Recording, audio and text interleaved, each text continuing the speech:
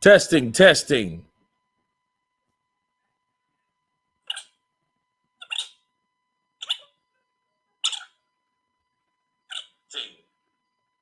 Okay, so we got a sound check. How do you guys see it? I think Kurt turned into Tweety Bird. Kathy W. I was gonna say, what's with the bird songs? LOL, or is it just me? Okay, how do we sound? Guys, give me some feedback.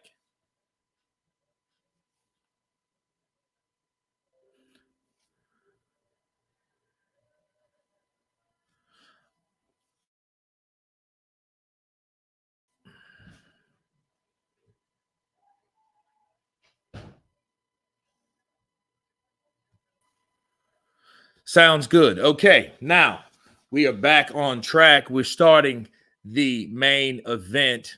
Okay, so we have Arizism in the building. Counterpunch to you, Arizism. Much love, absolutely, all the time. A real fighter. You're good now. Yeah, I had to recheck myself. When you guys come in, hit that like button. We got a half a hundo of people in right now, so we're growing, and we hear you now. Just can't see you. Yeah, I'm coming in. Let me check the cam so you won't see a big bird. You'll hear me and you'll see me as well. Let's see. Finger red number 1. And here we go. Boom. All right. We have visual. We have audio. We have my real voice. We don't have chipmunks in the midst. Okay, you sound great. Okay, appreciate you. Appreciate you, Dark Stagel. All right, so we have the first fighter in the main card that walks out. Matt Butcher coming in with that first Cinco to go towards a new mic. I don't know. Something was up with the jack. I don't know if it was plugged in all the way or whatever. Appreciate that love. You guys get like Matt Butcher in the building. Dark Stagel or Slagle. Did you get the message and link I sent you about Ryan's dad telling him he was going to come in over? I did. I seen it this morning. I seen it this morning. I had some stuff to do this morning. I was going to do one on it, but you know what? We're here now. That showed that they had problems, but it also showed that they were planning to do that in the first place. Okay, so don't get it twisted. My guy Kurt, I'm watching the fight on my PS5, and I wanted to make sure I caught you live. Bars. Hopefully, it's a good fight tonight.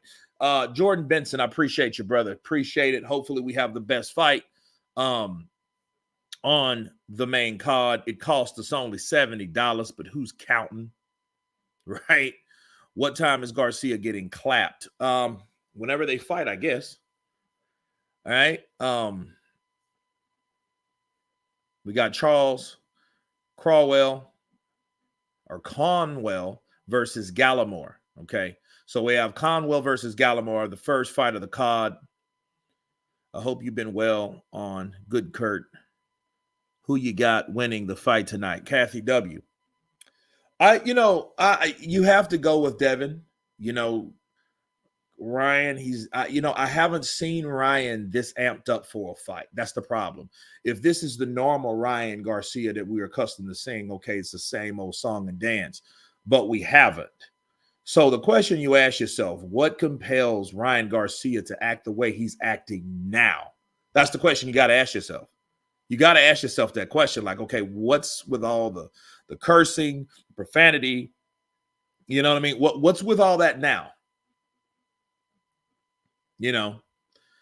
Hey, from England in the early AM, Chris R in the building. Counterpunch to you. Clarissa got a long ass butt crack. She thick though. Wow. Matt Butcher. It's 120, and I'll have to watch it tomorrow, I think. It depends, man. I think if we have enough knockouts, early knockouts, we may get straight to the point. How come they allowed him to drink during the weigh-in? What's next? Heroin hit. Bear shit Bara Elohim. Actually, that they found out that was apple juice, not alcohol. So he was just, jiving. You know what I mean? I think, he's trying to do a lot of things. Maybe he's trying another approach. Maybe not. You know, I think it's 5 fights, man. I think it may. Well, this is the zone. The zone's going to give you at least 5 fights before the main event. You're going to get sick of seeing undercard events before getting to the main event and with the zone. But look at it this way: it's better. I would rather want 5 fights than 3 fights like we had on Floyd, Money Mayweather, and Manny Pac-Man Pacquiao's undercard. We had 3 fights for $100. We had 3 fights for $100. That's what we had.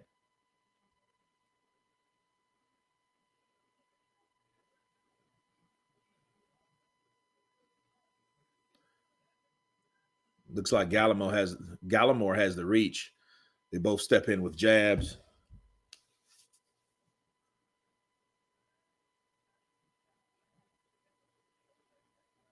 I thought this fight wasn't for the title anymore.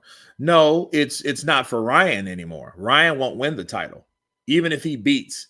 This is what could happen if Ryan beats Devin Haney. It will probably go vacant simply because he lost.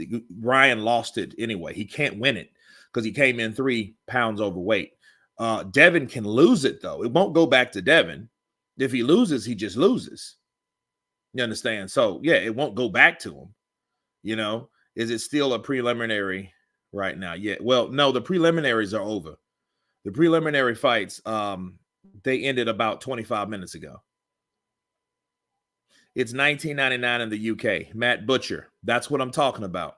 So please, pretty please with sprinkles on top. Don't complain about the prices of pay-per-view because over here it's $70. 70. So you think Ryan been acting up recently? I would have to agree. I think most have asked themselves that question. Yeah, Kathy, I think that you got to ask yourself, why is he acting the way he does? Now, he's known to talk a little smack. You know what I mean? But here's the deal. Like when you like a lot of these guys, man, they if you want to get political, if you want to get religious, if you want to do a lot of things, you got to ask yourself, like, are you representing what you claim you are? That's my thing about any of those guys. Ryan Garcia and even Devin Haney. If you're still dropping F-bombs, if you're still claiming to drink beer, you know what I mean? Look, you like all that stuff has nothing to do with what you claim you are. You know what I mean? It sounds good. I like to praise the Lord Jesus Christ or alhamdulillah. I love to thank Allah for everything you've done for me. Then you drop an F-bomb. I'm not really down with that. Because I remember guys like Muhammad Ali, guys like Andre Ward. Those guys actually represented their deity, their religion, the way you're supposed to. They wouldn't caught in bars or getting drunk or doing that type of stuff. If you want to keep it a buck, you know what I mean? They didn't do that. These kids are just, hey, yeah, I'm Muslim, alhamdulillah, assalamu alaikum. Then you do something stupid like that, like Gervonta Tank Davis did, saying he's going to slap Showbiz. I'll still slap you. I'll still slap an MFer. I just don't get, I don't get that. I do give DAZN 15 a month for basically nothing though, bro. Well, that is true. That is true. Because I don't see how DAZN, did a full 160, and it was really because of Canelo, because Canelo was the main poster child of a so-called pay-per-view screwed campaign about DAZN. And he was the guy. He was, him and Michael Buffer, he was sitting there. Oh, you have so-and-so amount of money you pay for a week for this service that's you're always going to have these fights. Pay-per-view screwed. And he's like, see, pay-per-view, no bueno, no más. All that stuff. Now they have pay-per-view on DAZN, which is supposed to have been a prescription-only app, not pay-per-view. So they supposed to, went head-to-head with pay-per-view, not become pay-per-view. You know what I mean? That's very hypocritical. So yeah, they'll always get a black eye for that in my book. You know, I find them both to be strange. Yeah, maybe they're just trying too hard to be a certain thing that they're really not.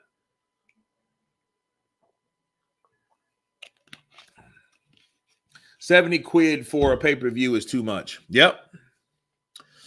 Adari, Kurt, I'm trying to get George Monk Foreman 3 to train with Brian Bomac McIntyre. Has his boxing trainer. Is that a good idea? I don't see why not. Bomac, he knows his stuff.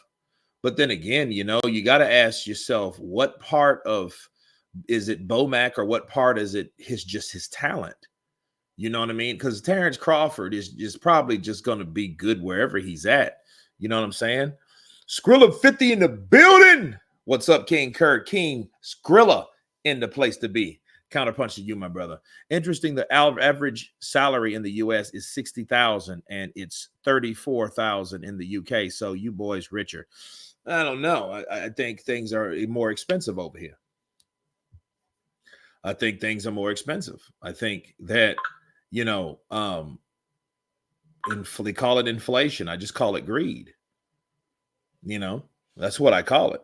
I don't think, 60,000 and 60,000, you have to break that up in categories though.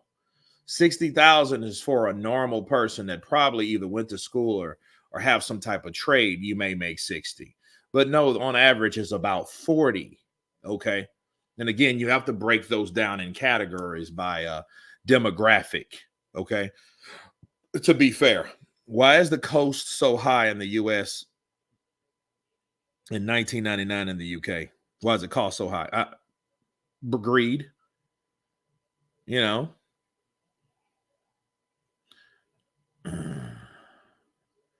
We get taxed out of us in the United States. Yeah, we do get taxed. That's one thing. One thing for certain. Death and taxes, people. My salary is 0 and I'm at war. Romero Toro. I don't know where you're at, but God be with you. Dark Slagle. Things are more expensive in the US. The only thing more expensive in the UK is gas. Okay.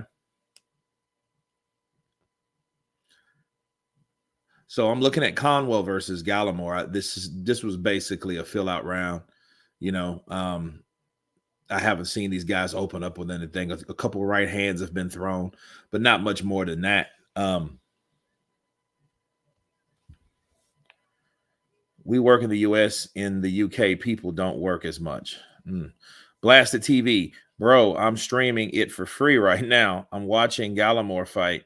Is this the right fight that's on right now? It is. It is. Kurt. Arslan Yalev. Ooh, good right hand. Good right hand. And that was by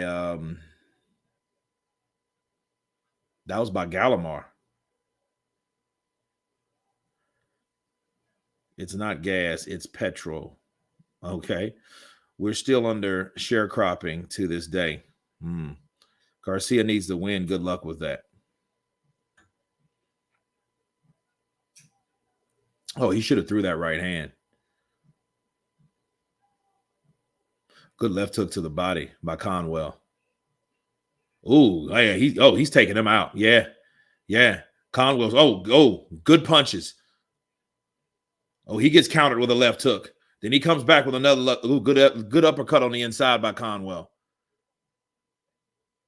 Oh, we see blood. First blood.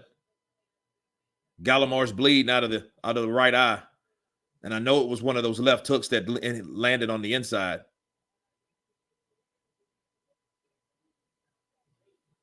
Oh, good left hook. Oh, good right to the body by Conwell. Oh, good left and a right combination by Conwell. Gallimore, look, he's just taking a beating at this point. And that eye's not going to get any better because, see, what's happening, Conwell's being the shorter fighter, he's able to throw punches better. His arms are shorter. He's right where he needs to be. And see, Gallimore needs to stay back. He has these long arms and he's trying to fight like he's the shorter guy, which will betray you every single time. Okay.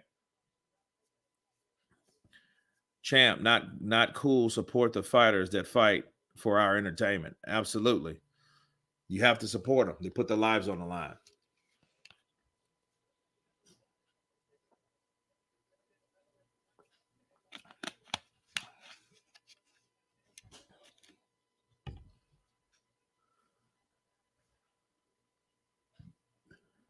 Oh, good right uppercut by Conwell.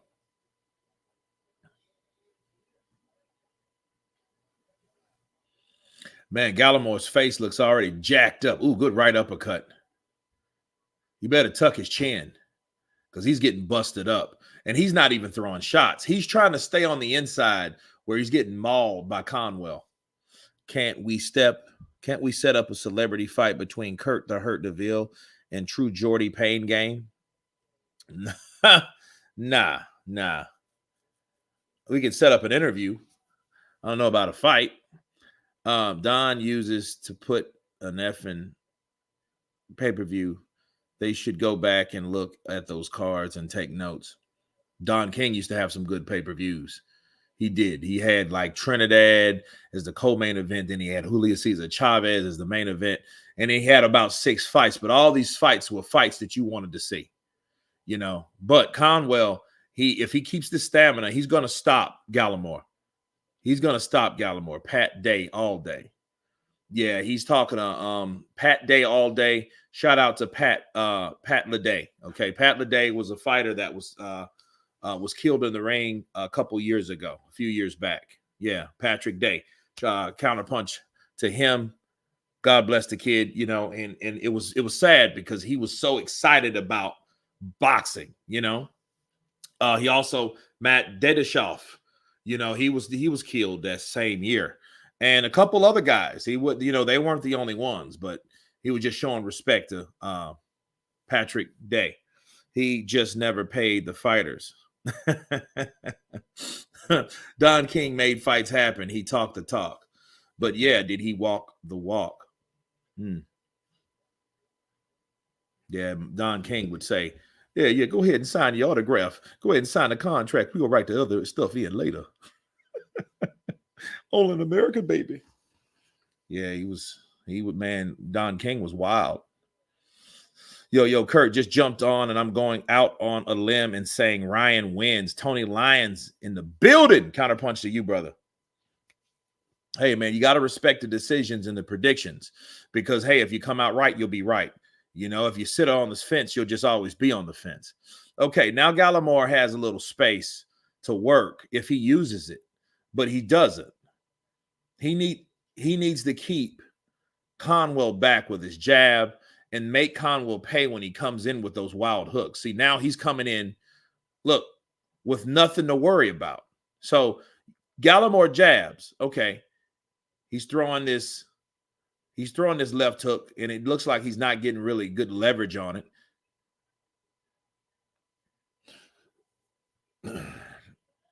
If I'm Gallimore, I'm throwing jabs and right uppercuts. There you go. Right uppercut lands. That's what he needs to throw. He's a taller fighter. He has a longer reach. And him trying to fight a shorter guy is crazy. That's almost like you're getting on your knees trying to fight a buff midget. It ain't going to go well for you. The midget's going to whoop you 10 times out of 10. Yo, always do a great commentary, brother Kurt. Charles Wilson in the building. Appreciate you, brother. I hope they search Ryan Garcia before he enters the ring today. He's likely to bring a weapon into the fight. This kid is off his head. I don't know if he's that bad. I think this is mostly cap, though. Mostly cap. Psycho Crush in the building. What's up, CP, to you in the Counterpunch community? Appreciate you, brother. Appreciate you. Romero Toro. Kurt, you are great at this. More boxing fans need to see your work. Hey, man, like, share, and subscribe. That's what it's for. Hit the like button, hit the share button, you know, join the community. Join the memberships and encourage everybody to do the same thing. That's how we get a bigger community going. Okay, because the YouTube boxing community is thriving. It's thriving. It's doing well. Kurt, what round? We're on round 4, actually, and it really opened up round 3 because Conwell came in throwing hooks. But I wonder what type of chin does Gallimore have on top of what type of punching power does Conwell have? Because Conwell, man, I mean, he hit this guy with some good right uppercuts, left hooks, left to the body, left uppercuts. He hit him with the whole Mike Tyson combination package. And this guy, yeah, he busted up his eye, but he's still out. He's still there.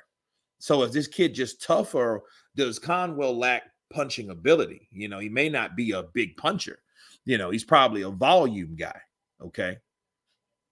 And actually Gallimore has came back in that round. So no problem, brother Kurt. Thanks for the shout out. No problem. Charles Wilson in the building. Word of the day. Is he truly off in his head? Why is he fighting? No, he ain't off in his head. I think Ryan Garcia is just talking trash. He's talking trash to see what kind of feathers he ruffles. That's all.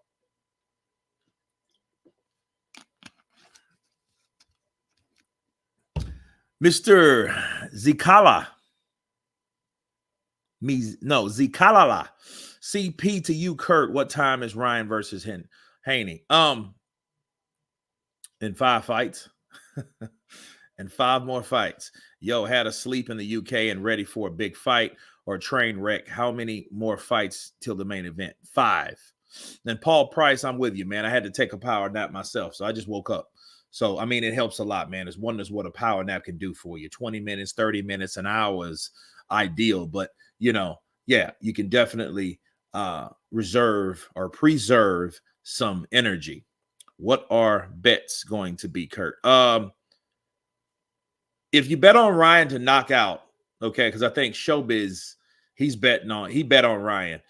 And I think, yeah, it's in favor of Devin Haney to win. That's why the odds, you know, you have to bet a lot to win any money.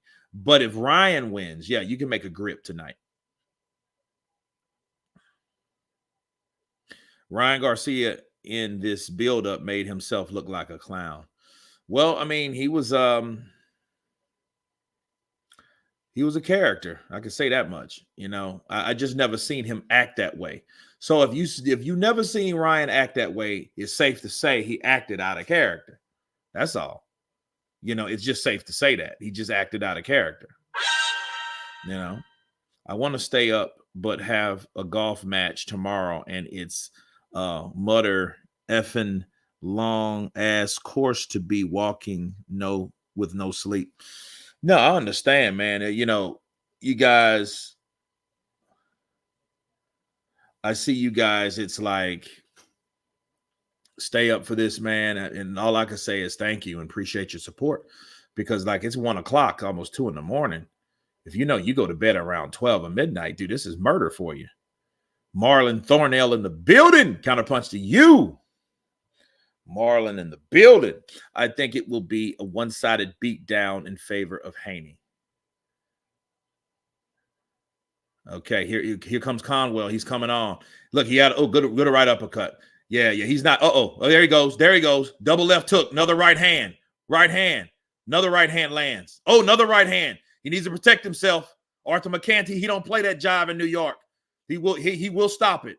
He will stop it. And he's trying to hold on. Tough kid.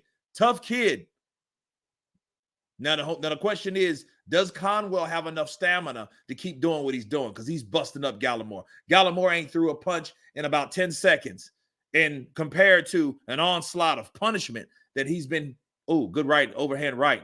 Now his nose bleeding. His eyes is bloody. His other eye's bloody. Blood on top of his forehead. Oh, good right hand. Yeah, they're probably going to stop this. They're probably going to stop this one. Yep. There's another one. Landed. Arthur McCanty. And here's the thing. Arthur McCanty is a second-generation referee. He's Arthur McCanty Jr., okay? The guy still, he's trying to hold on. In the UK, this would have been stopped already. You let about 4 or 5 punches land flush. Yeah, they're watching them. Look at that ref. They're watching them. They should be. Because if you're not throwing punches and you're trying to hold on, that means you're just taking punishment. You're not trying to win. So if you're just taking shots, Nikki Blue Eyes Austin in the building, counterpunch to you. People think Devin beats Ryan so easily or in for a shock because look at that jab. Okay, the jab lands. And I think that jab is really what bloodied his nose because you can see the blood particles. Now, here we go. He leans on the rope, guard down. He gets caught with double left hook. Oh, right hand. He slips those shots. He gets mauled with a couple of body shots. Oh, good right hand lands. Right uppercut. Haney beats Ryan Garcia easily. If Devin does win, he's going to have to work very hard for it. Well, one thing people don't understand about Ryan Garcia, he has speed. Like, okay. Would that affect Devin Haney? It can. Because, I mean, think about this, okay? Who else has Devin Haney fought that has speed? He's fought 2 other opponents that had speed.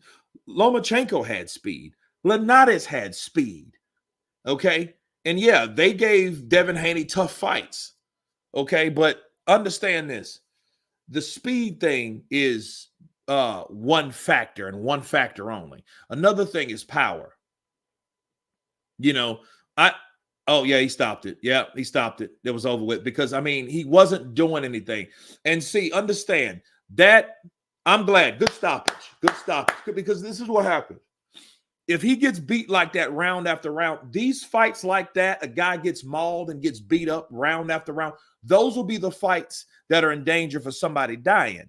Because, yeah, he may not be as skilled. He may not be as active. He may not throw the punches that he needed to throw to win the fight. He may lose the fight. But guess what? As soon as his adrenaline leaves and it lowers, all that other stuff comes. Inflammation, swelling of the brain. Those type of things happen in the sport.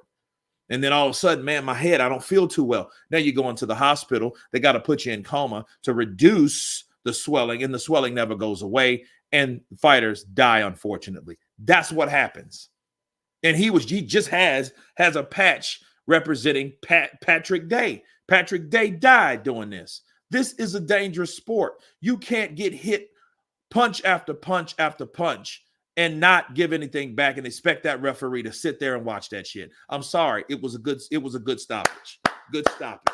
Because he could have stopped at the last round. But of course, this is New York, and they do things a little different over there in New York City. But no, that was a good stoppage because Arthur, he said, look, I had enough. Nope. You got to say those fighters for himself. He lives to fight another day. Get that defense up, get those hands up. Stop trying to fight short people in smaller pockets, close. That's not smart. Look, if he was smart, he would be fighting like Thomas Hearns. That guy's about 5'11". Conwell's about 5'8". You can't fight short people right up close. They will murder you. Ask Mike Tyson. Come on now. I mean, that's just it is what it is. Skrilla Devin said he was going to fight him in the middle. So let's see. Yeah, I want to see that too. He's going to fight him in the middle. That means he's very confident in his boxing ability. And, this is what I want to see from Devin. Or better yet, this is what I don't want to see from Devin. I don't want to see a bunch of grab assing and holding. I don't want to see that because Devin, he does that a lot. Oh, Aziz. Okay. Aziz King coming in with that Cinco. He said it's funny. Wilder signed to Eddie. And so who is the master and who's the slave? Wilder is just a funny character. White versus Wilder would be a good fight. Well, here's the deal. I think if Wilder lost to Zhang, maybe, just maybe, a White Wilder fight could happen. And I said it just like that, a White Wilder fight. It would be White versus Wilder in the UK, probably at the O2. He could probably do it for 5 mil, give, maybe 6 mil, but that's if Wilder wants to do that. I don't know if Wilder would do that.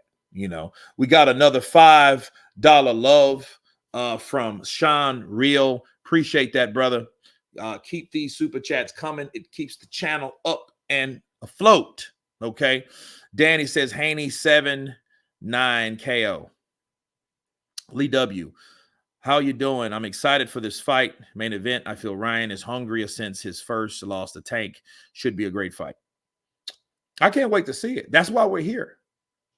That's why we're here. You guys, when you guys come in, hit that like button. Aziz the fighter is the boss. Good point. Well, you know what? That could, one thing about any fighter is another thing about a fighter that's lost before. See, when you take that one L, something happens to you.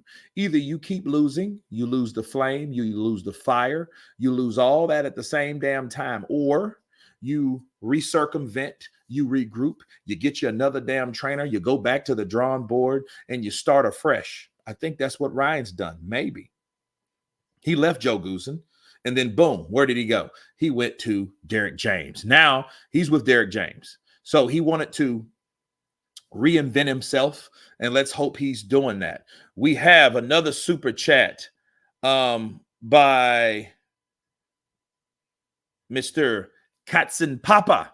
I got Haney by TKO 6. Ryan can't go the distance. I don't know. I've seen him go the distance. I just think, I believe he quit. So look, listen. Ryan Garcia, if he loses tonight, he's going to join the redemption list. I'm sorry. He's going to be a part of that infamous list. And I have to update that list, and I'm doing that next week for you guys. We have over 200 people in here. Let's have 200 likes. Let's get it.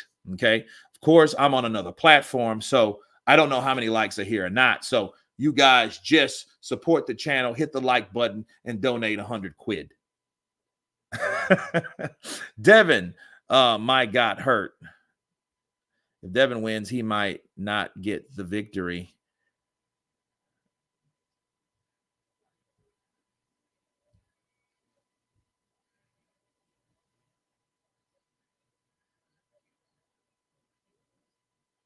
I can't see it, but I want Stonehead. Let me see here. You got 100 off of me last time. Paul Price, you are absolutely correct. And I appreciate that 100 quid that you donated. But today is another day. St. Don, I can't see it, but I want the Stonehead to win. Okay. Let's see. Agree tonight will answer a lot of questions. Agree tonight will answer a lot of questions. Well, no, I think I'm trying to go back. So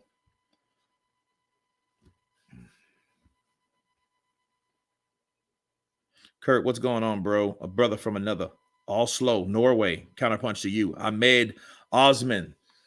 Oh man, everything's good. Everything's good. So we got one fight, one and done, and it's by KO. It didn't go the distance. Let's hope all of them are like that. It was a stoppage, a good stoppage. Shout out to Arthur McCanty Jr., okay? Now, he is the son of Arthur McCanty Sr. Arthur McCanty Sr. just passed a couple years ago, and his son, is doing a good job. He's one of those in-your-face referees. He's not a lazy bum. He's a guy that breaks you up when needs to break you up. If you need to punch to get out, he's going to instruct you to do so. He's stern, he's fair, and I have no problems with him. But he's a New York referee. By the way, they're in New York. So, Junto Cotto. Sup, Kurt? Yo, from Philly. I want Garcia to win, but I'm full of doubts, honestly. I mean, there's reason to be full of doubts with a guy that's acting the way he's never acted before. Ryan never acted this way. You got to ask yourself what's going on with Ryan. There's a saying. They say if you want something you never had, you got to do something you never done. Right? So Maybe that's it, hopefully. But then again, if you're acting a certain way, more than likely you're in a position that you've never been in. Kurt, when is the main event starting? In about 4 fights now. So we're maybe 4 fights down. Skrilla, he might get it, but it depends on how he looks getting it. He's not a real finisher. Give me a piece, bro. Andy from Birmingham, England. Billy the Kid 2.0. Peace. Elena, counterpunch to you in the building. Cheers.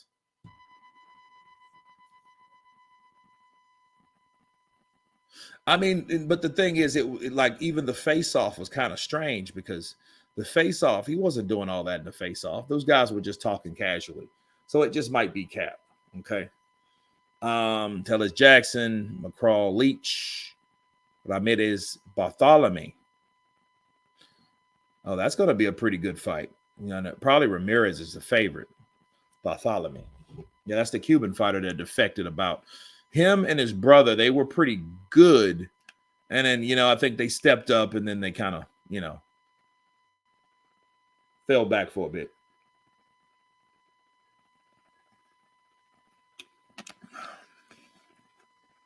St. Don, I'm going to have to Sky Plus this fight.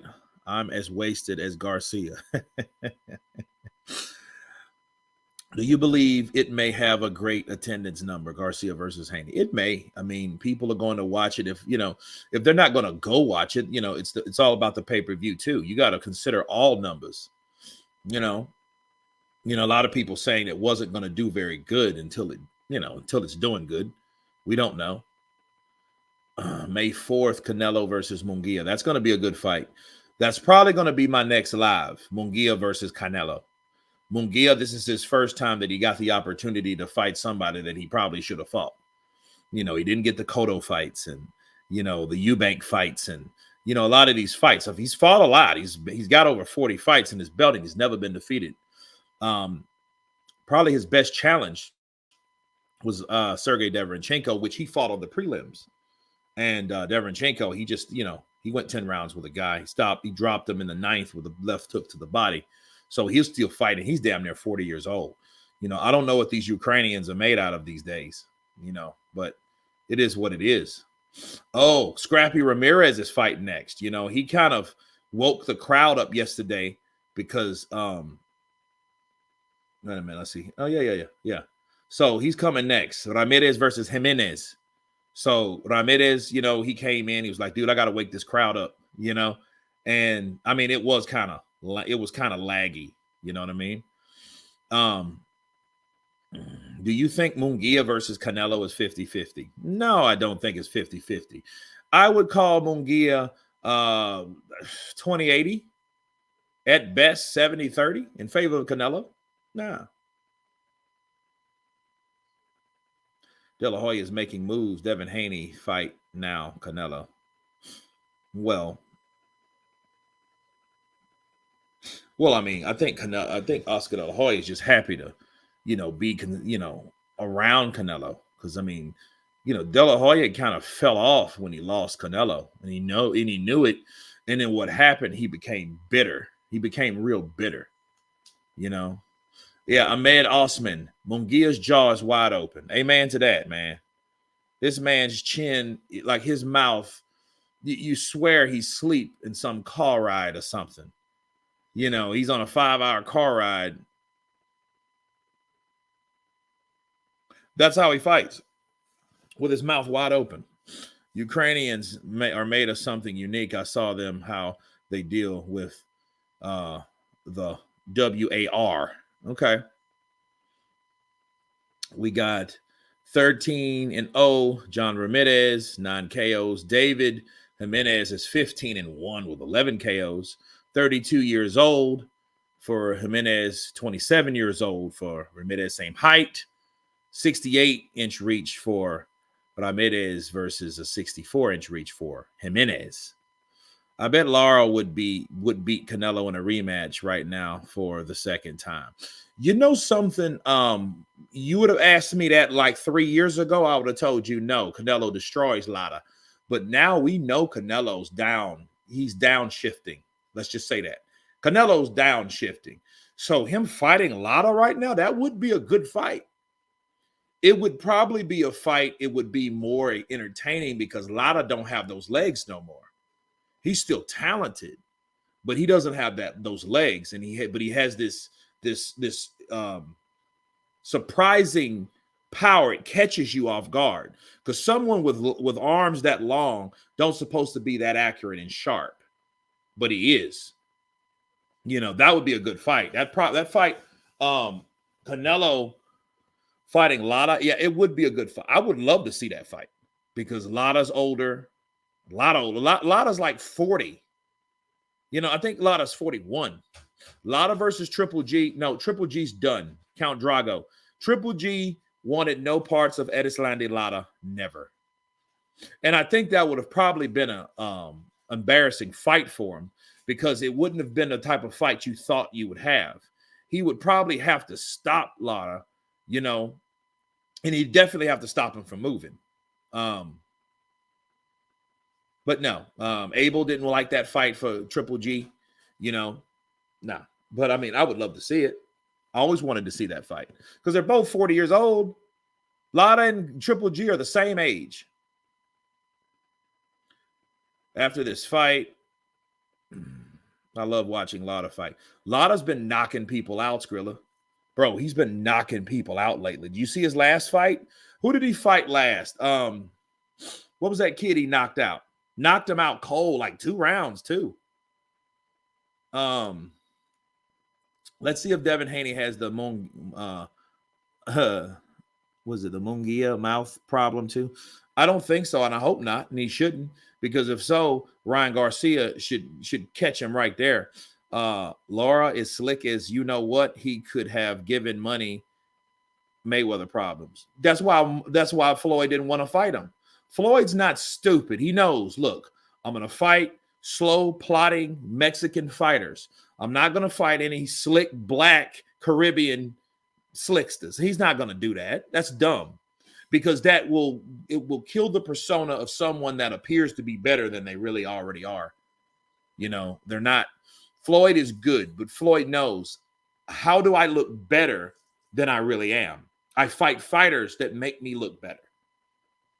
That's Floyd. Floyd done that for what, as long as he was Money Mayweather, he done that shit. He done that, like hands down. Lara's a different type of boogeyman. Lara is a type of guy, though, people avoided. Keith Thurman. Remember when Keith Thurman was looking like Bone Thugs and Harmony? You remember that? Keith Thurman with the long hair, you know, before his hairline started receding all the way back to the middle of his forehead. Then he was all, you better not duck me, son. Look, Amir Khan, I can't wait to slap you up, boy. I'm going to whoop you. I'm going to whoop you, Paula Malignaggi. I'm going to take you out too, boy. Where you at, Floyd? Where you at, Floyd? I'm going to whoop you, Floyd. Why not fight me, Floyd? You remember that? That Keith Thurman. And when they mentioned Lara, oh, well, I ain't fighting him. Oh, okay. Crickets. Oh. I mean, he's right there at 154, and Lara wasn't a big super welterweight, was he? No. Billy the Kid 2.0. Who wins, Beterbiev or Bivol? Dude, it's crazy. I seen Bivol like hit the mitts today. Bat, bat, bat, bat, bat, bat. And I'm like, man, that's gonna be a good fight. That's gonna be a good fight. I still have Beterbiev, but come on. You know,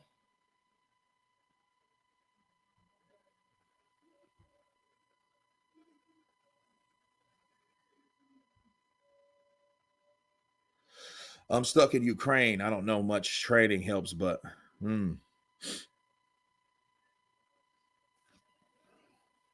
okay, the fighters are in the building. Little Scrappy's there with his attire on, representing. Connell was teeing off on this dude. Yeah, he was. I see Thurman in the gym sometimes. He gets on my nerves. Yeah, man, he didn't want none of Lara though, because Lara called him out. He's like, yeah, you wanted to fight. You know, all those were Al Heyman boys. All those dudes were Al Heyman boys. All of them. You know, nobody like Lotta is not one of them guys you want to deal with because Lotta beat a lot of people. Now, Danny Garcia wants a part of him because Danny thinks, you know, he's slowed down enough for Danny to land some of his good shots. You know, those left hook Philadelphia, Puerto Rican hammers, fight with sticks, stones, and bottles in the streets of Philly. Fights with sticks, stones, and bottles in the streets of Philly. But you don't want to, you don't want to deal with somebody like Lotta. You know, Lotta's just making those paychecks, man. That's all he's doing. You know what Lotta's doing? Lotta, more than likely, Lotta is, you know, he's stacking his cash. He's bringing them $300,000 or $400,000 checks home after he pays everybody. Then he's stacking up paper, and he's building a house in the Caribbean somewhere, probably Cuba, maybe Dominican Republic, somewhere like that. That's what Lotta's doing. If he's smart, you know what I mean? If he's smart, not just staying here and paying taxes forever on houses that you'll probably never own. You'll be better selling those joints. Better be will retire undefeated. More than likely, I think, if he beats him. Okay. Here we go. Ramirez versus Jimenez. Okay, good left hook for Jimenez. He comes in. And you already know Jimenez is a looping. He's a looping hooker. How close to the main event? Eddie needs St. Don, all promoters have no shame. Eddie needs to let Boots KO Ben already. Glenn, he ain't going to do that because I think he has love for Ben and understand something about Ben. Ben is boxing royalty. I don't care what he got into. You know what I mean? That's Nigel's son, man. He ain't going to let Nigel's son take that ass whooping yet. He's not going to beat Boots, bro. He's not.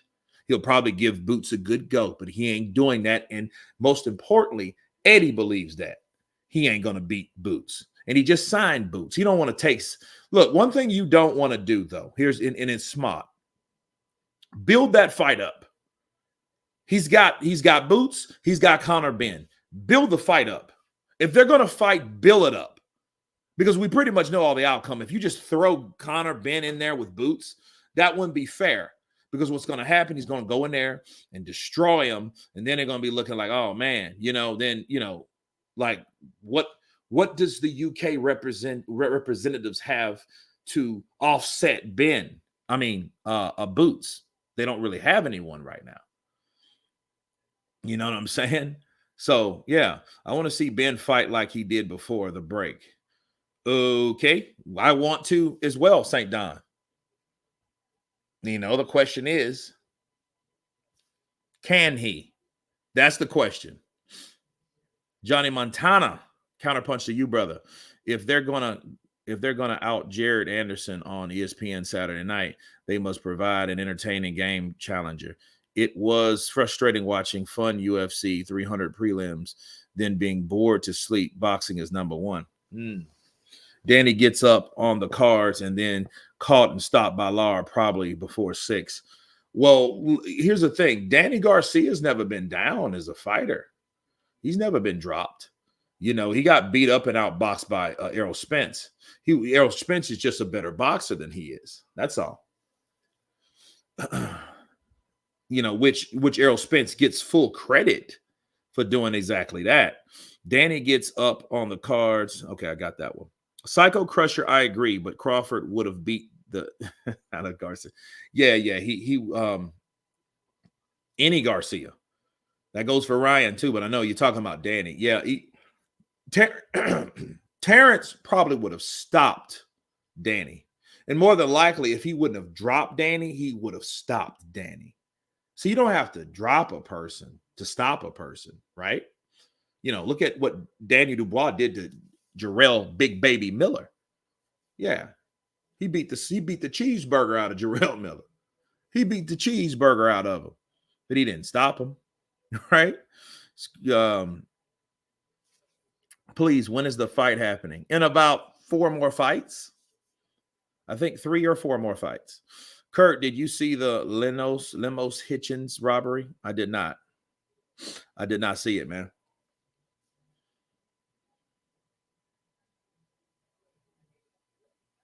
Oh, yeah, he slipped. There was no punch thrown. Yeah, it was no punch. Benny Estevez. All these New York referees are in the building. I wonder who's going to referee Ryan Garcia versus Devin Haney. Johnson, no problem, brother. Akua, Johnson Akua in the building. No problem.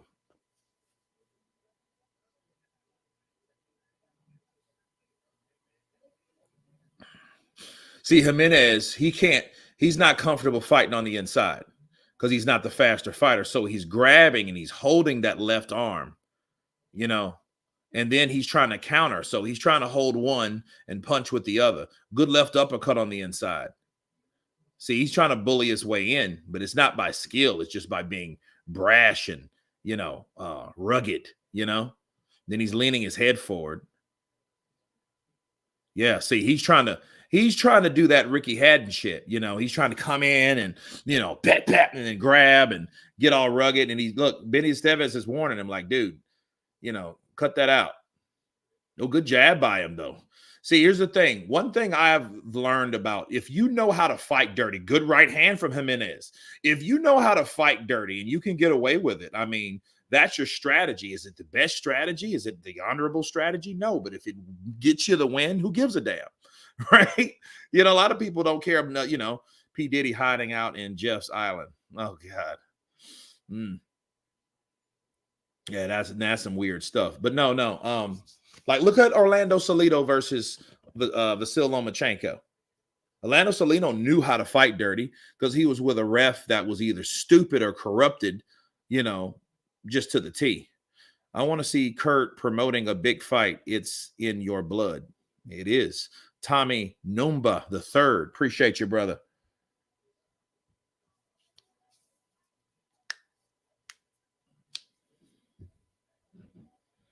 What did B-Hop say that triggered Bill Haney so bad? I don't know what he said, man.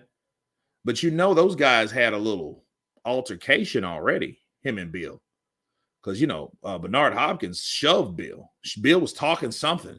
Bernard Hopkins was like, hey, meet me in the bathroom. Bill, Bernard knew. Bernard's not stupid, but he's still hood. Bro, Bernard Hopkins is Philadelphia. He's Philly. Okay? And this is what he did. He was like, hey, meet me in the bathroom. Meet me in the bathroom. And then Bill, and then Bill Haney was like, nah, we got to meet in the bathroom. We can say what we need to say right here. Yeah, everybody, he's just trying to. And then that's when Bernard Hopkins shoved him. Cue ball, what's up, brother? Counterpunch to you. True, but they're not as wide. They're more short. Psycho Crusher, take that. Take that, Playboy. Yeah, Diddy. yeah, Diddy. How good is Ben Whitaker? Kurt, get on Misfits, make some cash, twatting some tuber. Yeah, jacking somebody up. That would be some nice money, though. Give me about 250 grand. You know what I mean? Go there and wreck shops and knock out a couple tubers. Yeah, that would be nice. I'm like, what's up with this dude? I'm knocking them senses. Back.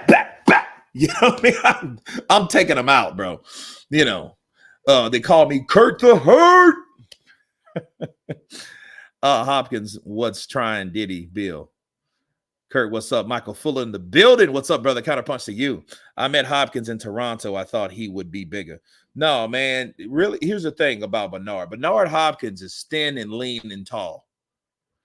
And see, one thing I noticed about, good right uppercut by Jimenez. See, he's fighting dirty. He's getting close. He's smothering the shots of Scrappy. Okay. And he's actually working. And see, the older Bernard gets, the older he gets. See, you see how he holds on? Look, he grabs. See, Jimenez grabs, and he grabs long enough, then he takes a couple breaths and a couple beats. Then he rips shots off. You know what I mean? So, yeah. See, you can initiate clinches as long as you know not to continue or to commence clinching. You clinch, then you rip shots off. Vander Holyfield was good at that too. He used to use his head as punches sometimes. Bill should have took Bernard Hopkins in the bathroom and called the Puerto Ricans to corner him, throwing that Puerto Rican flag down. Yeah. They could have done that. He could have done that, man. Kurt F around and knock MF out on Misfits. Yeah. I mean, it's all good. Just pay me. But I mean, it would have to be like something 250 or something like that. I mean, it could, because it couldn't be worth my time, you know? It'd have to be worth my time. Like, oh, 50,000. No, I'm not doing that for $50,000. That's insulting. No, that's not. No. Psycho Crusher and brings Tito Trinidad leads the Puerto Ricans. Oh yeah, he pissed Tito off, but he did exactly what he was set out to do with Tito Trinidad. Okay, understand something. Like Bernard Hopkins, man, Bernard wasn't really respected.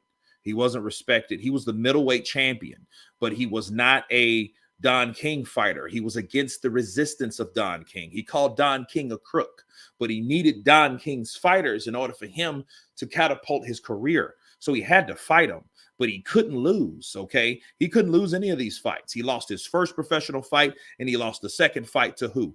Roy Jones Jr. When Roy Jones Jr., nobody was whooping Roy, okay? So he went for years without getting beat. I think the next person beat him was Jermaine Taylor at 160, to be fair, but that's after he took out Trinidad. Okay, Trinidad was Don King's golden goose. He had William Joppy. He had Keith Holmes, okay? He had these guys under his stable, and they were all middleweights. Okay, and they had this tournament, if you guys can remember. And Trinidad and Hopkins were the winners of the tournament, and they fought. But Hopkins knew he needed something to get up under Trinidad's skin, because Trinidad was the kind of guy that he does anything to win.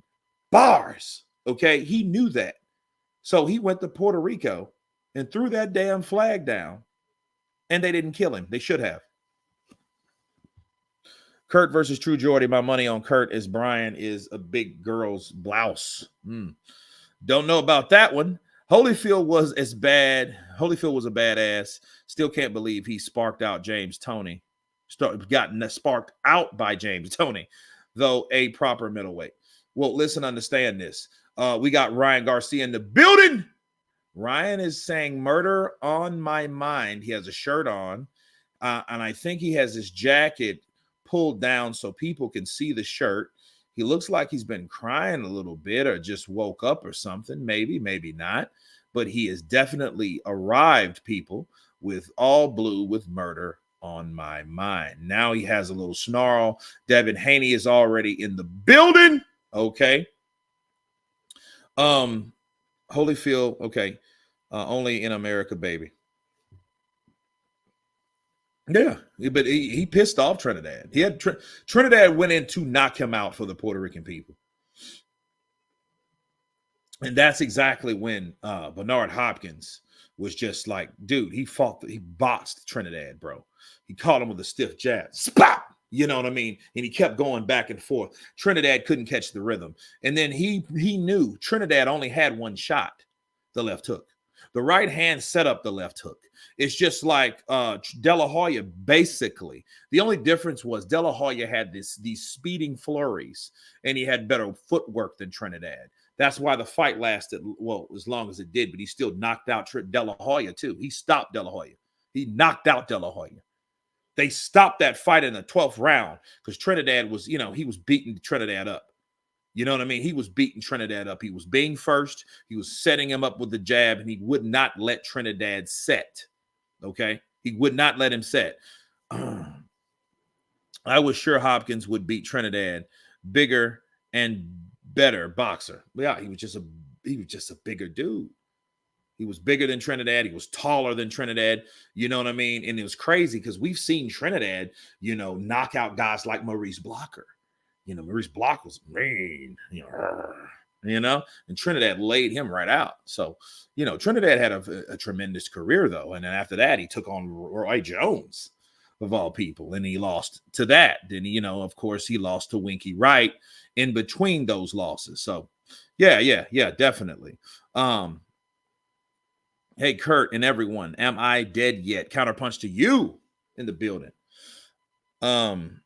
Man, that Hopkins stoppage on Oscar has a thing of beauty. He did. And it was the delayed. And see, De La Hoya never felt nothing like that. He's never felt nothing like that. And see, what people don't understand about De La Hoya didn't like to get hit in the face. But De La Hoya was not a punk when it came to taking headshots. Nobody knocked out De La Hoya. Nobody knocked out De La Hoya by a left hook to the head and right. No, nobody done that. De La Hoya just bruised up. He got the fat eye. He swelled pretty easily. Okay, but he was never knocked out to the head. He could take headshots. You just piss De La Hoya off when you do hit him because De La Hoya is coming for you. I've always told people talk about De La Hoya, oh, he wear a dress, he did a lot of coke, and he did all this stuff, this, that, and the other. But let me let you in on something. Be at a bar and mess with Oscar De La Hoya.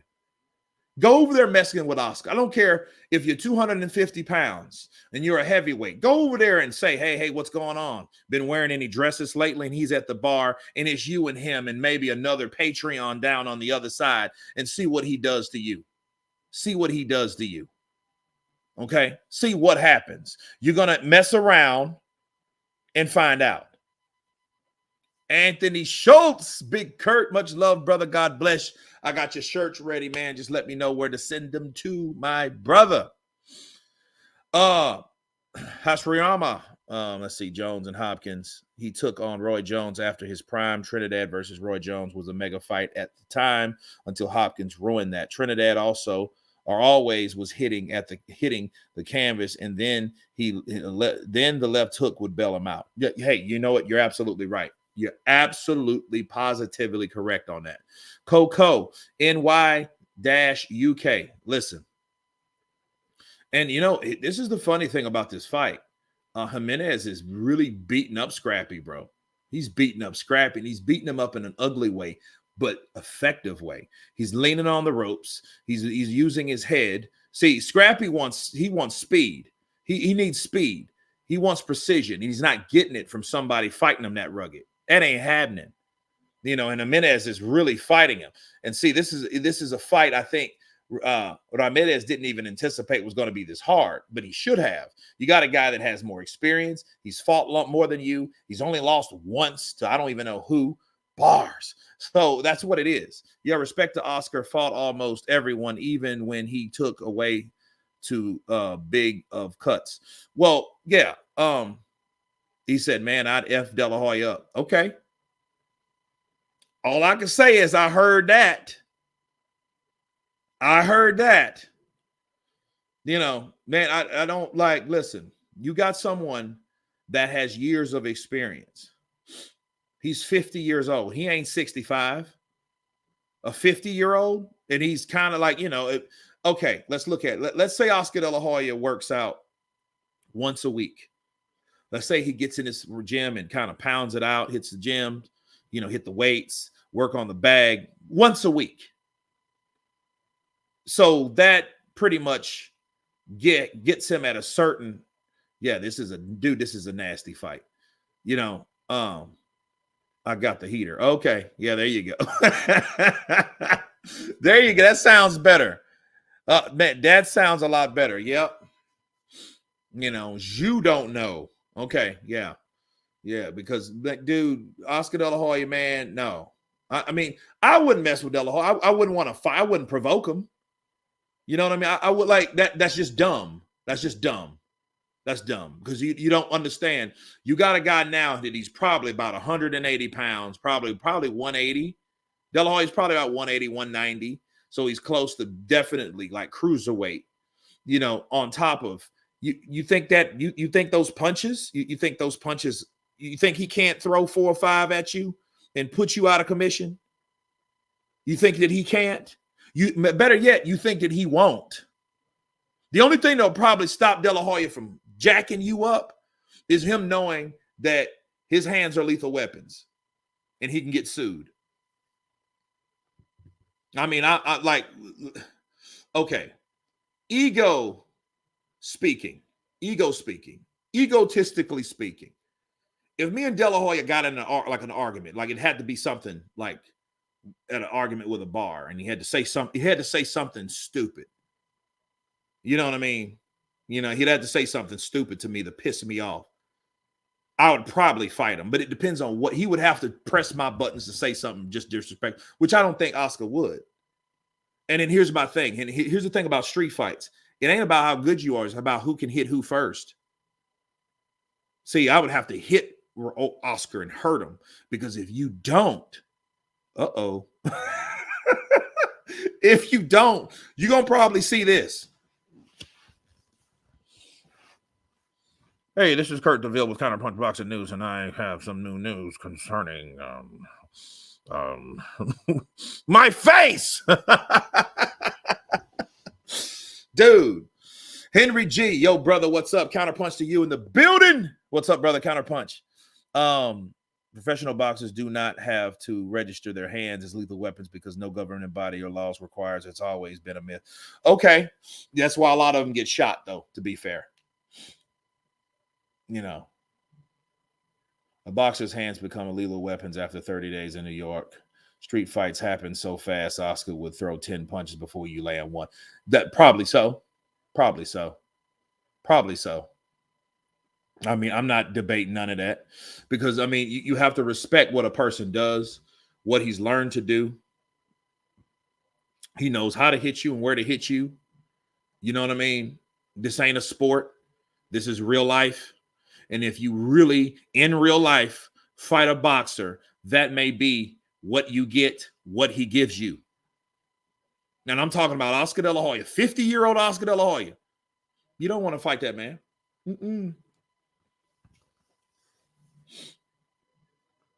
Yeah. You don't want to fight that man. You don't. You know, you would be better off fighting someone that was kind of awkward. You know, but no, De La Hoya was a technician. De La Hoya could catch you, like you said, with 10 punches, and then you don't know where none of them come from. All you see him do is this here. That's all you see Oscar do. Kurt! You'll wake up about maybe 40 seconds later. Yeah, that's what'll happen.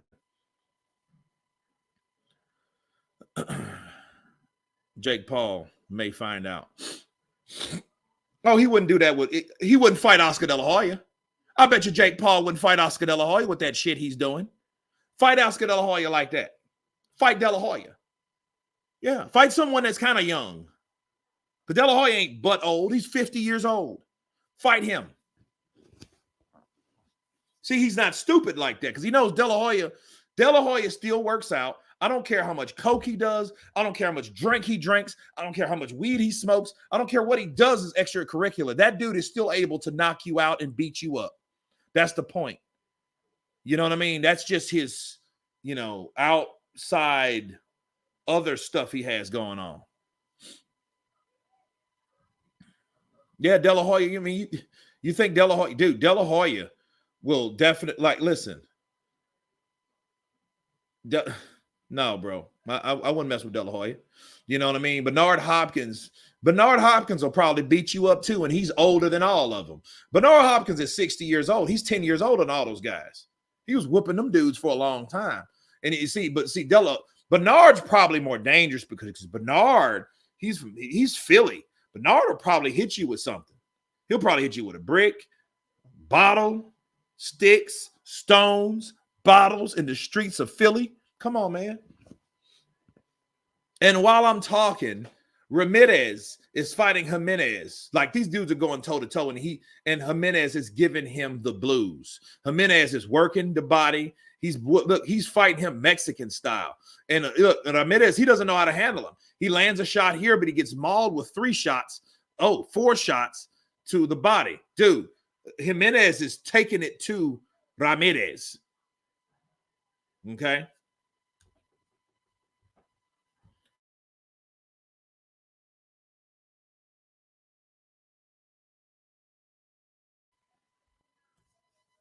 Even an age Lennox Lewis. I ain't messing with Lennox Lewis either. What are you, crazy? Lennox Lewis is about 57 years old. Lennox Lewis is about 6'4", weighs about 256. And you know, he trains Jamaicans, children, in his gym. No, man, I ain't fighting Lennox Lewis. Look, here's the thing. I don't have any problem with Lennox Lewis. I just know Lennox Lewis don't like me. I wouldn't want to see Lennox Lewis. I'm walking up here and he sees me with all this counterpunch boxing news shit on because he's gonna know exactly who I am. Oh, you're that counterpunch boxing news guy. You know what? You're a lame. Then I'm gonna have to say something. I'm gonna have to say something to him because he ain't gonna just call me a lame. You know, So I wouldn't want to fight him, but I mean, I think he would probably make you fight him. You know.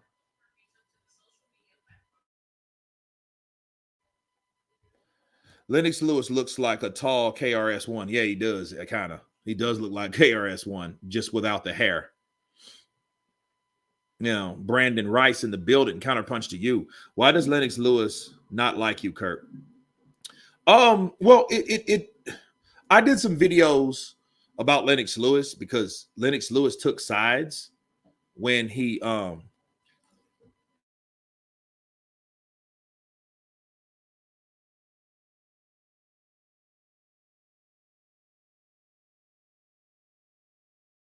No, Lennox Lewis, I think what happened with Lennox, I mean, the reason I know he doesn't like me because he told Spencer Farron he didn't. And Spencer Farron, it was so crazy.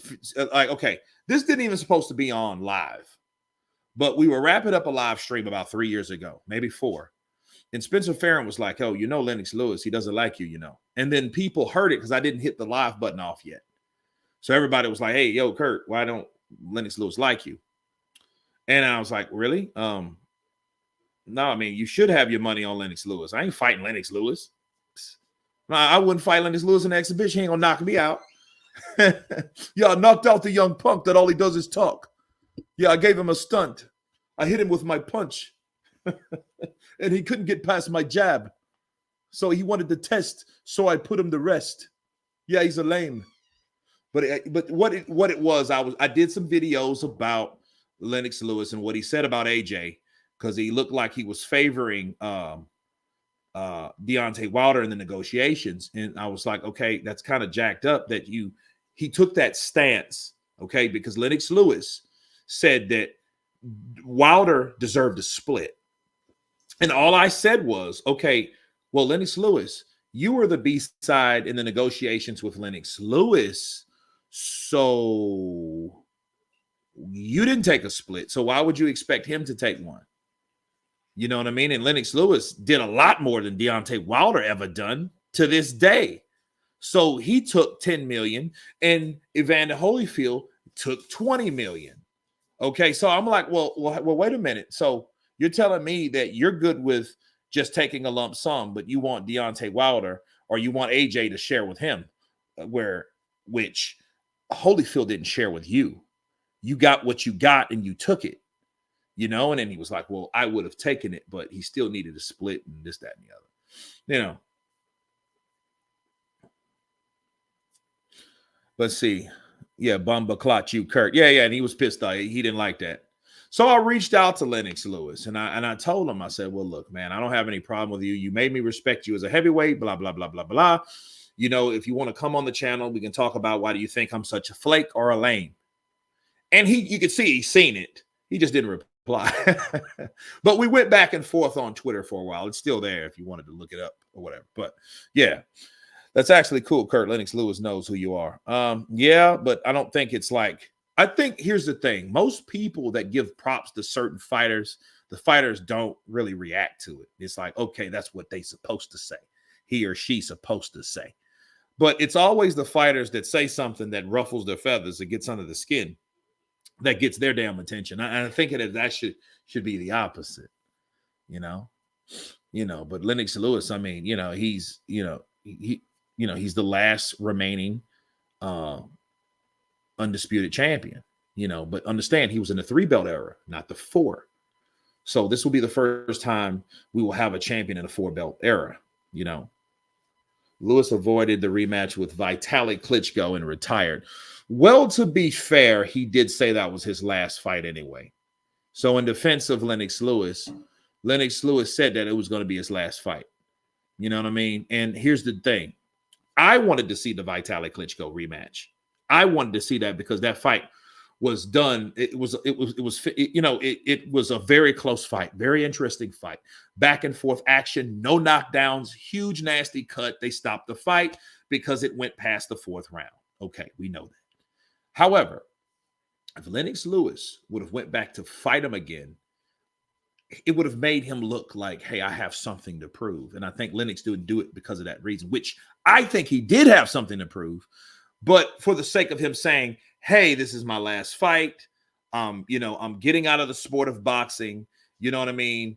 I didn't care for him being like doing what he did and like saying what he said. Like, oh, well, he's the reason why he came here. He was mandatory. But I mean, you think that he was going to gas out anyway. I was going to knock him out. I'm like, don't talk all that. Don't talk all that, man. Okay, just say, hey, it was a tough fight. The cut stopped the fight. No, that wasn't good enough for Lennox. Lennox was like, oh yeah, I would have beat him down, man. You can see he was already gassing out. Yeah, I would have took him out. I don't know what you're talking about, Larry. I would have knocked out Vitaly Klitschko. He's lucky they saved him. They saved him, man. I was going to lay him out. You know what I'm saying? And it was like, okay, yeah. And then it's like you wonder why I don't like you. You know what I mean? It's many reasons. Like Lennox Lewis kind of rubbed me wrong over the years. I mean, I remember when he fought David Tua. I was a huge Tua fan. Maybe that probably because it was that. But Lennox Lewis, he avoided the left hand from Tua all night. He didn't get caught flush with it. I mean, he got kind of tapped with it, but it wouldn't flush. And then he was like, "Oh man, you call that a left hook? Oh man, I know fighters that are in lower weight classes that land harder than that type of stuff." I'm like, dude, he didn't hit you flush. Yes, you're that good of a boxer, Lewis. You are great and you're very talented, but you're still an ass, sir. You know what I mean? Because he did not catch you with the shot he could have caught you like he caught a lot of people with and knocked them spark out. So that's that. But no, Lennox, you call that a left hook? Oh, that's like a baby's punch. Stuff like that. That really rubbed me wrong. Oh, I was pissed. Then I remember I made some island food. I had adobo. I had Kelligwin. I had what do you call it? I made some hamburger helper. I had all this stuff laid out. Had a lot of beer. Gonna drink a lot of beer, celebrate. Because you're gonna have David Tua, first Samoan champion. But who is this first Samoan champion? Joseph Parker, right? But seems like Lennox Lewis beat all your favorite boxers, Kurt. Yeah, he did. I couldn't stand him for it. He beat Mike Tyson. Had Mike Tyson wiping his face off. That made me so mad. I wanted to fight. He made me so mad. You're beautiful boxer. He's a masterful boxer. He's a masterful boxer. Oh, I was pissed. I was hurt. No, I was more than pissed. I was hurt. When he whooped Mike Tyson like he did, dude. Look at him. Hit him with an uppercut and it kind of laid on him and helped him down. Oh, man. That hurt me, man. That hurt me. Okay, Ryan Garcia has a orchestra of violinists playing for him. I never seen nothing like that. You guys hear that? That's coming from Ryan Garcia's dressing room. Okay. Yeah, that was sad when Mike Tyson did that. Yeah, Mike Tyson. Mike Tyson, this is the most ruthless champion that's ever been. My defense, my strength is perpetuous. My style is impregnable. Lennox Lewis, I want you hard. I want you to eat your children. Your praise due to Allah. And walked off. Everybody was like, damn, And he got whooped like that, man. That was sad. Lennox Lewis came in there, man, and it was crazy. Tua versus Ika Barabuchi is still one of the best fights I've ever seen. Algorithm, absolutely, brother. Tua and Ika Barabuchi, yeah. That was a good fight. That was a very good fight. Very good fight. The heavyweights of Tyson, Lewis, and Holyfield era beat most of the low-skilled heavyweights today. Pretty much. But then again, I would like to see it. Lewis never fought any greats in their prime. Well, I mean, he fought Vitaly Klitschko. I think, and everybody should know that fight was warranted a rematch. But Lennox, that was his last fight, and he let that fight be his last fight. Okay. Lennox Lewis fought Tyson when he knew he could win, when Tyson was half the fighter he was. Well, Tyson had already peaked so long ago to the point that's what it is. Well, they're in the 9th round of this back and forth Ramirez fight. And you know, I think Jimenez is just upsetting Ramirez right now. He's just beating him up. I mean, he's grabbing him, and then what he's doing, he's grabbing him on the inside. He's smothering his attack. Then he comes back with 4 or 5 punches. That's what he's doing. And Ramirez's punching power is not hurting Jimenez. He can handle it, you know. And see, he grabs in because he's a scrappy fighter. Really, Jimenez is the scrappy one. You know, Ramirez he's trying to land certain shots that are not landing just due to the awkwardness of Jimenez. And it's a trip. You know, Jimenez is just staying busy. You know, look at it, overhand rights, uppercuts, left hooks to the body. He always goes back to the body. You know, he is 100% Mexican style. That's how you fight as a Mexican fighter. Exactly how Jimenez is doing it right then. That's what he's doing. That's how he's doing it. And I think he's beating Ramirez. Ryan rode a white horse to the press conference and then got carried in by his bodyguards. I can believe the music coming from him. Wow. Lots of us Brits don't like Lewis. Well, lots of you Brits like AJ, and I think AJ made a bigger impact than he ever did as a fighter, despite what he did as a fighter in the ring.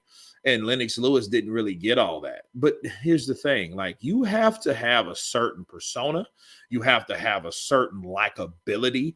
You know what I mean? That all is engraved and surrounded with the potential of your, you know, marquee value. You have to be liked. You can't, dude, you can't sit there and be this ass. Okay. Imagine if Anthony Joshua, would have said the things Lennox Lewis said. And I mean, some of his shit was corny. Oh, if Mike Tyson wants to test, I'll put him to rest. Like, that's corny. AJ didn't have that type of personality, you know, at least not in public anyway. You know what I mean? Even Tyson Fury. Look at Tyson Fury. Tyson Fury's got flack in the last couple years. But Tyson Fury, you know, Tyson Fury was Tyson Fury.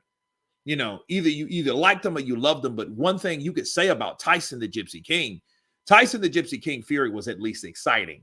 If he said something Monday and he said a different thing Tuesday and he said something totally different from the 2 days before, you knew it was Tyson Fury.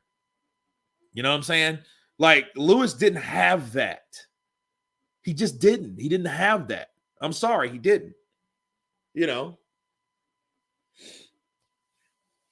Lewis fought for Canada. Yeah, he fought for, I think he lived in Canada, you know, from Jamaica. He made an interesting, again, Wilder was a social media boxer.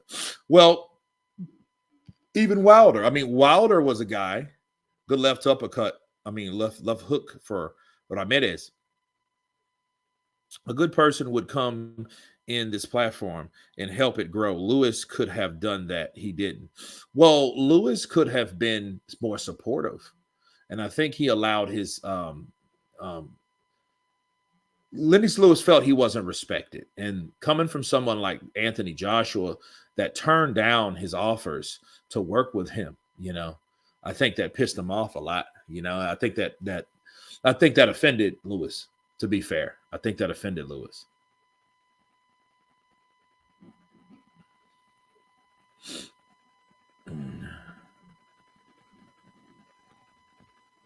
And look at Ramirez, his mouth is wide open. He's tired. And see, Jimenez is making Ramirez work harder than he wants to because he's just putting the pressure on. Look at him. And a lot of these shots are not really landing, but they're kind of mauling because they're still making an impact. And most importantly, it still shows that he's the busier fighter in this thing here.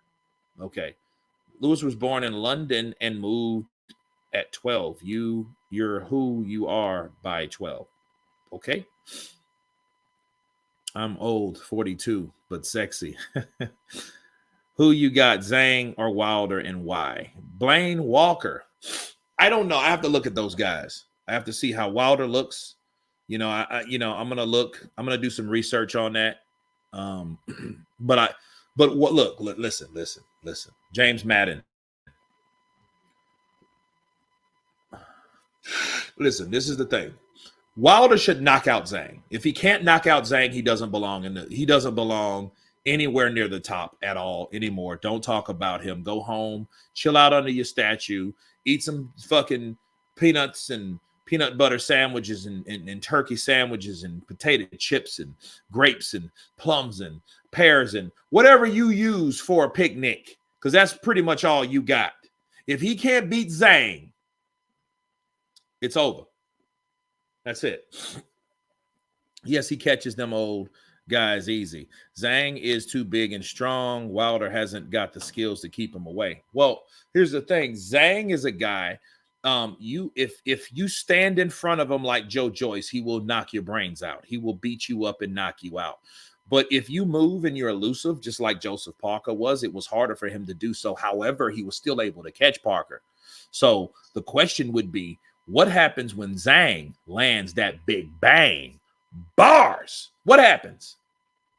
I mean, what really happens? You know, that's what I want to know.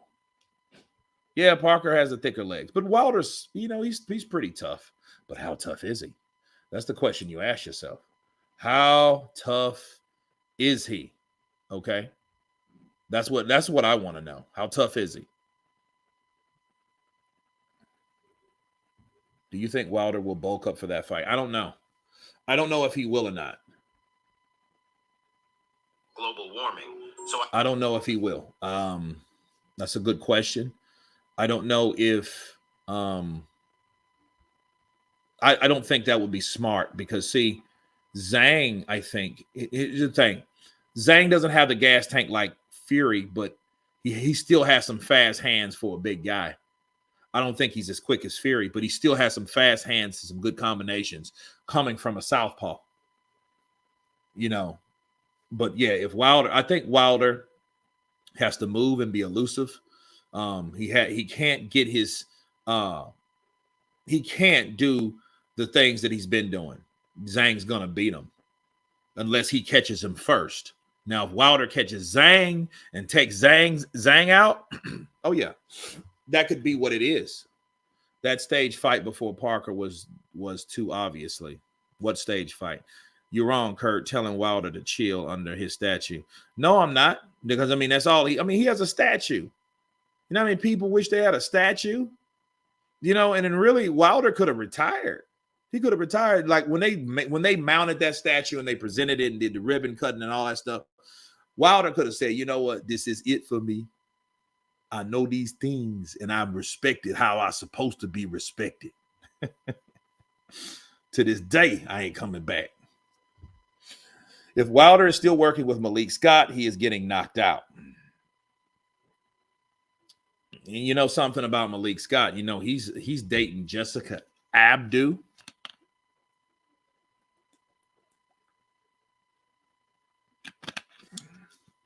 Wilder lost his girl. Nah, I don't think so. Did he? I hope not. Hi, Kurt. It's been a while from Yorkshire, UK. Shabu Peter, counterpunch to you. Dude, this is a hard out fight. And then see, I think, when Ramirez, yeah. Ramirez is getting beat up, bro. He's getting beat up by Jimenez. Jimenez is coming at him full octane. It's got 30 seconds left in the 11th round. And dude, he's just drilling Ramirez. He's outworking him. He's just beating him up. He's not landing everything, but I don't think you need to, especially when you're applying the pressure and you're the one with aggressiveness. See, you have effective aggressiveness and ineffective. Some of it's effective. It's like 50-50. Some of it's ineffective. Okay. But nonetheless, he's still swinging. Whereas, look, Ramirez is not swinging. He's getting caught with shots. Like every 4 or 5 shots, he's getting caught with a flush shot, you know? Zenzo, the Z bully or XI bully, Zhang got this. Wilder was banging his brother's girl. Yeah, I heard about that. I don't know, man.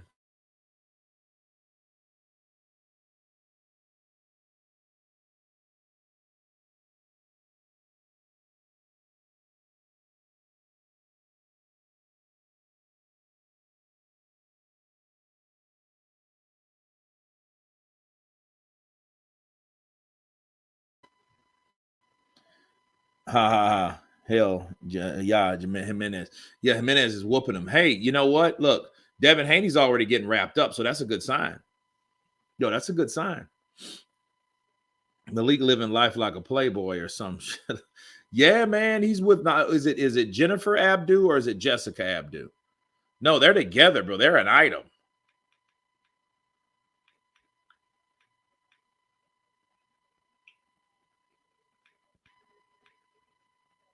No,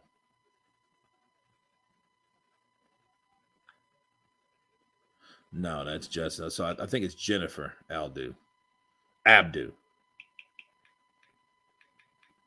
British chick, right?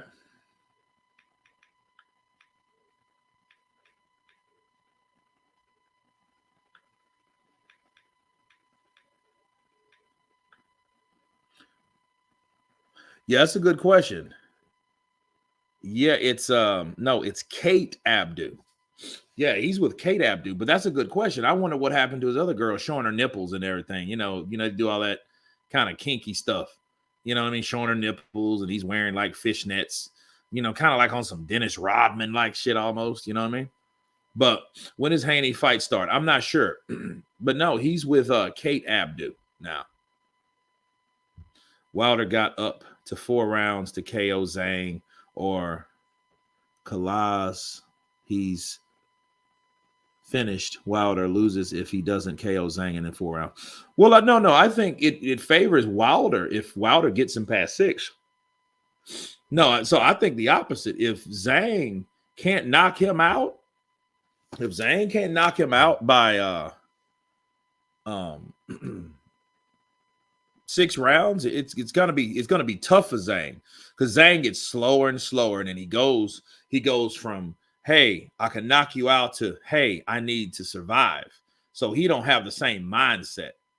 Lewis promised Vitaly a rematch for months. Well, he lied then because I didn't hear that. You know,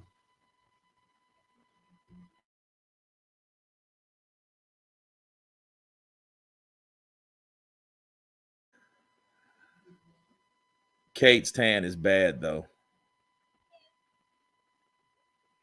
I didn't. I thought she was kind of like biracial or whatever. I don't know. No, it's 12 of 12. Look at this. I think somebody's bleeding. Somebody's bleeding bad. You see blood all on the chest of Jimenez. Yeah, Jimenez, dude, he's beaten Ramirez. He's just outworked him. Jimenez, he's tried to hang in there with him, but he's just outworking him. That's it.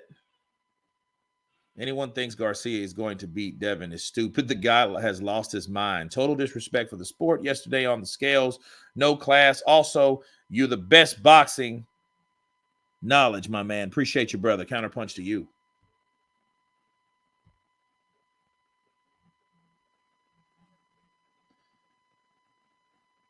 That's a biracial UK tan. Oh, okay.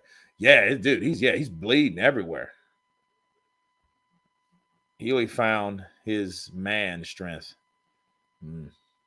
I agree, Kurt. The longer a Wilder versus Zhang fight goes, is better. Yeah, I mean, because all Wilder, what he's going to do exactly what he did to Luis Ortiz. Luis Ortiz, he gets to a point where, Luis, gets a little tired. He's older. You know what I mean? He's not the fresher fighter. He gets lethargic. He starts getting fatigued. He gets fatigued, and guess what starts happening? Bow! He gets caught by Wilder, and then Wilder takes him out. So if Zhang has shot his wad, people, it's over. Because while all Wilder's going to do, he's going to start thinking and setting up the right hand for a southpaw, which he should do anyway with a southpaw. Southpaws need to get knocked out by right hands because that's the countering mechanism for a southpaw. That's the foil for a southpaw. Anybody knows about a southpaw, that's what you hit it with. You lead with the right hand. You follow with the left hook. You know what I mean? You are so much easier to listen to than Showbiz the Child. I didn't know Showbiz the Child has on channel. Marcos Chaz, Wilder has no more power. He's done. Okay. We'll see. Marcos Chaz. I heard that. What time does the ring walk out for the main event? It may be pretty quick because this is what, the third fight?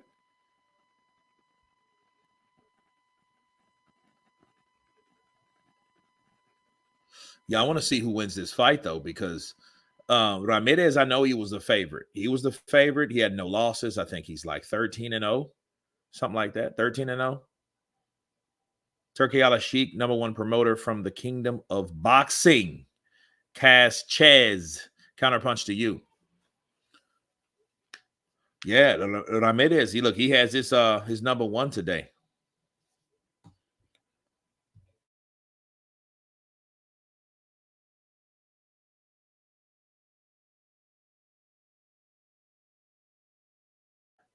Fury took Wilder's soul. He took the Wakanda out of it. Dang. That's sad. That's sad. Oh. Let's see what they say.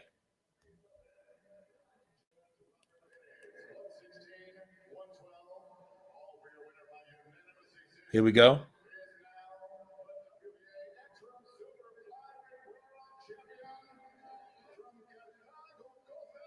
There you go. He got it. Yeah.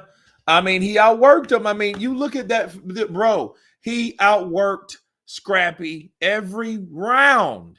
You can't rob certain, like some fights you just, man, that dude, he just won. He just beat that guy.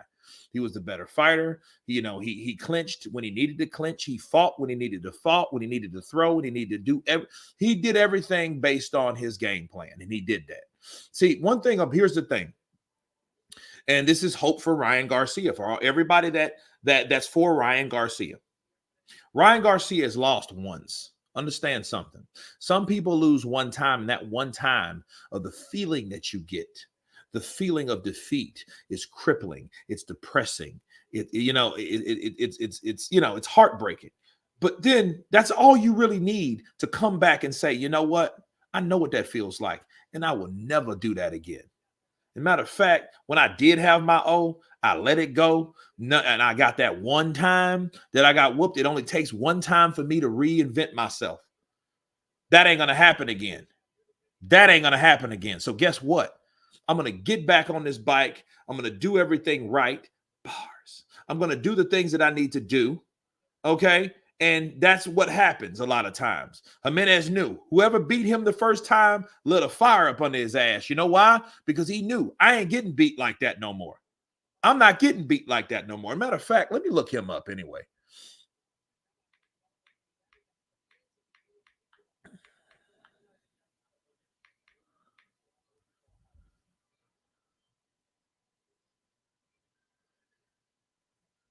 Let's see here.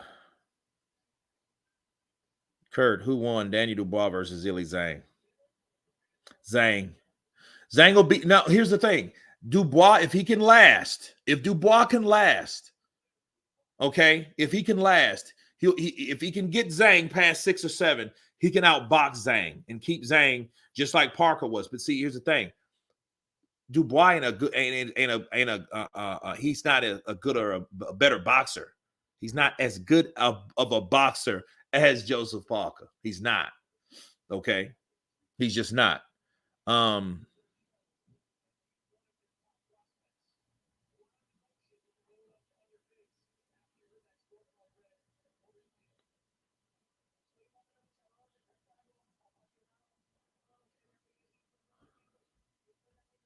Okay, his name is David.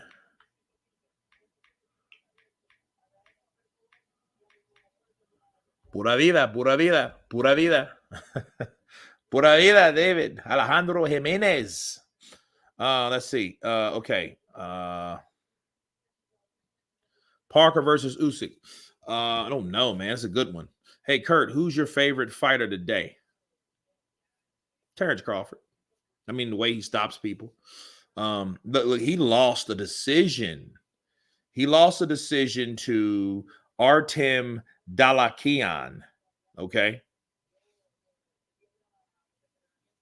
A Ukrainian fighter with only one loss himself, and his one loss came to Sego Yuri Aku. So, yeah. So he lost to a Ukrainian fighter. And the Ukrainian fighter was 22 wins, 1 loss, 15 KOs, and he just recently got beat, and that was early this year. Yeah, it's Terrence Crawford. I mean, the way he's stopping people. He's beating you up, figuring you out, knocking you out. That's what he's doing. I mean, so it has to be Terrence Crawford. You know, yeah.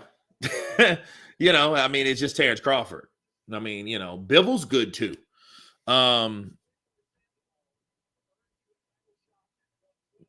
Naomi, Naomi's doing a hell of a job too. It's just, here's the problem. When you got when you got smaller weight classes, and nowadays they don't have the following that like bigger guys have. You know what I'm saying? Like, okay, before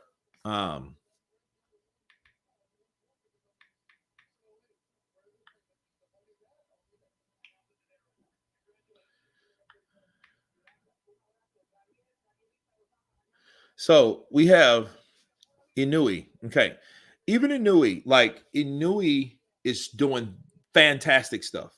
He's stopping people, he's dropping people, he's taking you out, he's mean. He kind of puts you in the mind almost like of a Manny Pacquiao. 26 wins, no losses, no draws, 23 big wins of KO. Okay. Naoya Inui, right? Inui, like look what he did. I mean, look what he did to Stephen Fulton, then Marlon Tapales. Then he's going to fight Louis Neary. Louis Neary's talking up a good game. We'll see how good he does. But the thing is, it's like, okay, you're fighting and you're small. And you know who he reminded me of? He reminded me of Roman Chocolatito Gonzalez. Do you guys remember him? I mean, 4 or 5 years ago, he was the man. And I used to love his fighting style. But then eventually, okay, he reached a cap, okay, because what's happening now? What's happening to Naoya, right? Inui, what's happening to Inui right now? His name is being mentioned by bigger dudes. Think about it. Like now Stevenson's calling him out. Like, Stevenson, really? You're at 130 pounds. You want this guy to come to 130 to fight you? You know what I mean? Like these guys, and look, and guys like Leonard Ellerby is signing off on it. It's not really fair to a lot of smaller guys because unfortunately they don't have the Antonio Barreras, the Eric Moraleses, the Johnny Tapias, the Prince Asim Ahmeds. They don't have those guys, the Juan Manuel Marquezes, the Manny Pacquiaos. They don't have those guys there. They don't have a staple of a lot of these guys now. He doesn't have that. So how good is he really? He's just beating everybody in front of him. He's beating everybody that he can possibly fight. That makes sense, to the point where they're trying to put him in with fighters that don't make sense. He should never fight guys like Stevenson. Stevenson should be fighting at 130, 140. All those guys that are languishing around there, they should be fighting at higher weight classes. Let's just be real. They should be, but they're not, because a lot of these fighters are really cowards. They're business-minded cowards. Yes, I said that. Because these guys are not fighting in the weight class they should really be fighting at. That's why I applaud Devin Haney and Ryan Garcia at least. At least all those guys, like I predicted, they went from 130 to 135 to 140. I predicted 147. They ain't through growing. Them guys are young. These guys are 25 years old. They're going to go up there. They need to give something to the welterweight division because it's dead now. Terrence Crawford is going to 154. Danny Garcia's gone. Errol Spence is 154. The only person there is Jared Boots Ennis, and he's the IBF welterweight champion. Who the hell does he have to fight? Sean Porter's retired. Who else is it? Who else is there? Who is there? Tell me. Who is at welterweight right now? Boots has not earned a fight with Crawford. Crawford is 3 weight classes, 2-time UD champion, undisputed. Boots belt has given to him. He has to work to challenge. I mean, who does he have to fight? He doesn't have anybody to fight. I mean, he could fight Conor Benn, but Eddie ain't gonna let that happen because Eddie's not dumb. Eddie knows, no, Conor will get destroyed by him. He has to work past the juice. Fury has only beaten 2 decent heavyweight fighters. To be elite, you got to beat elite. Just because he has won the belts don't mean he's elite. Read his resume. Okay, I mean, I'm not. It is what it is. That's Tyson for you. But see, Tyson, if he wanted to, Tyson Fury, Tyson Fury has a lot of people that can make him great. He can fight AJ. He can fight Joe Joyce. He can fight Anthony Joshua. He's going to fight Usyk. And, you have to do more than beat Usyk, though. You know what I mean? Like Usyk beating Tyson Fury. Well, he's already beat AJ twice. He's beat Daniel Dubois. You know what I mean? He's beat guys like Derek Chisora. You know what I'm saying? Like, he's knocked out Tony Bellew. He's totally just went through the cruiserweight division, and he became, pretty much a star there before moving up. But, Fury has a lot of people he can fight. Arslanbek Markmadov and, Jared Anderson, a young star. He could fight a lot of people if he wanted to, really show that he could be great. Then we can talk about that Muhammad Ali comparison stuff, but we can never talk about that as long as Tyson Fury feels, I beat that guy that beat that guy, so there's no need to beat this guy here either. That's stupid. That makes no sense at all anyway. Kurt, who wins? Terrence Crawford versus Floyd Mayweather prime for prime. I don't know. I can tell you this. If Terrence beats Floyd, the way Terrence fights, it would probably be by stoppage. Imagine someone stopping Floyd. But I think this is the deal. I think Terrence Crawford fighting Floyd will never happen, just for the same reason Floyd and Lara will never happen. It ain't going to happen because Floyd knows he's smart enough not to get in the ring with somebody that difficult. If a fight can't be won, don't fight it. Shang Tzu, Art of War. Read that book, please. Jared Anderson looked like he would go life and death with Chisora. Probably would. His mind, it needs to be in it. I know we're talking about this last performance, like past Saturday. Look, Jared Anderson needs to stop and cut out all the distractions. All the distractions. All of them. Because those distractions will cause him and cause him to lose everything that he ever wanted. This so-called I'm going to retire in 3 or 4 years shit, no. That ain't going to work. I'm sorry. That's not going to happen. I got Terrence Crawford beating Floyd just as skilled but meaner. Terrence is going to fight you to knock you out. Floyd just fights you on points. Floyd is like this. Floyd is looking at the clock. He's looking at the fighter. He's looking at the judges. He's looking at he's looking everywhere. He's listening to the commentators. Did you see when Floyd was? I think this was an HBO circuit. Okay, this was an HBO venue, and they were asking. I think it was Roy and Bill Lampley, and I think Larry Merchant was, or maybe it was Emmanuel Stewart. This was a while back. And, and Floyd was like, the Nets. Because they were electing like, who would you play? Who would you bet on this season? The Mets. You know what I mean? And he would keep fighting. And it just shows you Floyd, like, he's attentive. He sees everything. It would be difficult. It's not really fair because, to be fair, Floyd ain't fought since what? 17? No, I'm sorry. 15. His last fight was in 15 against who? Against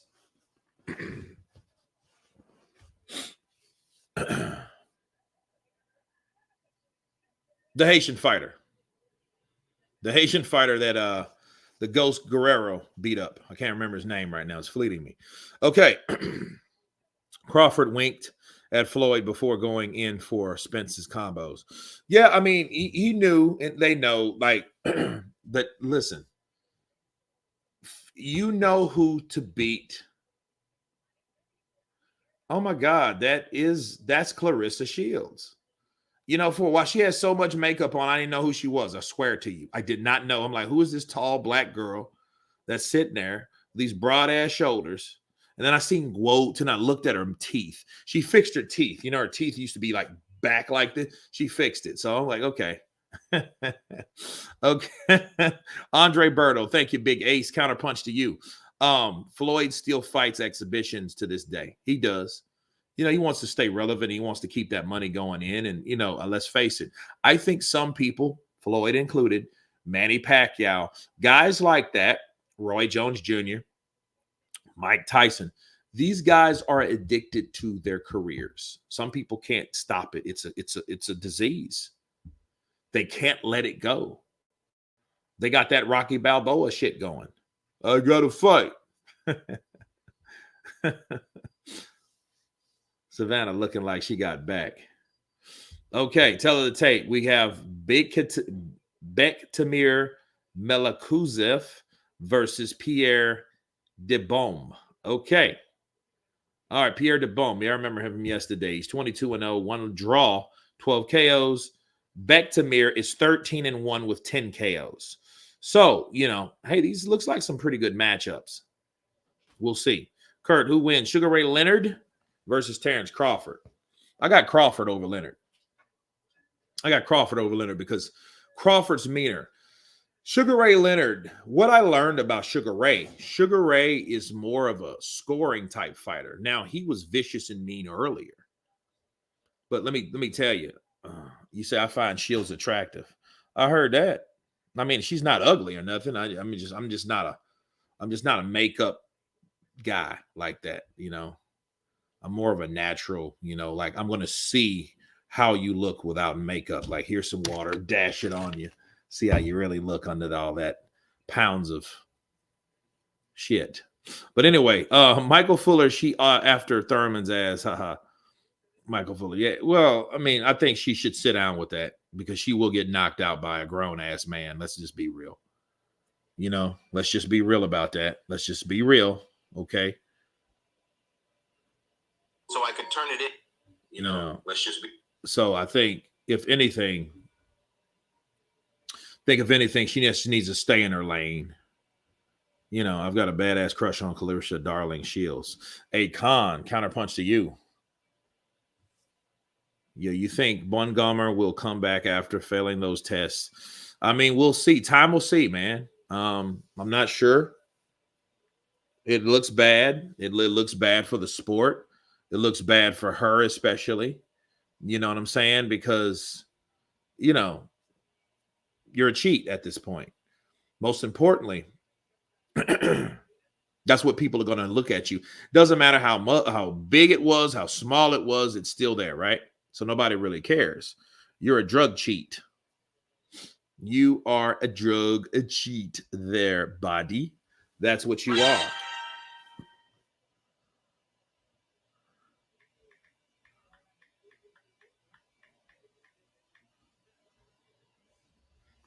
She got popped for multiple things. Ooh, that's no different from a Jarrell Miller, isn't it? That's bad.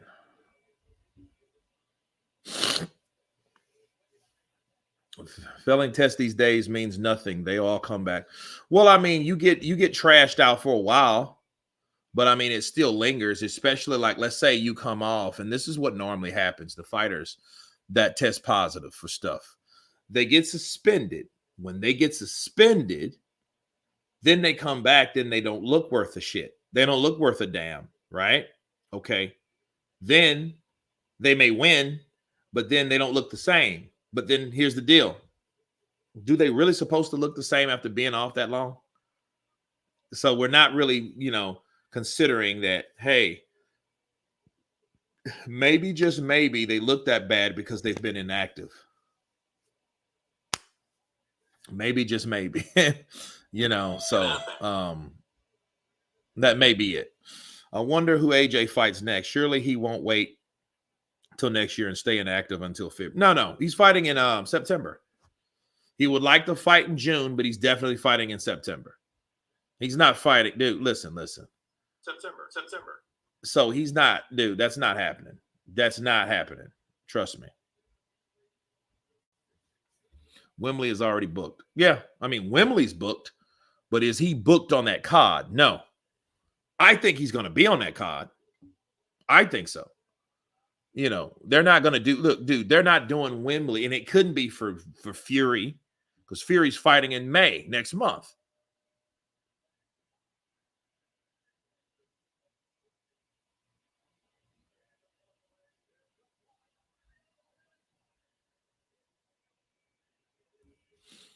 Canelo loves that juicy Mexican beef.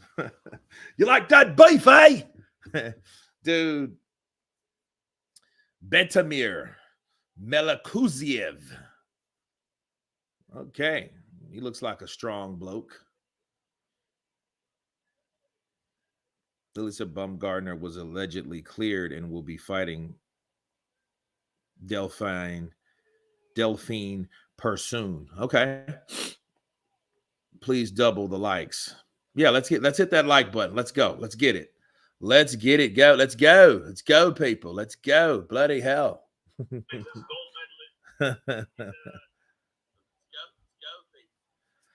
Have you seen this Giovanni Santillan guy fight? No, I have not.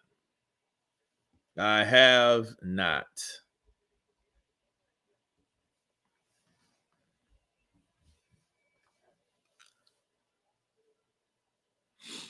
Smash that like button, guys. It's free. Yeah, it is free. Absolutely. It is free. Okay, here we go. Round one.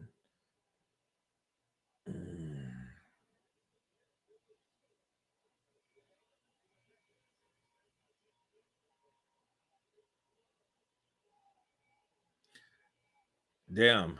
Mulakuziev, he calls himself bully. He's a bully.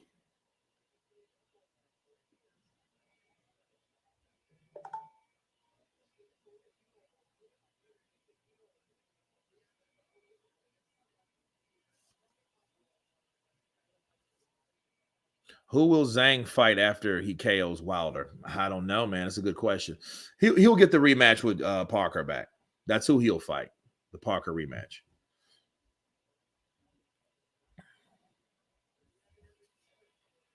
Frank the Tank gonna be hella good fight. Okay.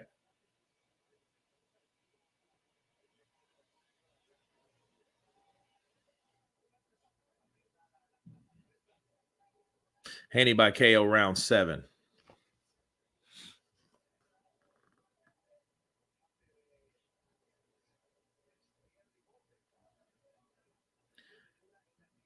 The bomb, he's he's got some quick hands. They're just short. This would be so much better if they were both orthodox fighters. You can already tell the awkwardness of how he's trying to throw shots and land them, and where his foot placement is. Because he almost tripped over and went straight backwards like this, because he almost tripped over the right leg of Melakuziev. Zhang after Wilder will fight the winner from Hrgovic versus Dubois or Joshua. Well, I mean, why not? I mean, I think that's how it should go. If he beats Wilder, Wilder's out. He's lost twice back to back. You know what I mean? And, good right hook from Melakuziev. Why does Melakuziev remind me of Ruslan Pravannikov, but like darker? He looks more warmer. Good right hand from the bomb. I think you have to. I think what happens with the bomb, you have to. Oh, somebody's already bleeding. Jesus Christ! Look at this. He's already bleeding. Kurt, who would win, Marvin Hagler versus Terrence Crawford? That I don't know, because Marvin Hagler is a middleweight. You know, I mean, you got to draw the limit somewhere. Like, a lot of times you see a fighter shut out another good fighter, and you're like, he can beat everyone. Well, not in this case, and not with me. I don't like. Good right hand from the bomb. Where is that? Is that at his forehead or is that at his eye? It looks like it is his eye. Yeah, let's take a look at this cut. I mean, dude, Southpaw versus Orthodox fighter, it already looks kind of like yeah, that's gonna bound to happen. Clash of heads, or maybe it was from a punch. AJ lost twice back to back as well. Wilder could still fight some bums like AJ did, even if he lost. To be fair, people would still watch it. I mean, look, when it happens, it happens. I mean, I think if anything with Wilder though, Wilder's already lost back to back twice. If he does, okay, if he loses to Zhang, this has been his second time in his career from getting beat back to back. But this time it'll be back to back by different fighters. That changes the game completely. You get beat by one person, okay, that's that one person. Okay, just like he did with Fury. He got beat in 2020, then he gets beat later on in 2021. Well, this time he comes back, he knocks out Helenius, he waits a whole nother year, and then he gets beat by Joseph Parker. Then 6 months later, he gets beat again by Zhilei Zhang. That doesn't look good for that. That's not good for him. Okay. Like me, got bullied. Oh, good right hand from DeBomb. Oh, and Melenkuziev comes right back with an overhand left. Frank Sanchez versus Deontay Wilder. That's a good fight. And then Frank he looked good when I saw him last time. You know, I just think, he gets caught and knocks him off his balance a bit. Get hit in the chest.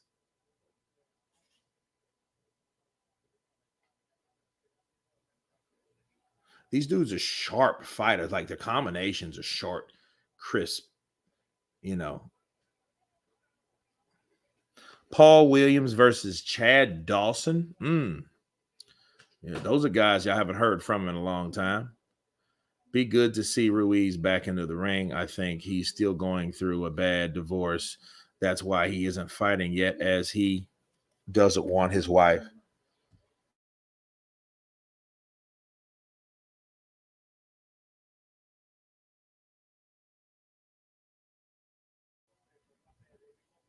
Ali got beaten by prohibited underdogs more than one. I thought Ruiz has been serving a silent ban for eating Canelo's juicy beef tacos. Now, I don't know, man. I don't know what's going on with Ruiz. I can tell you, whatever the reason for his inactivity, that's one of his biggest problems. You know, like you can't get beat if you don't fight anybody, but you can't win fights if you don't fight anybody. You know, and what he wanted to do was kind of ridiculous, but the same thing went from Deontay. Deontay, he fought once, once last year, which is in December. Okay, now they're probably going to stop this. That eyes, that's on his eyelid, bro. He's not going to be able to continue. And since it's the second round, they should just call this a no contest and call it a day. But they probably won't, simply because they don't have enough to score on, you know. And they're letting the fight go on. Crawford versus Castillo. What's your thoughts? Castillo. No, I think Terrence. See, one thing we learned about Castillo's bad. He can't take body shots. Yeah, he was a bad mother sucker, but he couldn't take body. Oh, good shots by McComb. McComb knows he has to finish this. He has to finish this fight.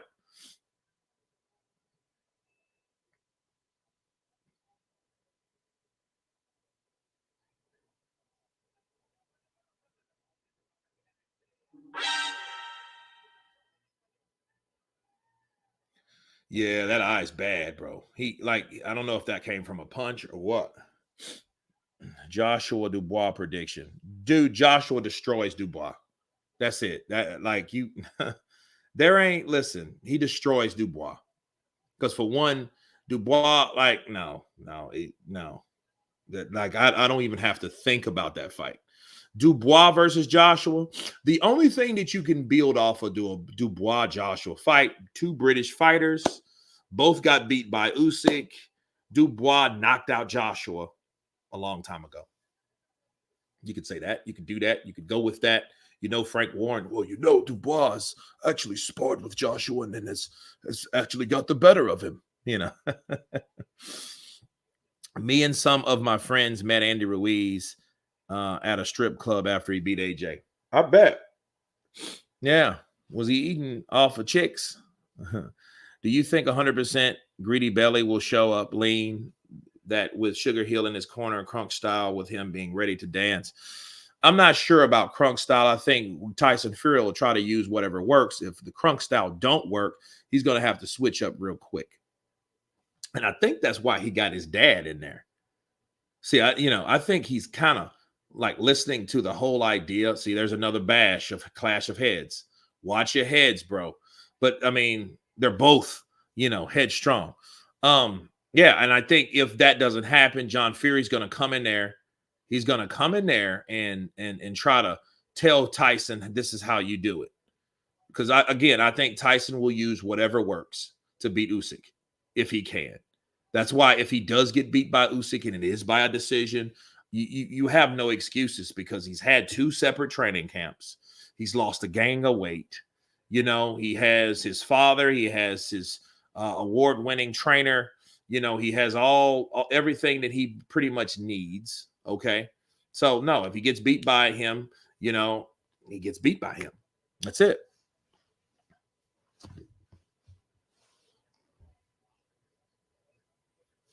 He was in LA. Well, I mean, I thought the fight was in New York. That had to be days after when he went home.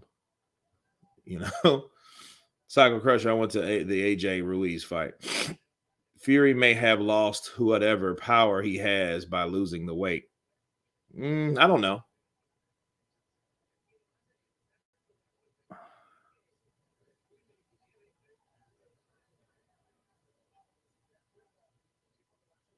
Skrilla, that's fire. I bet you was thrilled when he beat AJ.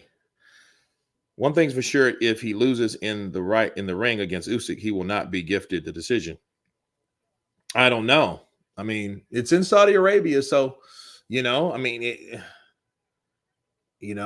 question you ask yourself, do you guys think Usyk versus AJ was close?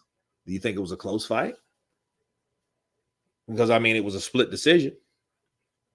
And AJ lost the decision. And see, this is what's happening with this. See, they should stop this fight. I'm going to tell you why. This looks like some Zoo versus Fondura type stuff because he's not able to see that shot coming. His right eye is compromised. He can't see that shot. And see, Melakudev is bow.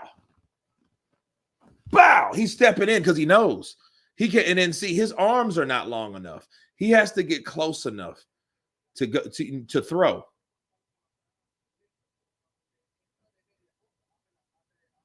Yeah, he can't see, dude. He can't see out of that eye. That right eye, dude, they should stop this fight. Look at it dripping over his eye. He can't see. And see what happens if that fighter, he needs to be realistic with his team. Bro, I can't see out of this eye.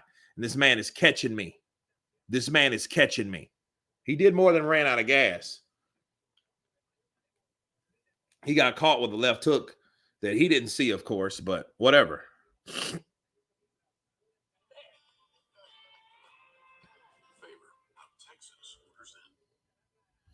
I'd love to see AJ fight at Madison Square Garden again for the redemption on his American debut. Shocked he's only fought once in America. Do you think he ever will again? Bailey's 19. Probably not. But he does need to do exactly what you said. Bailey 19. That's absolutely correct. That's my only thing with AJ. I'm like, come back here. Come back to Madison Square Garden. You got to go back to Madison Square Garden. You can't run from it. Kurt, I hate us fights from UK. I have to wait till 5 a.m. This is what I tell everybody, man, get some sleep, then wake up around 2 or 3 a.m. Go to sleep real early and then wake up and watch it. And then after it's over, you can go back to sleep. If you don't have anything to do Sunday. And see, Melakulev is teeing off because he knows this guy can't see my left coming. That straight left that he's throwing, he can't see it. And see, he's defending. He's putting his guard up because he knows he can't see it. So he's hoping that Melikuziev overcommits so he can throw his right. Oh, good right hand from the bum.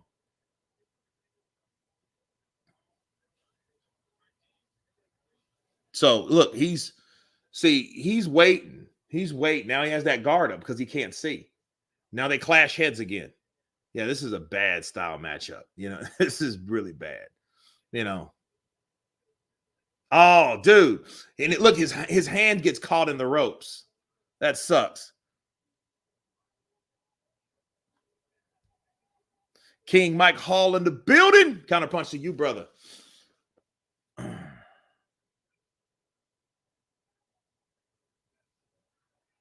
Yeah, the bum needs to go. He needs to be first, and he needs to work, and he needs to stay in the inside. He needs to stay there because, see, Melikuziev is, you know, he's pretty much a fighter that needs space, but he's very accurate when he does throw. Good right uppercut from the bum.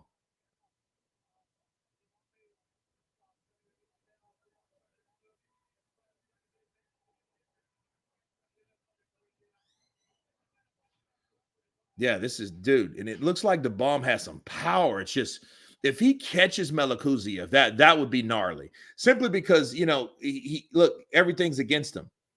But yeah, he needs to keep his hands up so he won't because that punt that eye only gets worse if you get punched in it, right? So he needs to keep that guard up. Oh, good right hand. Okay, there's a nosebleed from Melikuziev.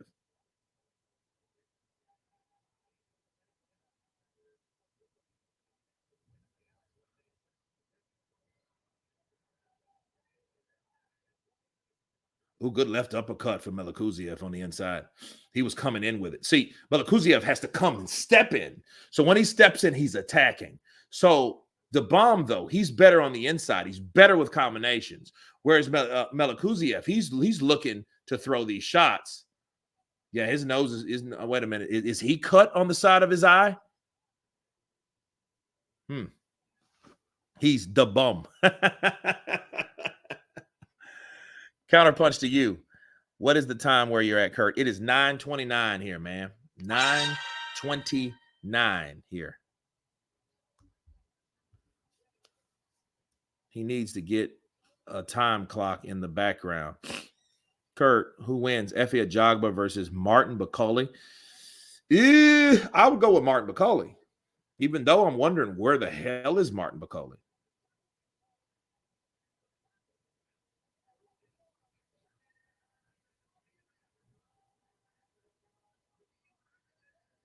To be fair, don't stay up much for fights in America anymore. Most of the big fights are in Saudi Arabia or in the UK. Well, I mean, to be fair, that's actually true. You know, it's actually true. It is actually true.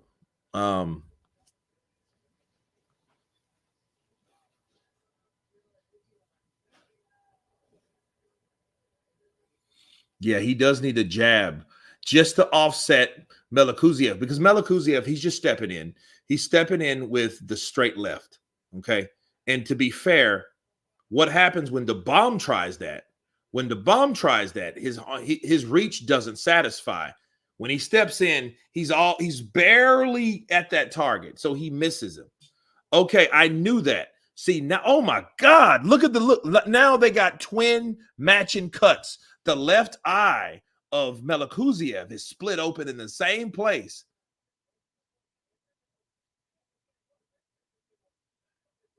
Oh, okay, I don't know. He said that was a slip, but that's a knockdown. Because I mean, he threw a punch, but Melikuziev's eye is jacked up. Now they got okay. Now it's a knockdown in the favor of Melikuziev. Now they have to get at it. Now this evens it up tremendously for this fight. So let's see who wants it. Let's see who gets it. Nice, good right hand counter. But the bomb comes right back. Bet. You know, he catches him coming in.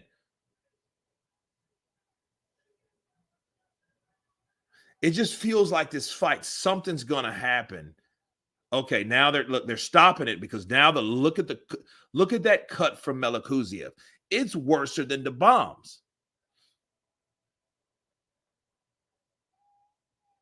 Yeah, dude, this is a bloody fight. Same look. Okay, the bomb's cut is here. Melakuziev is cut is here. It's crazy. You need to step to a dude named Beck.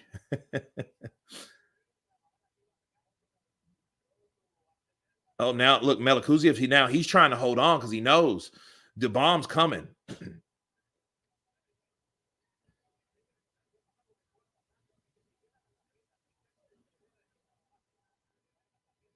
The good left hook lands for the bomb. The bomb, he's listening to his corner. He's actually throwing the jab. And see, Melakuziev has good footwork because he's accustomed to coming in and out, whereas the bomb's quicker with combination. Okay, yeah, that's another throw. See, that I don't think that knockdown was really legit anyway, though. I don't think that was a legitimate knockdown.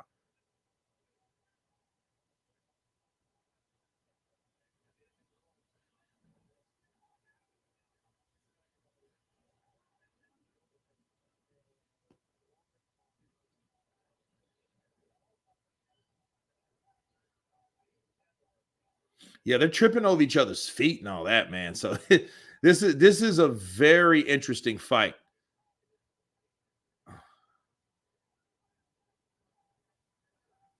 And this is just round 5. Oh, good left hook. And he bounced off the ropes to land that shot. Okay, I think Melakuziev has the comb hurt. He comes back.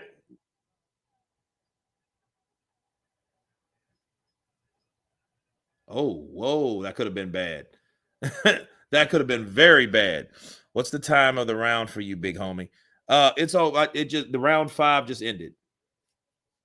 The fighters nowadays are great athletes with low skill. For the first time in my life, heavyweight undisputed is on the line. I really hope it doesn't flop with all that hype. Bailey 19. Like, look, let's get like this. At some point, you have to stop. You can't. If that fight doesn't happen, there's something wrong with Fury. You can't you can't defend it no longer. It's either that fight, he doesn't really want that fight to go down. No one has that type of luck.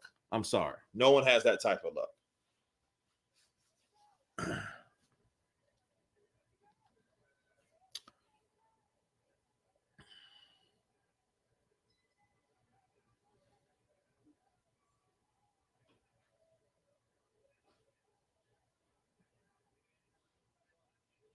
Okay, they're looking at Melakuziev's eye again. This is a bloody as an MMA fight. Yeah, it's bloody, dude. They both have sticks of Vaseline on their eyes, trying to hold that blood that's gushing out of their eyelids. So, you know,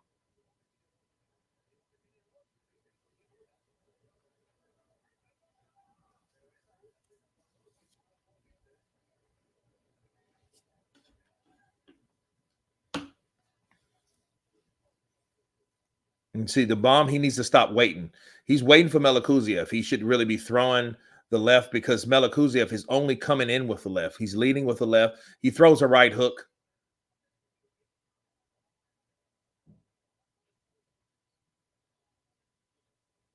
Straight left, straight left. See, straight left. He's waiting for Melakuziev. I think he's leaning with his shot and he's dropping his knee. I'm not understanding, but Melakuziev now, see, he has the stronger legs at this point.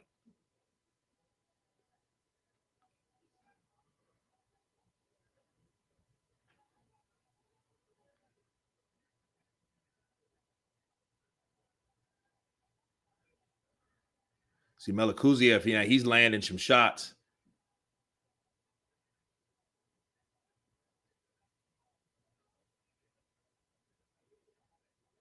He misses with that right hand the bomb does.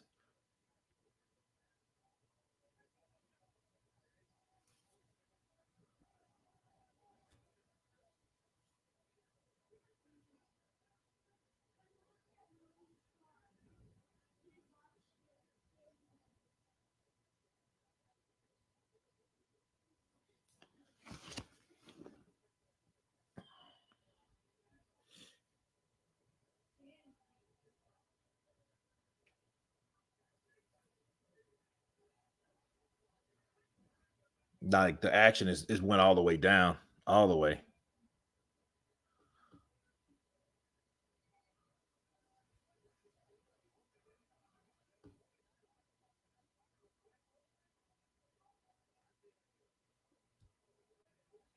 G man, the dub. Nice to see you live, brother. Big up from Dublin. Counterpunch to you. And then look, Makuziev he's gotten his second win. Whereas the bomb, I don't know if he got hurt. I know he was hurt the last round. He's getting hit to the body, and I think that's affecting him too.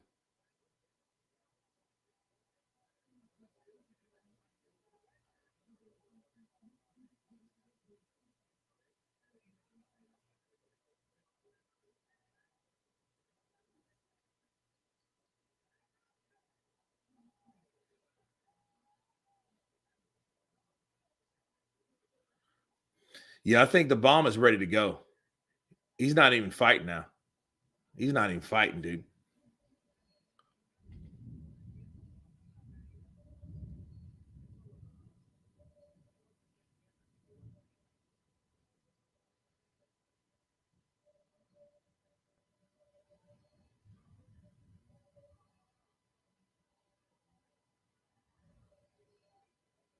Oh, yeah, it's another clash of heads.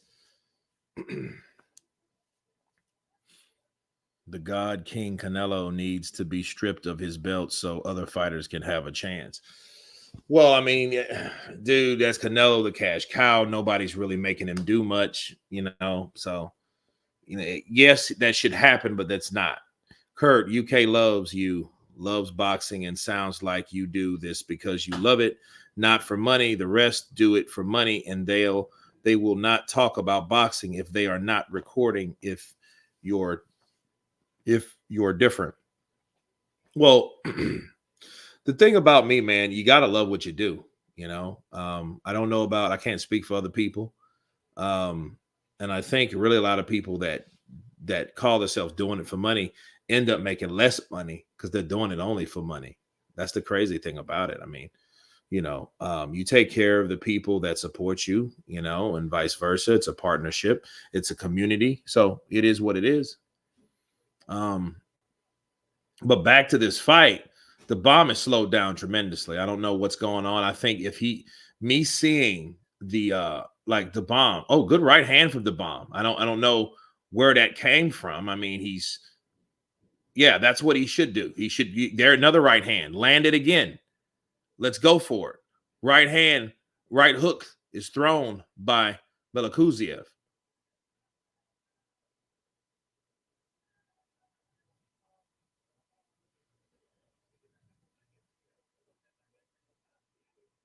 He should follow through. The bomb, I don't know if he's tired. Maybe he's fatigued. I don't know what's going on with him, but I mean, like, there's a lot of punches. And see what happens. Melakuziev goes straight back. He comes in, but he comes straight back, which is stupid. He's easier to counter. He's going straight back. He follows him, throws the shot, lands because his hands are down because he thinks, see, he always gets caught when he follows Melakuziev. Oh, yeah, that hurt him. That hurt him.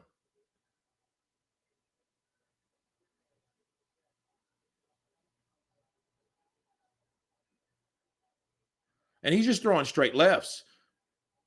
See, that's the problem. You get in a zone.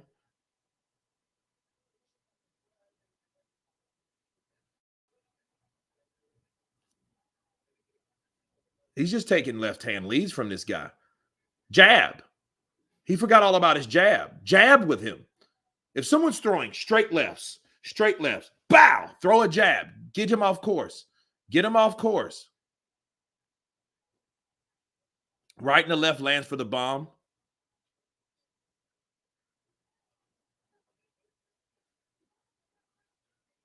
Left hand. Straight left lands again. Oh, right hand lands for the bomb. He keeps grabbing his junk. Maybe he got hit with a low blow or something. I don't know what's going on with him.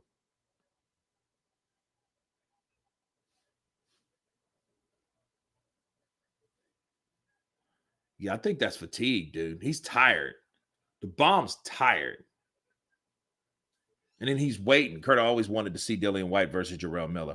Always wanted to see Dillian White versus Luis Ortiz 5 years ago.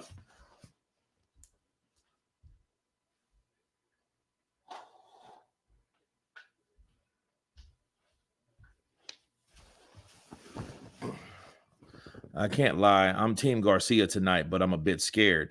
Hey, Dritten, Zogi, nothing wrong with that.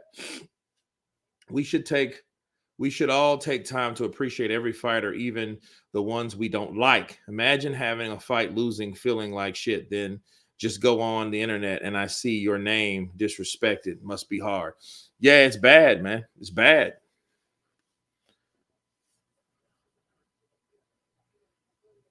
Yeah, that right hook, dude. He ate that. That's what had him kind of, because Zakuziev, bow, caught him. Then he did the Zili Zang.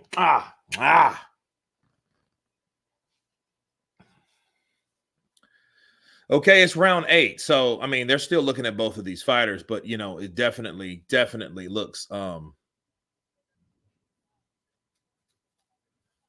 okay, yeah, they're looking at Melikuziev now. This is a bloody fight. I got Haney by unanimous decision. Dillian White versus Huey Fury, both not saying much, but put them together instead of them calling out people like AJ.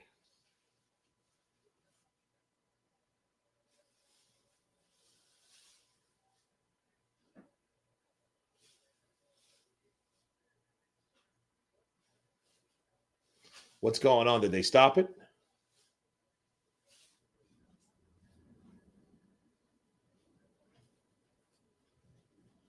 I mean, if that's what their quarrel is, I mean, they should have done that already. If they're going to stop the fight now, they should have stopped that fight before all this happened. They should have stopped it in the second round. I don't know what they're doing.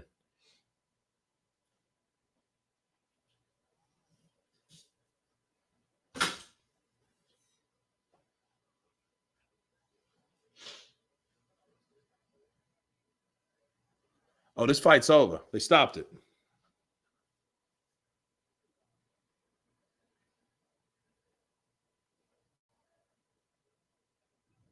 Boom. Yep. That was the hardest thing that landed tonight was heads. Now it's going to the scorecards, and Melikuziev is going to win because he has the knockdown, and he just has more rounds in the bag. That's it.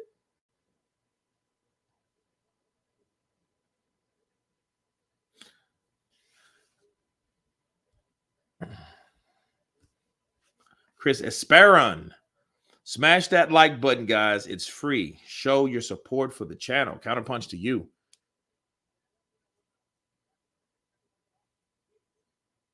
Yeah, this is over. So they're going to the scorecards. So, we'll see what they say. But I mean, I think this fight should have been over a long time ago. I think, because the eye was actually worse earlier than it is now. So why stop it now in round 9? So you had 2 rounds to go.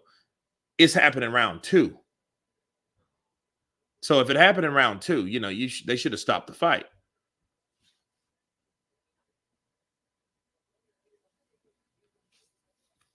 Silly stoppage. One of these guys were going to go probably next round. Yeah, it was dumb. They should have stopped it where it should have just been a no contest. Pay these guys and let them go home, heal up, stitch them up, and let you do what it does. That's it. That's just that just makes sense. Now, let's see how it goes. And now the other guy gets cut too. Then you get a bullshit knockdown. I didn't like how this was handled. You know what I mean? Because a lot of these times these cuts were on the eyelid. You see that Tim Tszyu cut? That Tim Tszyu cut was not going to make it. Okay. But I think they knew that. I mean, whatever. Because I mean, Tszyu would have sparked Fundora out eventually. He would have caught Fundora and knocked him out. It's just the way it landed. He's a taller fight. He caught him with an elbow. So, yeah, man, it was bad. It was bad. Rain Man, it would showcase how bad they both are. To be honest, they need to both retire.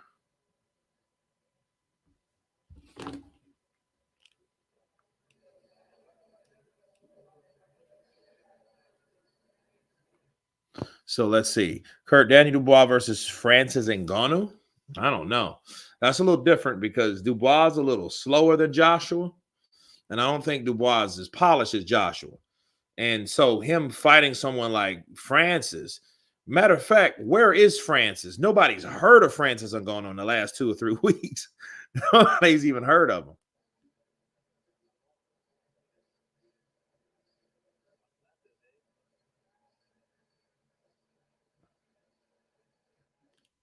Good morning, all of the way from South Africa. I enjoy your boxing content, Kurt. Counterpunch Boxing. Is it Sip Helele Jika? Sip Helele Jika. Counterpunch to you from all the way from South Africa in the building. Message in third round or say it's over and it needed to be stopped instead of turning it into a bloodbath. Kathy W, it's a bad stoppage. I mean, you stopped it there. Then that knockdown, I think, is going to change everything and mess somebody's record up. This should be a no contest, and it should have been one since round 2. Okay. Who wins 5 versus 5? I think it's going to be a little mix and a little match, to be fair.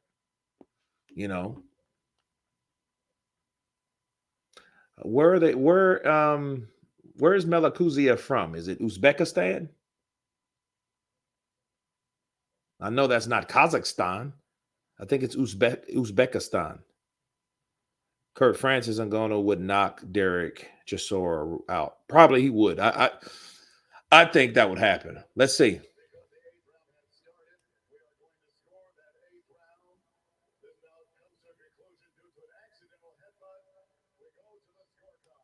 This should be a no contest. This sucks. Mm.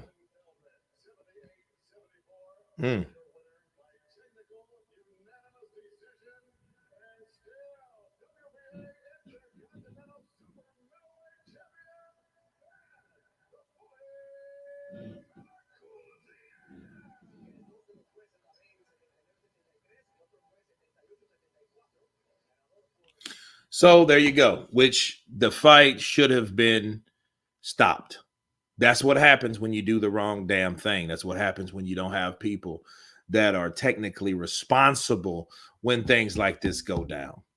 Okay. Because the guy that got cut was the first guy that got cut, had the same problem he had in the second round, which is stupid. But anyway, it is what it is. No harm, no foul. They both get paid. They both go home. They're both okay. They both need stitches and they both need to heal. The way Mr. Melakuziev is looking at that woman back there, he may have him a date. That one right behind him. Channel is breath of fresh air, no politics or agendas. Very well done. Tony Akafor. Oh, Akafor. Appreciate you, brother. Appreciate you. Boots might give Bud trouble, but he has never even faced a contender, let alone a belt holder. Well, one thing he needs to do, being the IBF champion, he needs to fight his mandatories, do his job as a champion. See, if Terrence goes to 154 to challenge for the WBA, what is he going to do with the other belts? Is he still holding on to them like Canelo did when he was at 168 and then went to challenge Bivol for the 175, the WBA, and he got beat. Then he came back and he still had all his belts. He may do that, but then, I'm not sure. Better Biev, KO's Ergovic. Wilder, KO's That's My Accumulator. Okay. My wife knows how much I love the fight game and the whole CPBN community. Skrilla 50 in the building. Counterpunch to you. PK _ 930. I love you, Kurt. I love you back. PK _ 930. I showcase respond. I got zanged by KO. Okay. Roofing for Wilder, though. All right. Kurt is a boxing expert. Has Mr. Pelo. Psycho Crusher, Skrilla 50, Skrilla's wife. Yeah, Dewey Cooper saying Ngannou was gonna unleash the monster on AJ. Yeah, I mean, the monster was him sticking his chin up in the air and getting knocked out. I mean, that's what happened. Anyway, best of luck with the channel. I'm out. Fresh 75. Counterpunch to you. We have over 400 people in here, so we need over 400 likes. Let's go. Let's go, people. Let's see who's fighting next. Let's see what happens. Eunice, border ball. Counterpunch to you, brother.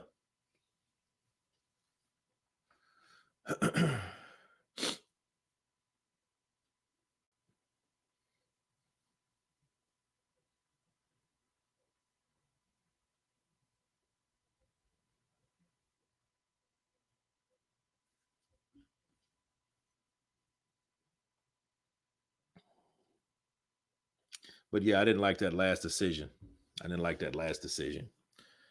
Kurt, how's the arena looking? I really can't see it from where they're angling the cameras. So I don't know how many people's there. I don't know how many people's empty or seats empty or whatever. I don't see it. People question AJ's chin, but he's never been knocked out clean. I mean, no, he's not. But, you know, I think, you know, AJ, he's going to get criticism because, you know, you got a guy that makes all that money, made all that money. AJ been making a lot of money a long time. Like probably the less he's ever made was in 2020 when COVID. I think he took $10 million to fight as mandatory on the IBF side of Kubrat Pulev. If you guys can remember, he took $10 million. He took a pay cut for that fight. Because remember, that fight was, you know, was a limited audience because of COVID. So, I mean, you couldn't, you know, he was like, look, I'll take $10 million. And pretty much that was probably pretty much taxes.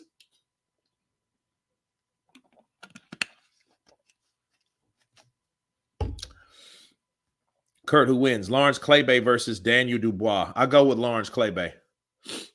He's more controlled and he's faster. Ahmed Osman. Kurt, who do you think gonna win next election? I have no idea. Who would win in a cheeseburger eating competition? AJ Juicing J or Geranium Root for his tennis elbow Miller? Oh, Jarrell Miller is Mr. Cheeseburgers, man. He'll out-eat anybody, probably, except for Tyson Fury or Andy Ruiz. Andy Ruiz would probably give him a run for his money. You know, you've made me gain 10 pounds. Yeah, you made yourself gain 10 pounds, Andy. You eat too much. AJ could make a rap album after he retires. He says he's going to write a book. And, you know, I would like to see this book that he's reading because he did say what's going on with him or what happened to him 5 years ago. Okay. So why not? Tyson Fury's already wrote a book. Hit that like button, everyone. Let's go. Romeo Toro. Let's hit that like button.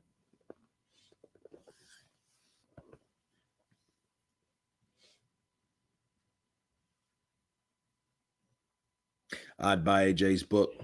What happened to Andy Ruiz? Just inactivity, bad management, got rid of his coach.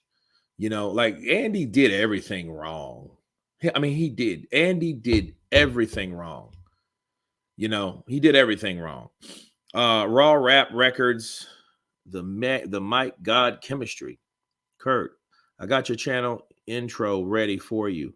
How do I get it to you? Okay. Inbox me on Instagram. Yeah. DeVille Kurt. Inbox me on Instagram.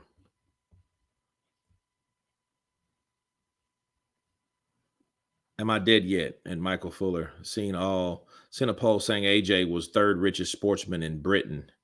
The only non-footballer in the top 10 richest list. Yeah. I mean, and the only boxer before him is Canelo Alvarez. You know, that man has made some cash. No, I definitely look forward to it, brother. Just send it to me.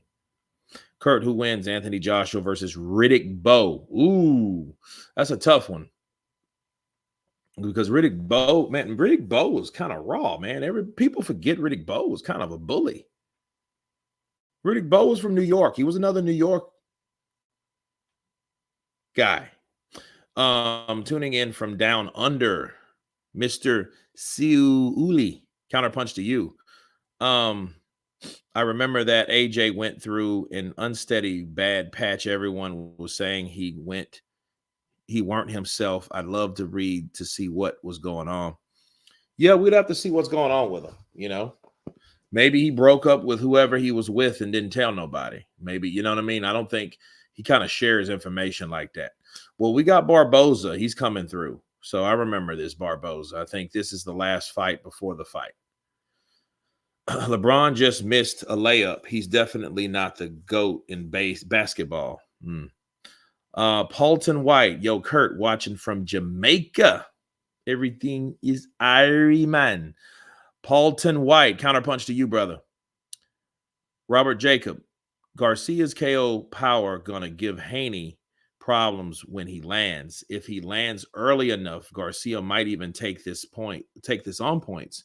Once Garcia has to watch those power punches. Yeah, I think so. To be fair, I think Garcia does have a punching edge. Garcia, though, he has to be careful because, see, Devin Haney's bigger. And Devin Haney's bigger. I think he punches harder. Ask Regis Prograis about that, Mr. New Orleans himself. And I was hurt on that because, I'm from Louisiana. So Regis Prograis, was representing New Orleans. And he got beat up every round, bro. Man, you probably could give the first 1 or 2 rounds to Regis, but no. Devin was bat. He was putting it to him, man. He was just sticking and moving and circling, and then catching him with shots. Yeah, it was bad, man. And it made Regis look old. He looked small and he looked old. And Devin Haney looked big and he looked young and he looked powerful for the weight. So, yeah, definitely. Huey Fury will win. He makes his return to the game after 3 years. That sucks what he did to Michael Hunter. And then Michael Hunter just lost to a guy from Uzbekistan. Well, he was from Russia, but he lost in Uzbekistan. Artem, I can't remember his last name right now, but he lost in Uzbekistan. And all I have to do is ask Michael, like, okay, 3 years ago, you turned down a fight with Filip Hrgovic where he was going to get the lion's share of the money because he had won the purse bid. So him being the A side, he was going to get I think it was like a $1.1 million split. He was going to get 75%, where Philip would have got 30 some odd percent. 30 was it? 75 to 25. Yeah. So, and he didn't want to fight over there. So I'm like, okay, maybe things changed for Michael. Maybe he was like, dude, I need the money. His wife's barking at him. You need the money. So he goes over there and fights and loses a decision. And it was like a very dirty, murky, grabbing, clinching type shitty fight. It wasn't what it is. But one thing for sure, Michael didn't have his timing. Okay. You know what I mean? He didn't have his time. You could tell the punches that he's supposed to land it, he didn't land. He had the reach advantage. He just didn't have the age or the gas tank or didn't have any of that. His punch placement was all the way off. So I felt bad for Michael Hunter, man, because that's what happens when you don't do and make the right decisions for you. Bars. That's what happens when you hold out and you think, hey, man, I'm going to get this fight. No, people don't want to fight Michael Hunter because Michael Hunter, for one, you're not going to get a lot of money to fight Michael Hunter. You might take an L fighting Michael Hunter. He's good at he's actually better than a lot of people give him credit for. So now people just use him, for sparring. Well, one thing about sparring, if you spar all the time, you know what's going to happen to you? You're going to look exactly how Michael Hunter looked. Michael Hunter is, he was in AJ's camp. He was in Fury's camp. He was in a lot of people's camp just to prepare other fighters to get ready. Well, he can't prepare to fight nobody that he ain't fighting. He ain't fighting anyone. So that means you're just like a kind of a damn crash dummy. You're a crash dummy. You know what I mean? So you're just in there. You may be making 1,000 a week or a couple thousand a week, or how much sparring partners make. I don't know. Okay. But he's making enough for them to shut up. And then it's like, but he's taking punishment by these guys that need to get that work. Not saying he can't work them, but a lot of times they tell you, like, hey man, go easy on our fighter because he has a fight. You can't go ham on the guy that you're preparing for, because then they won't want you back. So what do you have to do? You have to take these sessions like you supposed to take the sessions, lightly. And they may go hard on you. You do feel like a damn stunt man, an underpaid stunt man. Michael Fuller is the only reason he beat Kareem's record is because he's a ball hog. Anthony Davis needs to be shopped in the offseason. Beterbiev KO's Bivol in round 8. Just my take on it. Ooh. Troy Maddie, counterpunch to you. Morning from Wadford, UK. I want Garcia to win, but skills pay the bills, and Haney is loaded with them. Bars. Darcy C, 1976.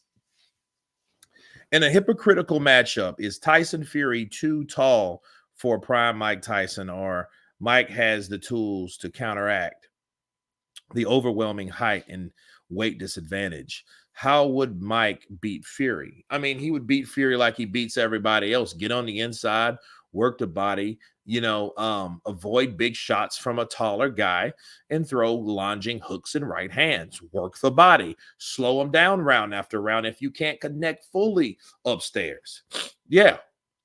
Because understand, when you catch somebody in the body, what are they normally going to do? They're not going to stand up like a beanpole, are they? No, they're not.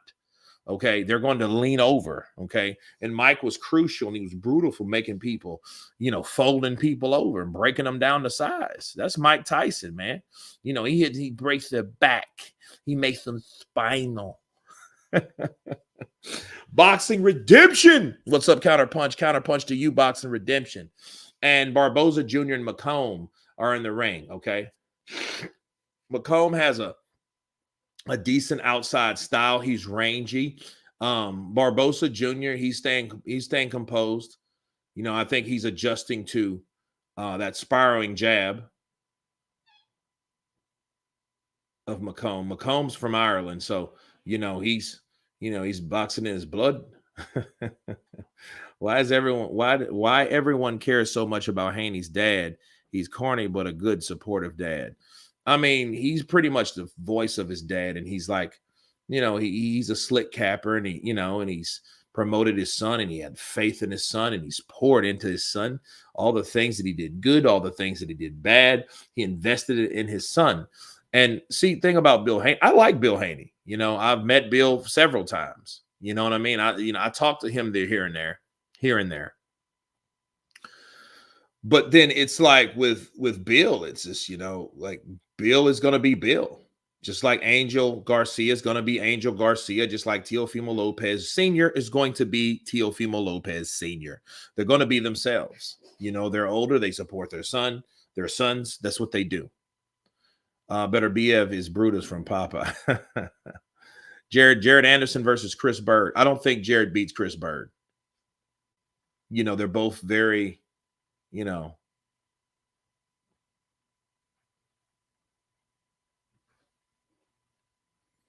Barbosa's trying to walk him down because he, for one, though, look at that right hand lands from Barbosa. This, like, McCone's chin is up here. It's supposed to be down, but it's up. Look at where his chin is. He's asking to get chinned. This is not going to last long. I can tell you by McComb's. Look at his mannerisms. He's asking to say, hit me right here. Here's my chin. That's what he's doing. Look where his chin is up in the air. You know what I mean? He looks like Ichabod Crane's cousin or something.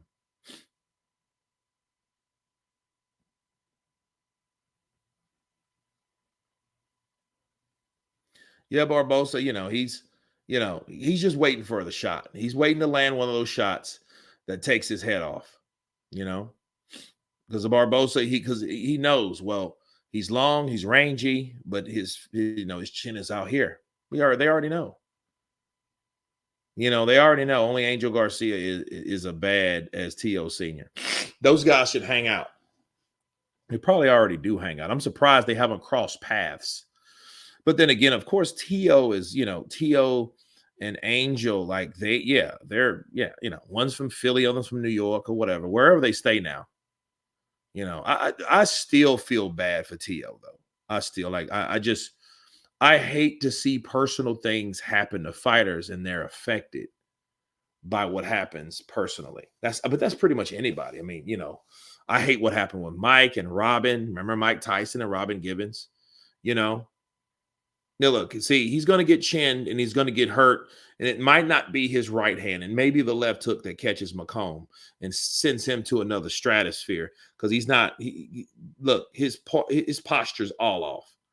He's not protecting that chin. He's asking, "Hey, can you check this chin for me? I need my chin checked. Please check it for me. Let's see how tough you are."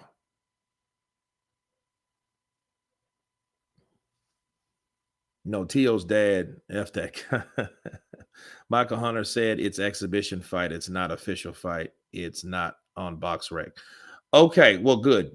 I mean, that's why that explains things, because it's an exhibition. I just hope he got paid for it. That makes a lot of sense. That makes a lot of sense. Okay, because I looked on BoxRec. I'm like, okay, what happens? That's probably why he wasn't as worried, and he was pretty much like, okay, that makes a lot of sense.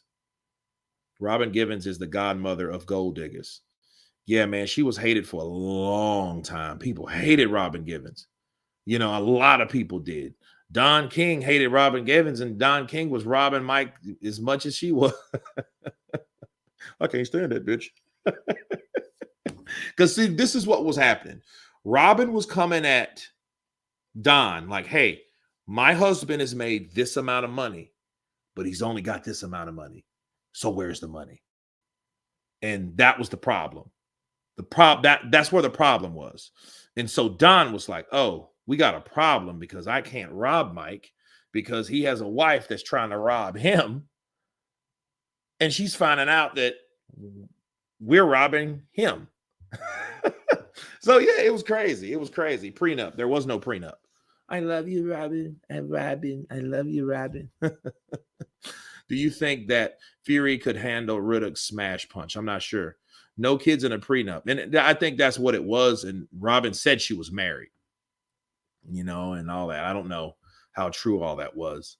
But I know Robin was with Brad Pitt. If you guys remember Brad Pitt. Mike caught them.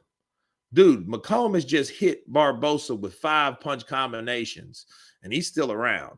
So, McComb, he may, look, his mouth is wide open throwing these shots. I guess that's how he does it in his, in that part of Ireland, but he's sticking and moving. He's sticking and moving, and Barbosa's like, dude, stand still. Let me nail that chin so I can get in.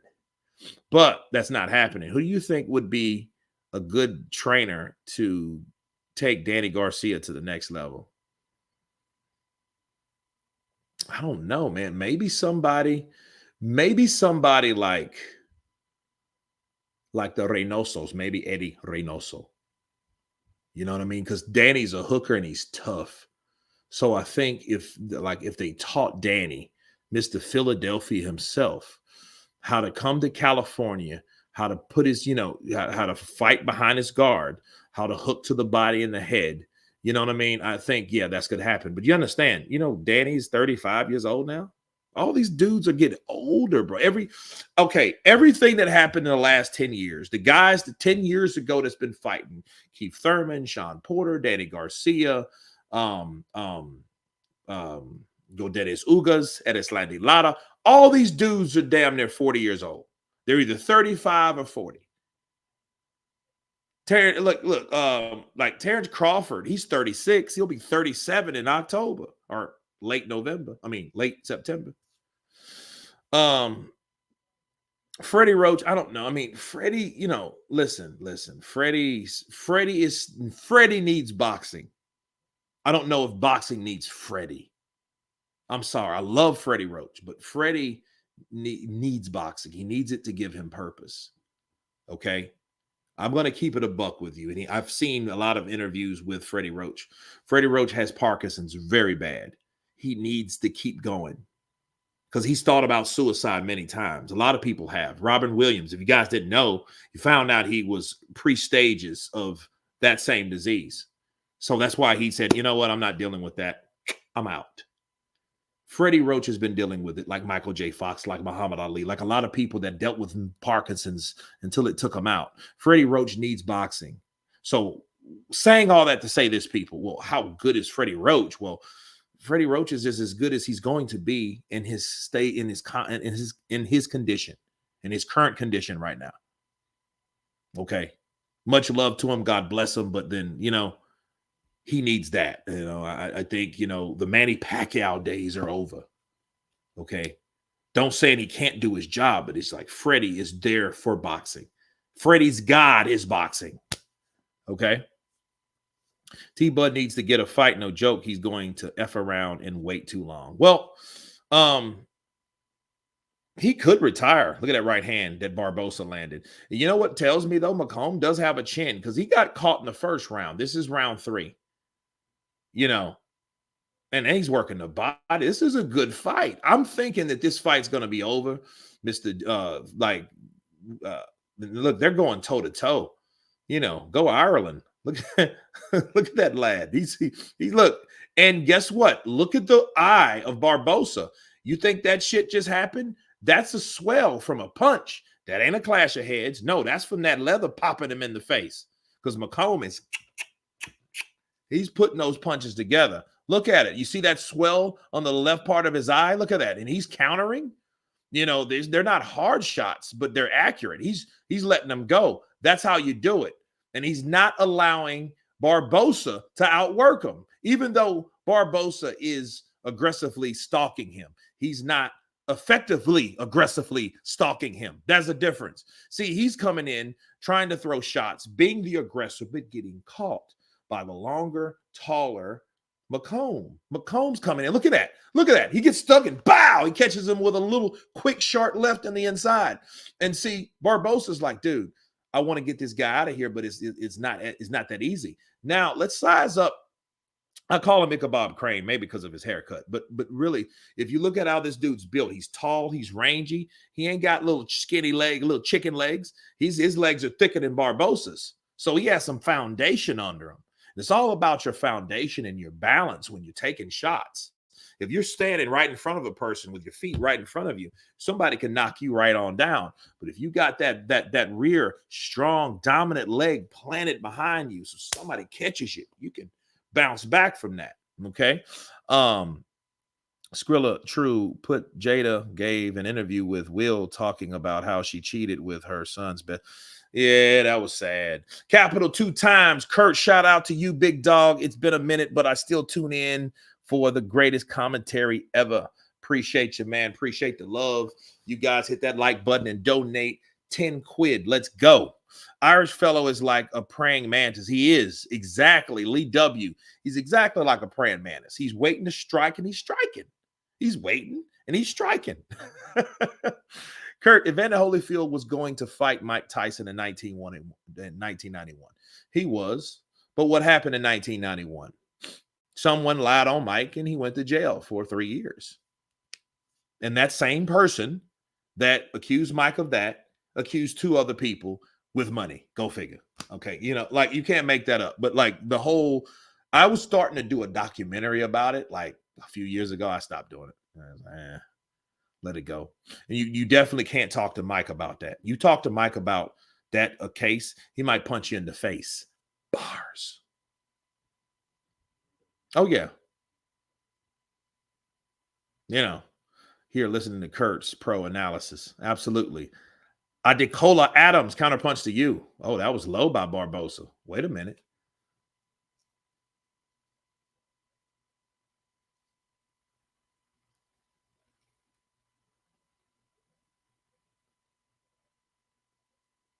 See Barbosa. See, thrown, landed up. It's close. It's close. Barbosa, he's stepping up the game, though. I mean, this could be like Jimenez and Ramirez. You remember that? Jimenez came and outworked Barbosa. Oh, nice punch on the inside. Oh, good left. See, Barbosa's coming in. He's drilling on the inside because he knows he has the shorter arms. He has to get closer. You know, look, he's trying to measure up those shots because he's trying to make them count. My man, Mr. Steve Willis in the building, looking like a black ball-headed Santa Claus with those eyes constantly staring down the action. He's not only a referee, he's also a critic and a fan. You got to love that man, Steve Willis. You know, everyone in the chat looking at the channel, donate $5 challenge, give Kurt a cash app. Hey, yeah, let's go for it. Who's going to get the first 5? Let's get it down. Go all the way live. Bars, Barbosa Jr., McComb going toe-to-toe. It's round 4. I thought this fight wasn't going to last. And let's see if McComb, because looks like McComb is slowing down a bit. He looks like he's getting a little tired. He might have shot his wad. Is round 4 for you guys. Yeah, it's round 4 with 40 seconds left. That's where we're at. Cash App. I have PayPal. I don't have Cash App. Long story. MLB pitcher Trevor Bauer is in a similar situation.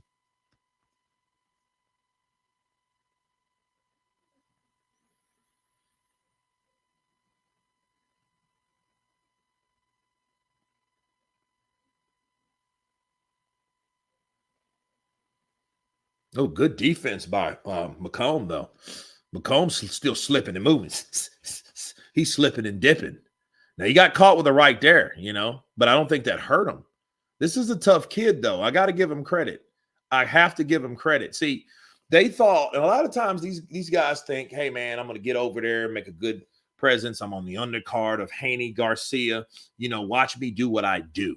Well, we're watching you do or try to do what you're trying to do. Because it's a hard enough fight for you. Devin Haney's already gloved up. So look, this is the next fight. So the good thing is there are no more undercards from this fight. This is next. Haney versus Garcia, the best versus the best. We had 6 fights between Ryan Garcia, Devin Haney, 3-3. Who's it going to be? Devin Haney or Ryan Garcia? Okay. These guys have fought in the amateurs already, and they're tied. Okay. Now, let's say this fight goes the way it goes, okay? Maybe, just maybe, we may have a rematch. But for one, what if Ryan gets the best of Devin? And we have the first challenge of the night with Matt coming in with that dub. Appreciate the love. We are lucky to have this channel. Thank you, Matt. Who's going to top Matt? That's a fact. Matt is on the scene with some green bars. Kathy W., I just got in from work. I'm going to get a power nap in. Peace out. Kurt, everyone, hit the like button. Bye.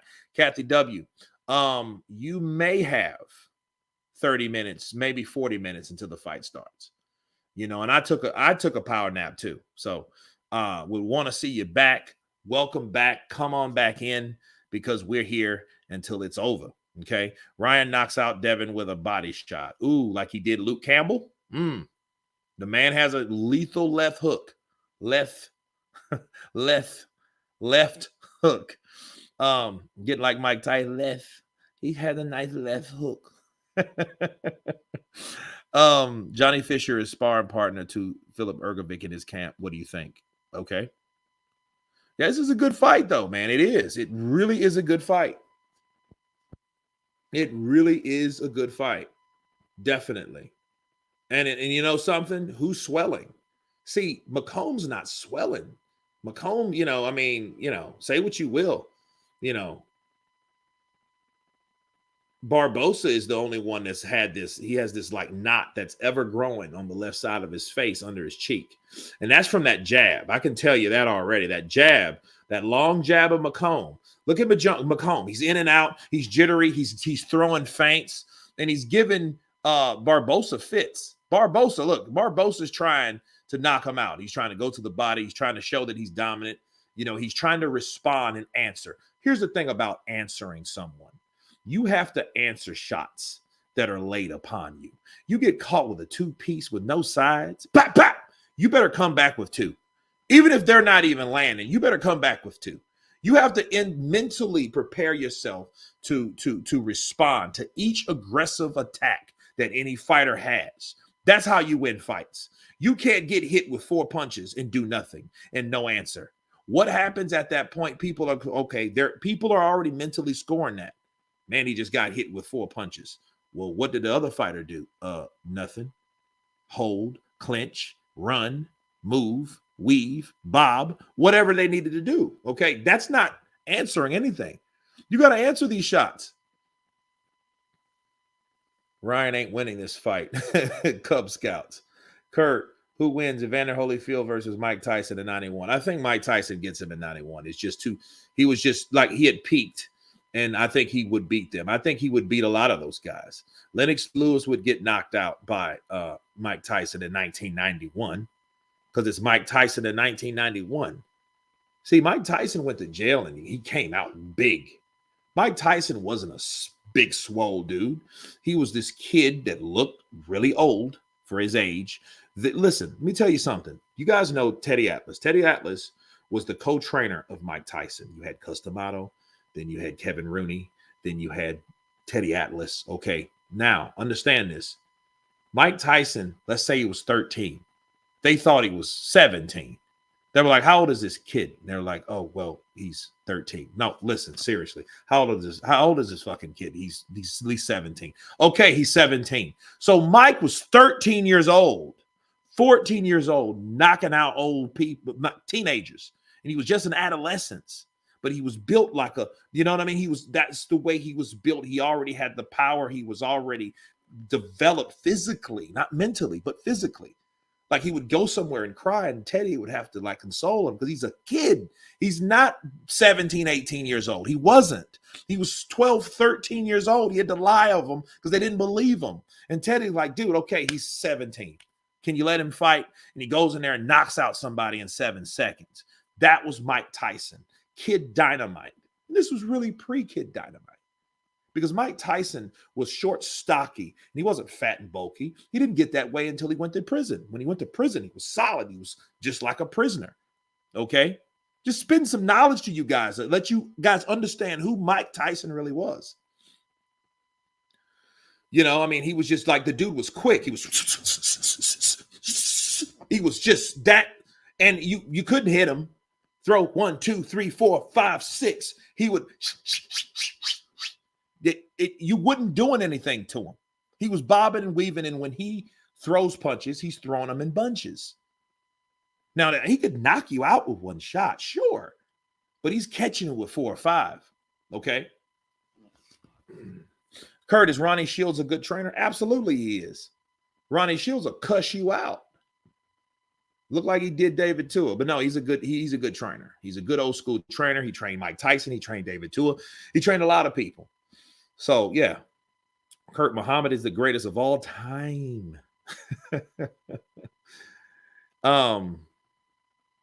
Mike Tyson versus Jake Paul is a professional fight. No, not really. It's an exhibition. How many rounds and how much ounces? I think it's like 10 ounces or 12 ounces, and I think it's 8 rounds.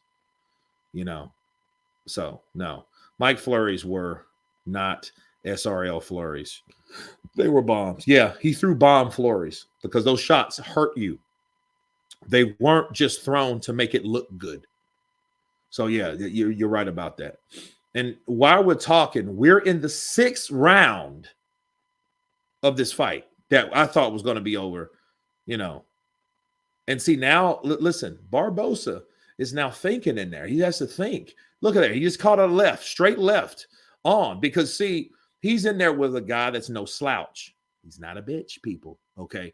He thought he was going to get in there with a guy that I thought. So I was wrong too. You know, it's okay to be wrong. It's okay. I was wrong. I thought that Barbosa was going to lay this kid out. Nope.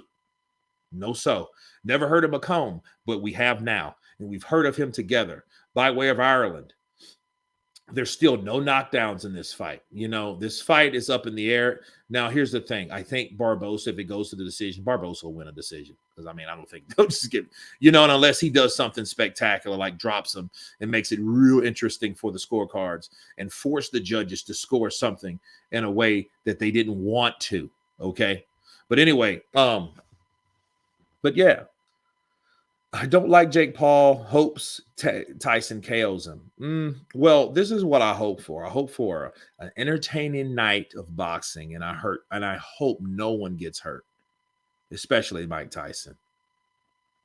You know what I mean? Because we all know Jake Paul is fighting Mike Tyson because Mike Tyson's damn near 60. You think he'll pull that shit 10 years ago? No, it's stupid. I mean, but he's only 26. So he knows I have youth on my side and I'm moving up. Mike Tyson's almost 60, but let's just be real. That may be the case. And that's the reason. He did the same thing to all these other Anderson Silva. Anderson Silva's almost 50 years old. He knew, well, let me fight this guy now because he's old. All those other guys that had no business putting on boxing gloves, that's what he did to them. Do you think boxers should wear smaller shorts while fighting? I don't care what they wear. I don't care as long as they cover the junk up and not look stupid. Okay, Skrilla 50. Psycho Crusher. I wish Mike Tyson could have trained Oscar Rivas. Absolutely. That's what I hope that to be for Oscar Rivas. I mean, solid build, tough, strong, short, stocky, built. He just needed someone he needed the style. He needed an emulation of how to get things done, being his size and using it to his advantage. Mike Tyson could have showed him that. Okay. He was 6 foot tall, stocky. Something's wrong with his eye. But dude, that's what it is. That's what it is. Kurt, is it possible Ryan had to agree not to make weight? No, I don't think so. He wouldn't have gave up that type of money. Michael Fuller coming in with half a duh. Everyone give Kurt 5 or better tonight. This guy is consistent and never asks for anything. Support him, fellas. Hey, appreciate the love, Michael Fuller. Someone be like Michael Fuller.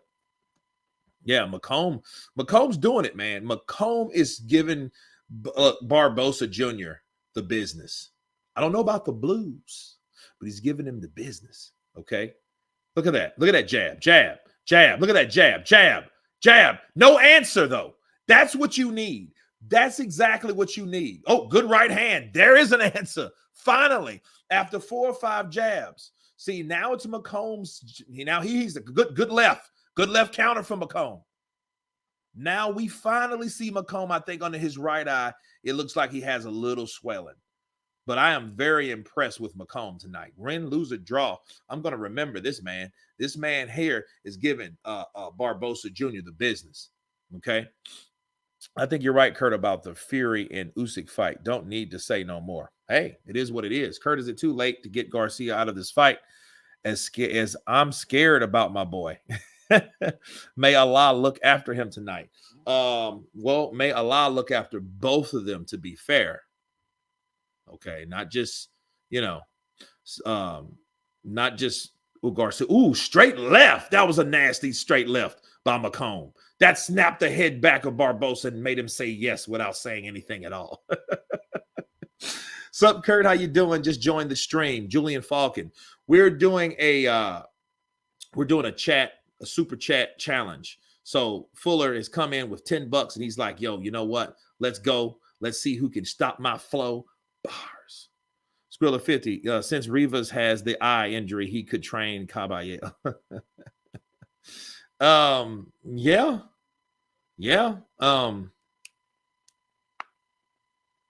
I mean, he could train somebody, Where is Caballero? Is he in Canada?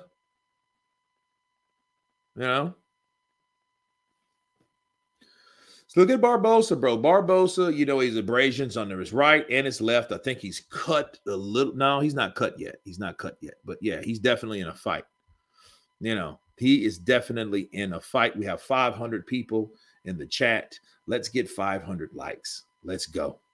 Are you top 3 toughest prime heavyweights? Tua, Bo, Holyfield. Toughest heavyweights.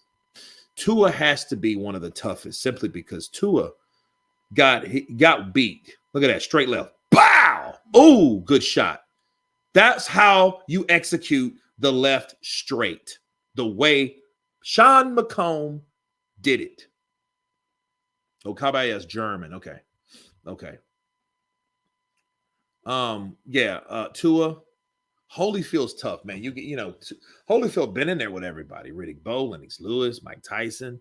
He's did it multiple times. Michael Moore, John the Quiet Man Ruiz.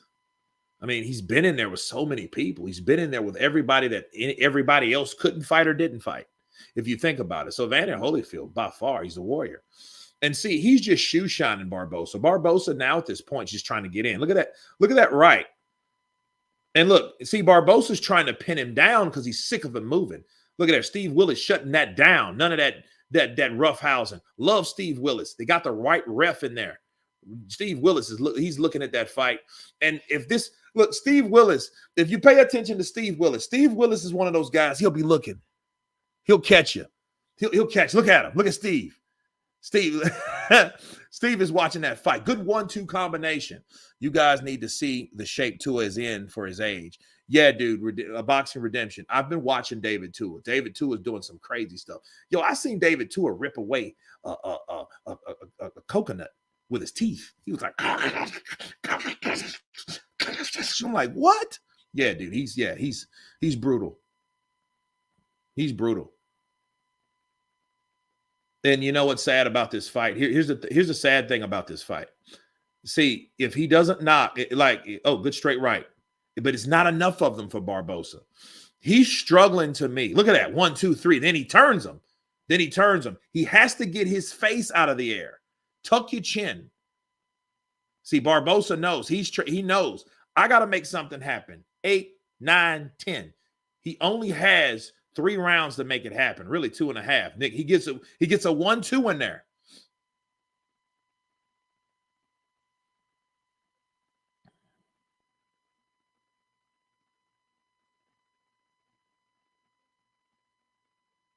Oh, that good right hook. Good right hook. Oh, good body punching. And if you make someone miss and you see, look at how the judges are looking at this fight. They're like, I can't believe this shit. Look at that guy. He's sitting there like, is this Mick doing this? Yeah, he's doing this. You know, a left hook over overhand left ended this fight rounds ago. Well, I mean, he's not doing that because see, here's the thing. This is what I come up with. Barbosa has to be planted to throw that left. That's what's going on. That's what's happening. Because his left is probably the best, but he's not. See, he's going to the body, and he should have been going to the body the whole time. See, now he's coming upstairs. He's putting the pressure in. Yeah, this is a fight. Look, this fight is very competitive, and Barbosa knows it. You know, he may get the decision because he's the known fighter. He's a known fighter. He's known for the he's like the co-main event guy. You know, so like, you know, he's built. I think he's a golden boy fighter. I think he's a golden boy fighter. You got to be shitting me right now. Best I've put on my Steve Wonder glasses, the boxing judges probably. Yeah, man. I mean, those judges are looking at this like, ooh, you know, it's hard to rob somebody. Kirk listened to the Garcia, knew he was gonna come overweight. Yeah, I seen it.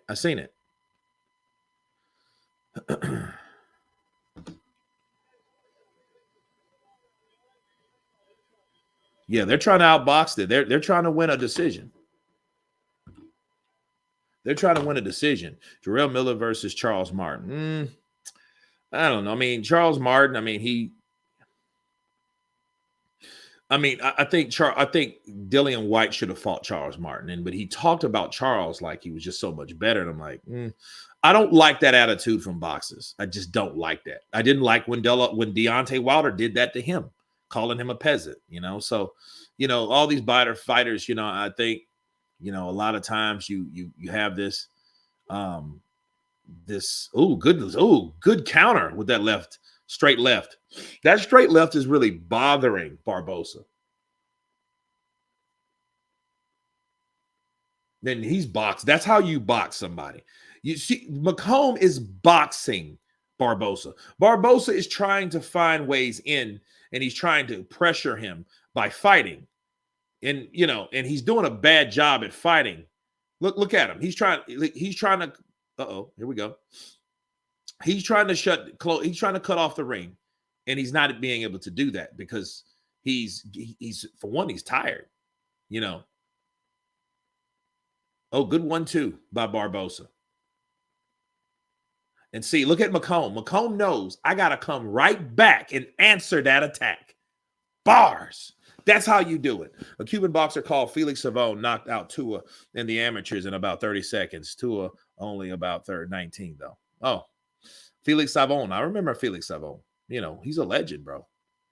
He's a legend.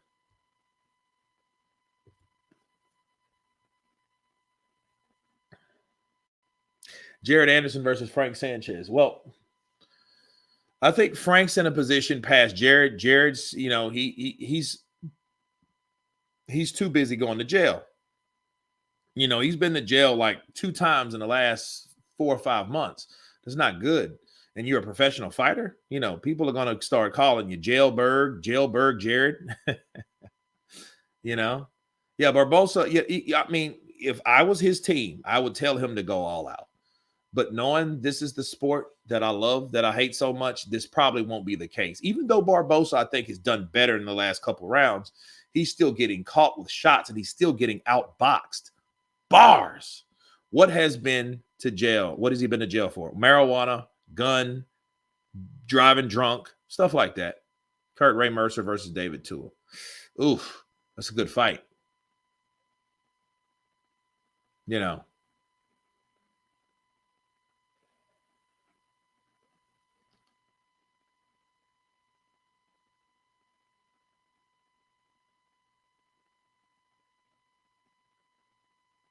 And see, here's the thing. Barbosa might run into something because the way he's too eager. He's too eager. And this is going to be the saddest part of the night, people. I'm going to tell you. When Barbosa wins on the scorecards, because it's only 1 round left. And Barbosa, I don't feel, will do enough unless he stops him or drops him. He has to stop him or drop him. If he drops him, okay, that'll be the defining moment, the pivotal moment in the fight. If he don't, you know, officially it should go towards Mr. McComb.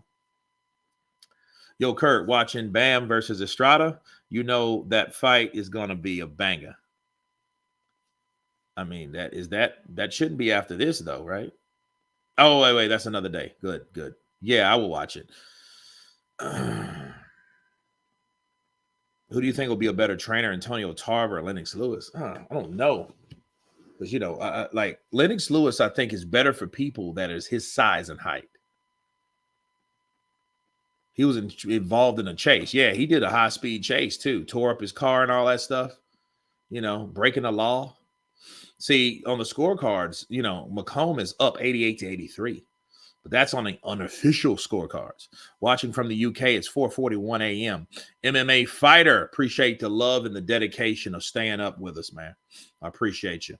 You know, see, Barbosa knows he has to come with something. This because see, it's not look at that 1-2, 1-2-3 punch combinations.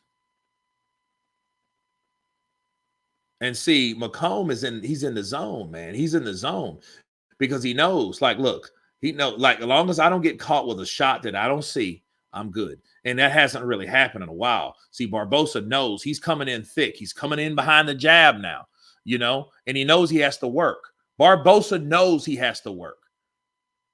Look at that. Look at that jab in his face. Jab. And see, McComb's in control. Now, something happened. I think he got caught with a jab, and it split that part of his eyes bleeding. I know that much.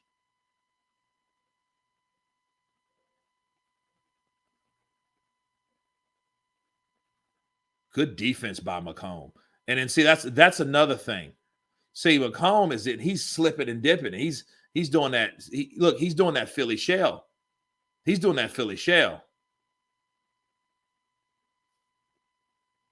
You know, if anything, this fight will probably be a draw. This fight will probably be a draw.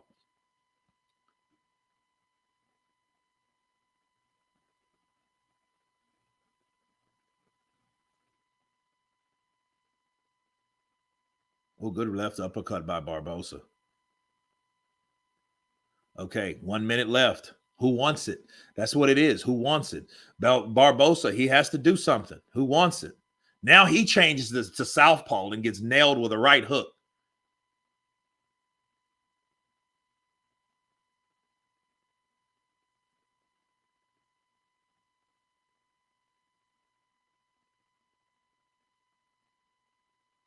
"30 seconds left."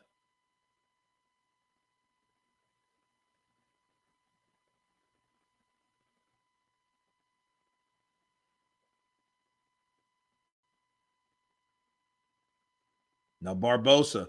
Now I think look at that. Now what McComb has to do, he has to answer those shots because he can't allow. Look, one thing about a competitive fight, there's no time to look pretty. There's no time. People hate that shit. I promise you. Judges will look at that and say, you know what, I'm going to give the round to the other guy simply because I don't like pretty fighters. Because if there's an urgency in the fight between two fighters, nobody ain't got time to look pretty. Nobody ain't got time to look slick unless they're just absolutely dominating. That didn't happen in that last round. So, if he's doing all this and slicking, and rubbernecking and stuff like that, he needs to understand, let me throw about 10 punches to show these judges that I want this fight and I deserve this decision more than the other guy does. That's how you're supposed to do it. Okay? So we'll see what happens. We'll see who wins this fight. We'll see if Barbosa wins. I'm pretty sure Barbosa will win. He's the house name. He's the house name. I'm not saying he won. I'm saying McComb gave this man the business. He outboxed this man. He more than likely outlanded this man. He landed the better shots. Okay, there were far few between from Barbosa. I think Barbosa thought it was going to be an easier night, which it wasn't, and he paid for it. However, he tried to rally back. He tried. Okay, let's see if he actually did it. But just because he gets the decision, don't mean he's actually did it. You know what I mean? Barbosa just got outboxed. Yeah, he just got outboxed. But look, Golden Boy needs some better ring girls. Okay. Barbosa needs to fire his trainer. So let's see. Yeah, they're parading and they're celebrating, but don't do that too quick. Okay. Most fighters find it hard to track scorecards while in there.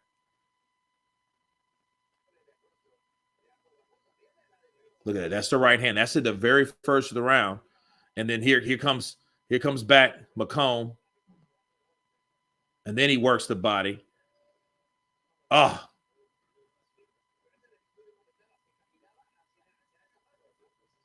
Look at that. Straight right.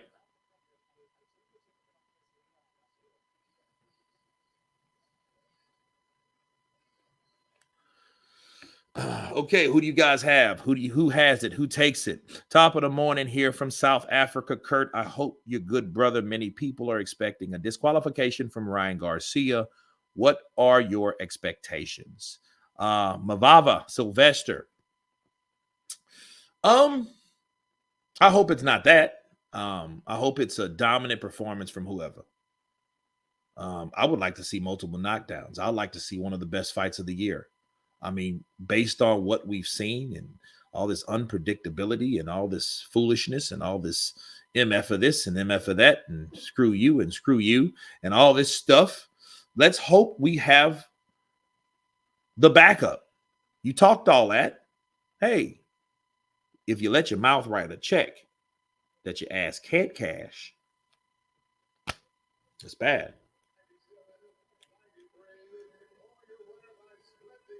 Watch this.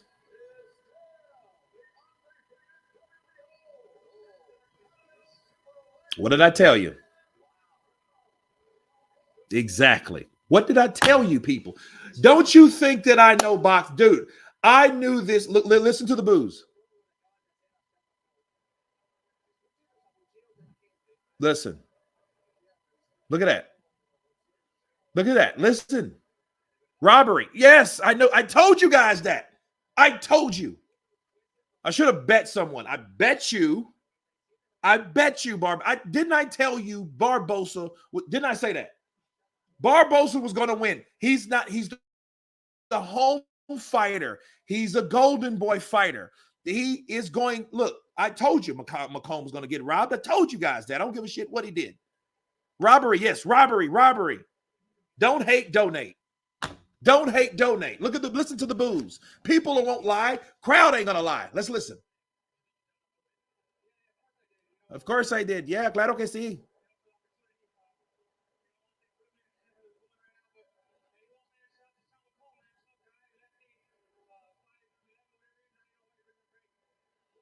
Look, Steve Willis over there telling, man, you won that fight. You know you won that fight.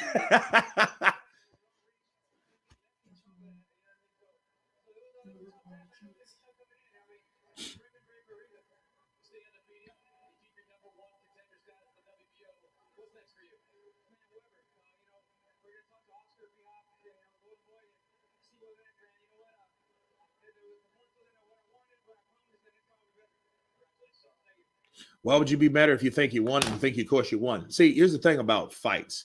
See, I told you guys, this fight was going to go the way it's going to go. I told you that. You're not going to give an Irish boxer from way over yonder across the pond a decision over a hometown boy that's promoted with a top American promoter. It's not going to happen. And in fact, Barbosa is needed for guys like Boots Ennis. Yeah. See, that's what this was about. I mean, it like, here's the thing. And it was a split. So if it was unanimous, that would have been despicable. That would have been worth throwing up. But you know, what they did was they like, okay, let's make it close. So, you know, we can't give it to them, but we can make it close enough for it to be believable. That's all that is. Look at his face. Look at his face. Look at his face. You know, and then, oh, of course I did. I probably didn't give everything I wanted to give you guys the fight. Yeah, you hear that booing. You hear people booing at you in New York. New Yorkers don't play that shit. If you lost, they're probably going to throw tomatoes and popcorn and Sprite and beer and, you know, all type of stuff at you. Skrilla, I'm not sure. I think Caballero beats him. Sick in my stomach. Yeah. Troy, I told you. Listen, I told you this is how it's going to go. I'm not mad about it. Why? Because I knew it was going to happen. People, listen. This is boxing, the sport that I love, that I hate so much. Okay. That's it. That's it. I told you guys that. Like I said, don't hate, donate. Because see, Barbosa was going to be, let's see.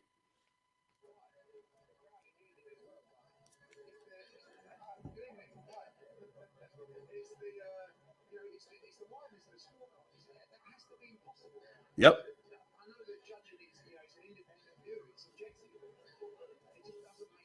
Right.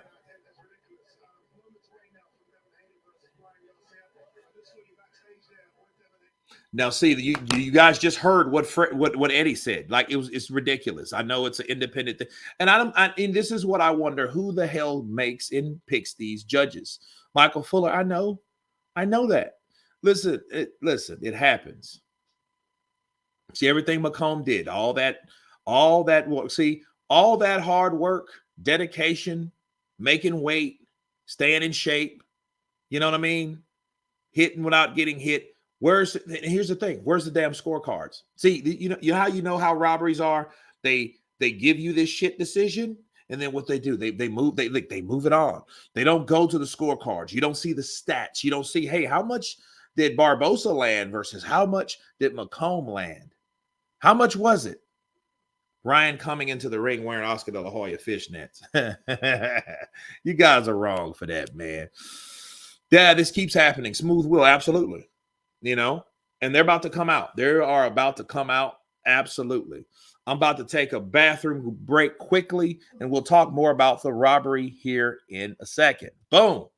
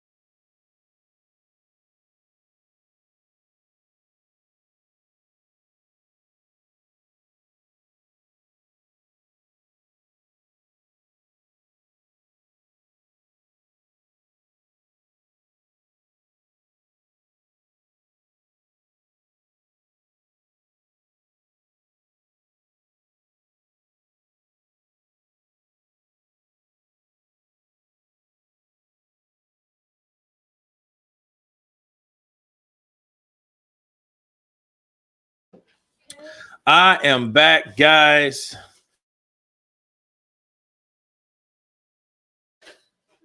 Let's see.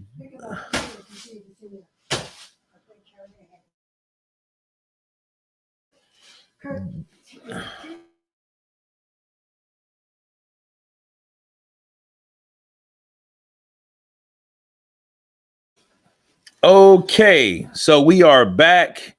Bill Haney versus Hopkins. What do you think? Well, I mean, Hopkins, you got to go with the pro. You got to go with the pro, man. Hopkins will destroy Bill. Yeah, I mean, you know.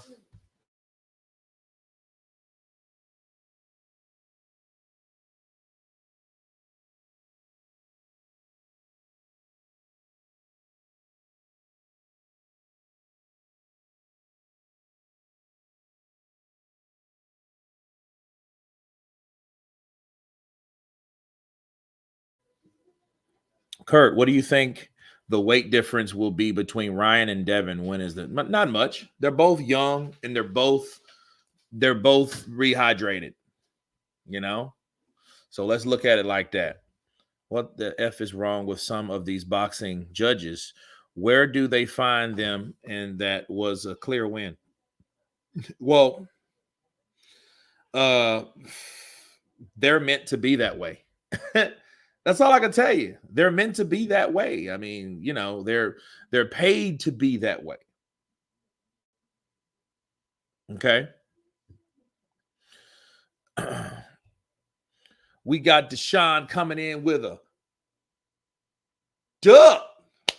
Yo, good evening, Kurt. Counterpunch boxing news and boxing fans. Good night for boxing. PS10 goes towards my front row seat. Appreciate you, Deshaun. Man, appreciate the love for you, man. You guys, man, have supported me all the way through for the last, dude. How long have I been online? I've been almost on YouTube for 9 years.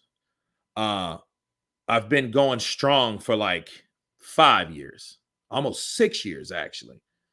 So, yeah, I appreciate the love. Deshaun, everybody get like him, J_kid coming in with another half a duh. He says, bless up my G Kurt. Keep killing it. Appreciate you, brother. J_Matt Kid 7 coming in with a half a duh. Boxing and has always been corrupt. Yes, it has. It has always been corrupt. That's what you have. You're going to have that. Kurt should boxing have open scoring? Well, either way, sometimes it'll help. Sometimes it won't. But understand this. I think boxing should have open scoring without the scores knowing that they're open scoring. I think that should be like something that they don't know until they're there, until they reveal like, oh shit, and then if it is an open scoring, they can't know that it's open scoring because once a judge, okay, let's say you got 3 corrupt judges, okay, 3 corrupt judges, and they all figure out, oh, it's open scoring. They know it's open scoring. They have knowledge of being open scoring. Okay, they're going to score accordingly. You know what I'm saying? But if they don't know it's open scoring, I think they should do that without notice. I think that should be the case. Corrupt since Ali times. Well, it hasn't been as bad. I mean, you had the mob a lot of that time. And I think what happened when the mob left off, the people that, took over boxing, seen what the mob did and kind of, it's almost with American with taxes. Okay. America got tired of paying taxes to England. So they had this big, stupid fight because they didn't want to pay taxes. Then when they defeated the British went home. And then what did they decide to do? Implement taxes. You see what I mean? So saying all that to say this, hey, they're doing that simply because they've seen it work for other people and other entities, but they can do it a little smoother, a lot better than they probably could and still benefit from it. That's that.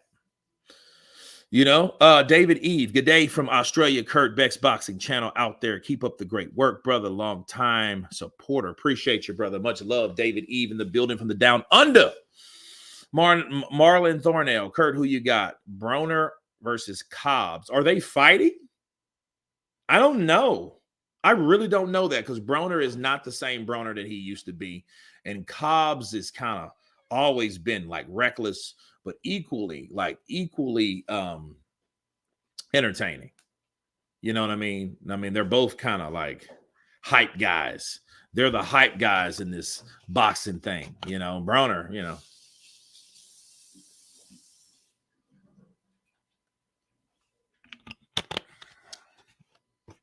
You thought Broner?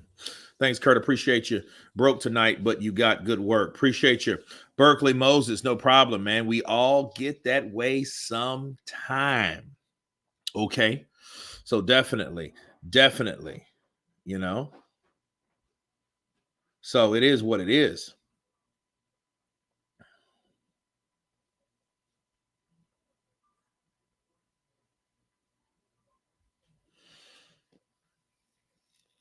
Yeah, May 31st. He is dominating this and will beat anyone, even Tank, but 2 years max. He will lose again to Maddie, and Maddie will go back to 147.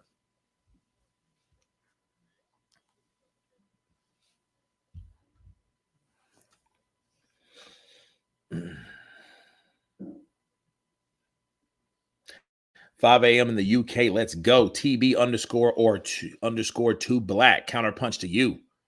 Absolutely.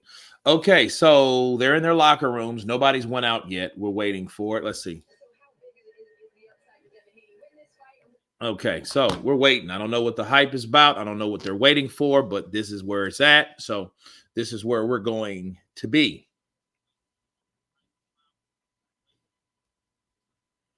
You know, so it is what it is, right? Because I love the American accent. Grew up watching US TV. Wow. Nice.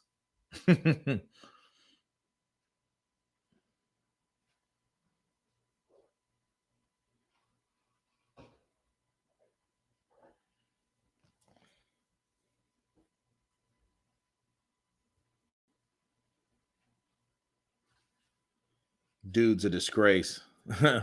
Bar Bumza have fight kill the whole vibe. Well, you know, it's going to happen that way. It was bound to happen that way. I think. Understand when you're dealing with a guy that's known, that's promoted by by the premier promoter. That's how it's going to be. Especially, see, you can't stop money trails, money opportunities, and how do they guarantee certain fights happen? They make sure certain fighters don't lose. Okay, that's all it really is, and that's all it really means. They have to keep doing that, because these guys will lose. Just like Barbosa lost tonight. We all know Barbosa lost. Barbosa lost tonight, and that's that. you know. So it is what it is. I want to know if that judge was British. I don't know. I don't know anything about the judges. You don't really have to know the judges. You just have to know the narrative. You just have to know the situation. You have to know what's going on. And what's going on is Barbosa is an undefeated fighter that's a champion or interim or whatever he is, and that's that. And they have possible future fights for him to make some good money, because if the fighter makes money, people, the promoter makes money. If the promoter makes money, the networks make money. See, a lot of people make money. It's a trickle down effect. So they can't afford to, hey, Macomb coming from Ireland and outboxing Barbosa. Oh, there has to be some type of plot armor to help Barbosa keep what he has. Okay, that's that.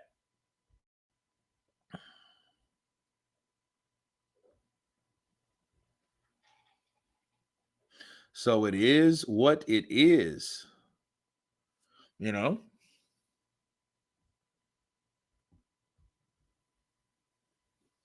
Who did Clarissa's hair and makeup? Who did her hair and makeup? I'm not sure. I have no idea.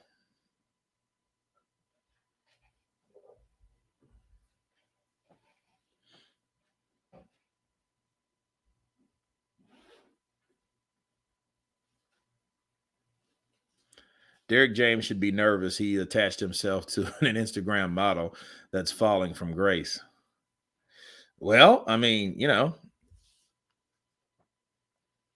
he's paid to do his job.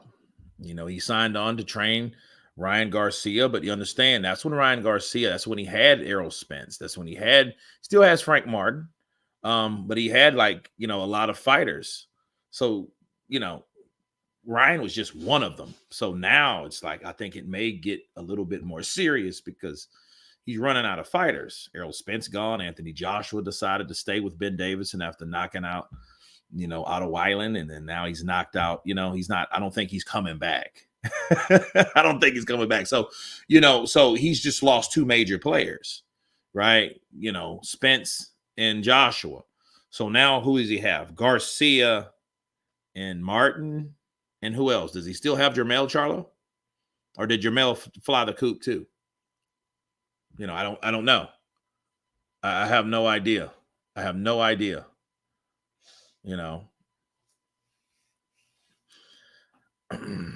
Ladies and gentlemen, let's get ready to rumble. They're in New York City. I don't know why they're tripping on New York City. It's a great town. It's a great town.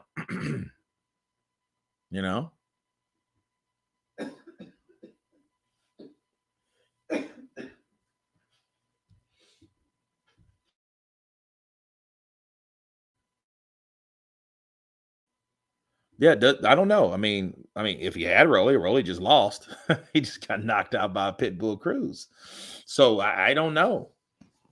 But New York, man, it's a great fight town. What do you mean?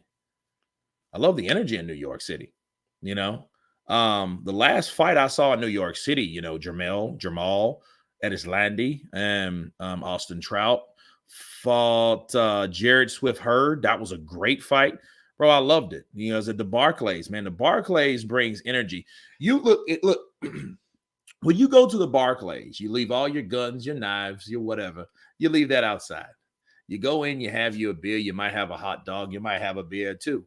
But one thing's for sure. One thing's about the Barclays Center. I love the energy at the Barclays. The Barclays has its own. Brooklyn has its own energy. You create friends right on the spot. Yeah, you like that, didn't you? You like that. Not knockout those. So everybody's just crunk. Everybody's hype. Everybody's in tune with what's going on. It's nothing like a live fight. Nothing like a live fight. I can sit here and preach to you, and I love you guys that come in, but man, it's nothing. You have to get a live fight in your life. Okay? Hope you get more than one, but you at least got to go once. Because a live fight, you see someone get hit and the sweat flies and everybody goes, oh, right? Everybody's drinking. Everybody's eating popcorn. You see guys call out fighters because all of what happens. The boxers, the promoters, and all that, they're in the front row. Like this guy called out Deontay Wilder. So I was sitting here on the side, and then the guy who was right looking parallel to Deontay. And you could see Deontay, Keith Thurman, Errol Spence. I think Broner was there. And I know those four were there in the front row. And this big Spanish dude calls out Deontay. Deontay, you're a bitch. Right? Deontay looks at him. He sits there and he looks at him. And then he kind of turns and ignores him. And the dude's like, yeah, I'm talking to you. What's up? It was crazy.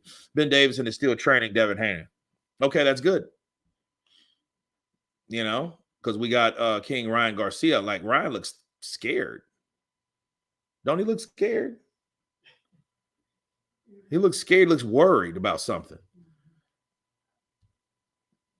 President Brush coming in with that Cinco. Do you think it's right that interview fighters right before getting in the ring from the UK? And this is unusual. They're taking fighters out of their zone. I kind of do, I kind of do.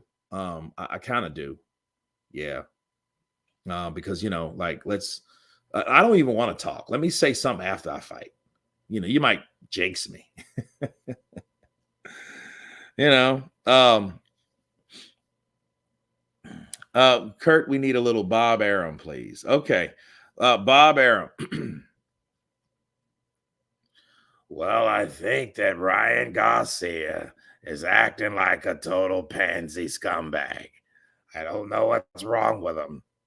He might have been hanging out with Oscar De La Hoya too long. Oscar played it better than this guy.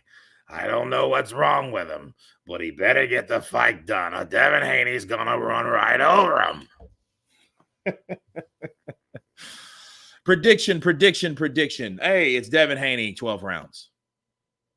Devin Haney, 12 rounds. But let's see what Ryan does. King Ryan Garcia has entered the ring, people. We have over 600 people in the chat now. It is time. The time is over. These guys will get it on. And this is what we have today. Okay. So,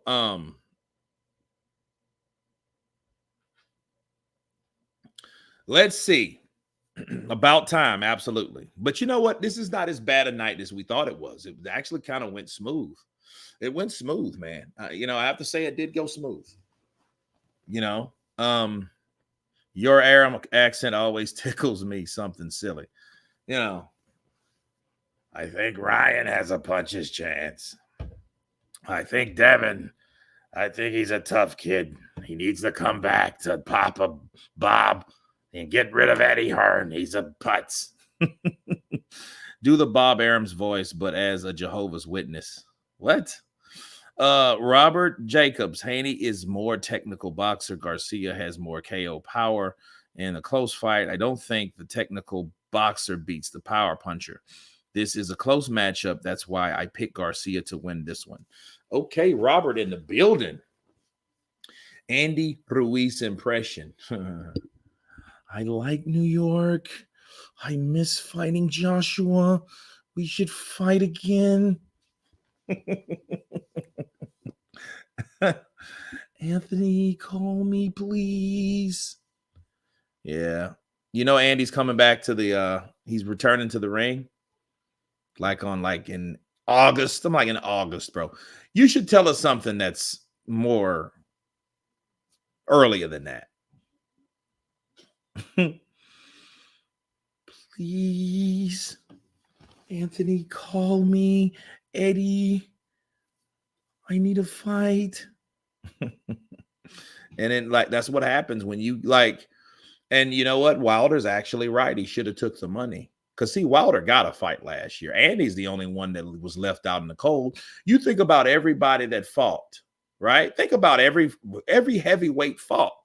Usyk fought, Fury fought, Joshua fought 3 times, Parker fought 4 times, Deontay fought, Joe Joyce fought, Zhang fought, Ergovic fought. Everyone fought. Sanchez fought. Jared Anderson's fighting. Everyone fought but Andy. Even Luis Ortiz. Yo quiero pelea con lo que sea. He fought.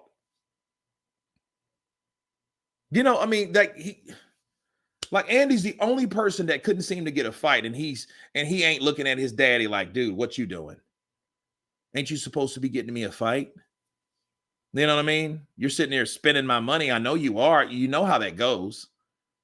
Those guys take probably so much advances. I bet you Andy's so tired of going to the bank.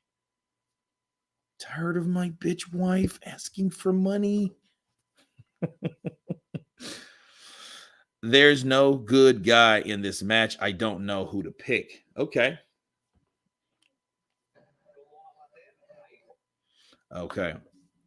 Honey, Roy Palmer is still the only fighter to beat 10 men in a night. This man fought 10 men in a night? Wow. Kurt, did you watch the Michael Hunter fight? I watched the exhibition now that I know it's an exhibition. I saw it. It was trash. But hey, it's good. I'm glad it is an exhibition. But then I'm thinking, why would he do an exhibition? And if he's a fighter, and that just shows you how far he's fell off. You know, Andy probably always wants too much money. If he, I mean, look, yes, Andy wants too much money, and I think what he does, if he ain't fired his dad, he probably told his dad what he expects. So his dad is doing the job that his son is asking him to do. The only problem is he's asking for too much money. This ain't 2019. This ain't an undisputed Anthony Joshua. This isn't a fight where Joshua needed an opponent and then you slid in there by begging and pleading and praising the God and hoping you would get that fight. And you were blessed with that fight. Andy was blessed with that fight, but his blessing became his immediate curse, because instead of him getting knocked on out like everybody thought, he ended up catching AJ, knocking him down 4 times, stopping the fight in the 7th. So between June 1st and December 2nd, this guy turned into a diva. He was eating sushi off chicks with the paws, telling his baby mama, we didn't know that. He was telling his baby mama, I'm the champion. Bitch, you don't own anything here. I'm the champion. Right? And he got that second check. Came in at 300 pounds, 283.4, I think it was. No, absolutely not. Listen, and for the record, I think that, Andy, that those 2 checks was I think he pretty much knew I ain't getting checks like that no more. And, and I think he wanted to kind of savor the moment. You remember when Juan Manuel Marquez knocked out Manny Pacquiao and they wanted to give him $25 million to fight Pacquiao, and he said no, because he wanted to remember the feeling. He wanted to end the saga. They fought 4 times. He knocked out Manny Pacquiao in the 6th round, 2 minutes and 59 seconds. December 8th, 2012, people. He knocked Manny Pacquiao out on his face. And he didn't want to fight no more. He didn't, because what happens, Manny comes back and and then what started really happening with Juan had a bad knee. Remember that? He was going to fight Miguel Cotto. And it never came to fruition because his knee, he had problems with his knee. If he's smart, he's down there in Mexico with all that money he got. He needs to get that stem cell treatment. That could help him out a lot. But they didn't have that shit back then. That's new age stuff, right? Hey, Kurt, early for me. Great Britain, counterpunch to you. Double D in the building. Okay. Yeah. He looks nervous, man. Ryan looks nervous. I can understand a little tension, but like his face don't look as, he looks amped. He looks amped, but I don't know. I don't know what's going on with him. Yeah, I'm excited, man. I'm ready for this to happen. I'm just really more interested in to see why Ryan is looking the way he's looking. That's the crazy thing. That's the crazy thing about it.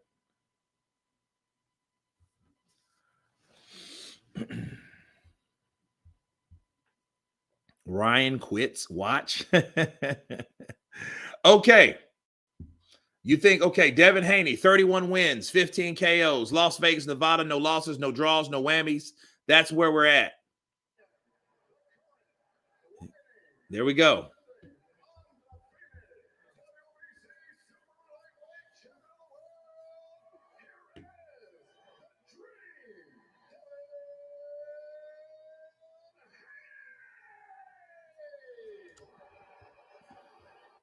There we go. Devin Haney. Okay. Dirty Harry is here, Kurt. You're great. Okay, cool. That's what I'm talking about. Ryan 100% quits. A Bear. Or is it Herbert? Ryan on China White. Okay, here we go. All right. The fight is about to begin. The main event is here. Let's see what happens. Let's see who wants it. Let's go. Let's get it. Let's go. All right, let's see. Okay. Ding. Ding. There we go. All right, they're in the middle of the ring. Okay, guards are up. Ryan comes in with a lunging left hook, as you know he would. Jab for Ryan, misses. Okay. Devin hasn't thrown anything yet. Ryan he's measuring out his jab. He throws a jab. He comes in to engage. He's trying to cut off the ring from Devin Haney. Now, this is one thing apparent. Devin Haney ain't in the middle of the ring, is he? Because Garcia was coming. Garcia comes in with a jab. He's jabbing. Right hand, overhand right, left hook. Right hand coming in. Scathe the head of, Garcia. He catches Devin Haney with a left hook. I know showbiz is going crazy right now because he bet on Garcia. He gets caught with that left hook that wobbled Devin Haney. He throws a left hook. He misses. Oh, another left hook lands. Right hand. Here comes Garcia back with another right. Right over the top for Garcia. Straight 1-2 from Garcia. Oh, right hand to the body from Garcia. Oh, straight right uppercut. Left hand's overcut. Man, look, Garcia is coming to destroy. Wow.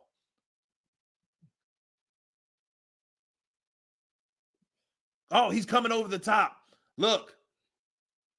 And this is one thing apparent. Devin Haney hasn't threw anything magnificent or significant at any time in this fight. He gets caught with that left hook. That's the punch that I was wondering what Devin Haney could take from Ryan Garcia. Ryan Garcia's a hooker. You have to watch the left hook. If you believe in anybody's power, you better believe in Ryan's power. Okay? I told you, Kurt, 2 years. Why did I doubt showbiz? I don't know, Julian Falcon. He put I don't know how much he put on it. He puts a lot of money on those fights. I'll call him later. Because he's gonna be over the moon. Is Ruiz in contract with PBC? No, he's not. I don't think so. I don't know what he's doing, bro. I don't know what Andy's doing.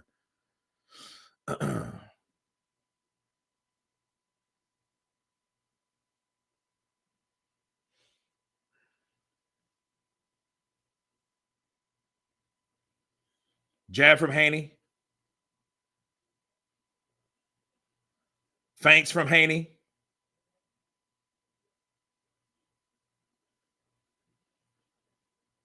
Oh, Haney comes in. I don't know if that comes in for a clinch. I don't know what that is. I think he's just trying to avoid the big shots from Garcia because I know that left hook shook him up. Good left hook from Haney. Good left hook from Haney. Haney comes back with his left hook. Something's going on with his forehead. I don't know if it was a clash of heads or what. Let's see what's going on with him. No, that's just a shiny part of his head. Okay, Ruiz is another busted Douglas. Do Andy's talk to his dad? Dad, I'm wondering when are you going to get me a fight?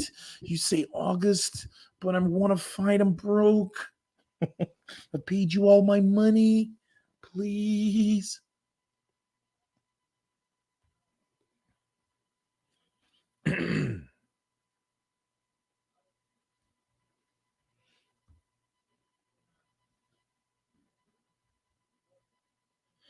Dude, here he goes. Now check this. Now watch. Bow! He gets caught. He look, that knocked him off. That caught him right in the chin. Bow! You see how quick that left hook is? You can say what you want about Ryan Garcia. You can say he's this, you can say he's that, but that man has a left hook that can crack. Bars! That's what we saw. Jab to the body by Haney. He misses with the left hook. There's a Robert punch. Okay, yeah. They're going to have to stop that. Harvey Doc, do your thing. Do your thing. Harvey Doc has become a premier referee. You know, he's really earned some stripes since that bad refereeing with I think it was Khan and what's the guy's name? Looks like Richard Pryor from Maryland. I forget his name now.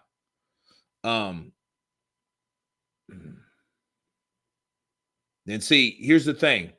One thing Ryan doesn't want to get is one-dimensional because everything is starting with the hook. If you notice, he jabs, there's a hook. He jabs, there's a hook. Now I can understand him throwing it, but understand this.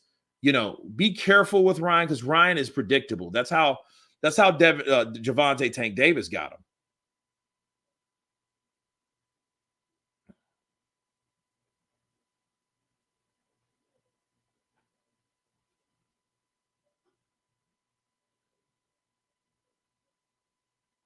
Jab downstairs, left hook.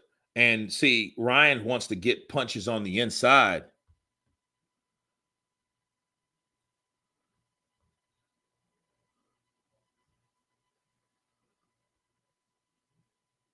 Feint from Devin.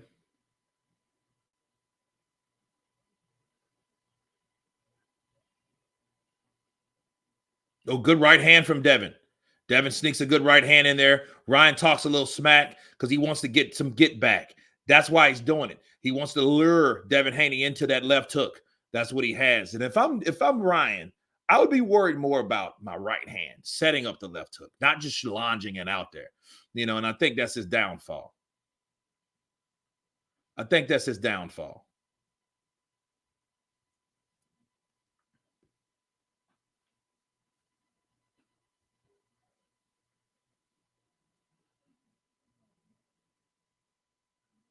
Look at Ryan, got him in a headlock.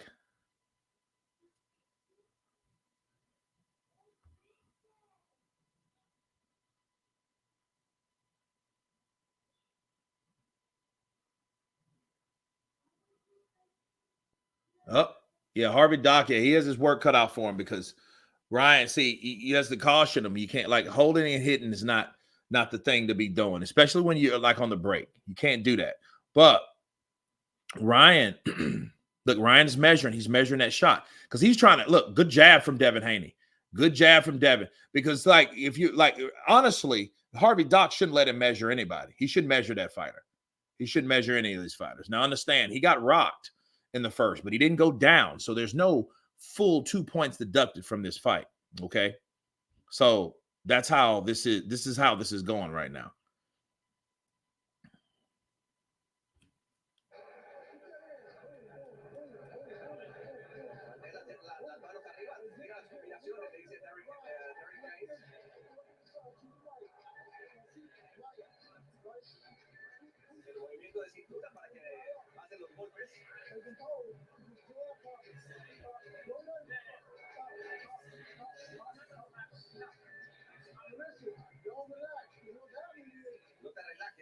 You said don't relax because that's what happens. Boom! He comes over the top. Now he counters with the left hook. Now he counters and he hits Devin, but Devin's punch, that right hand, was better. Now they traded, to be fair.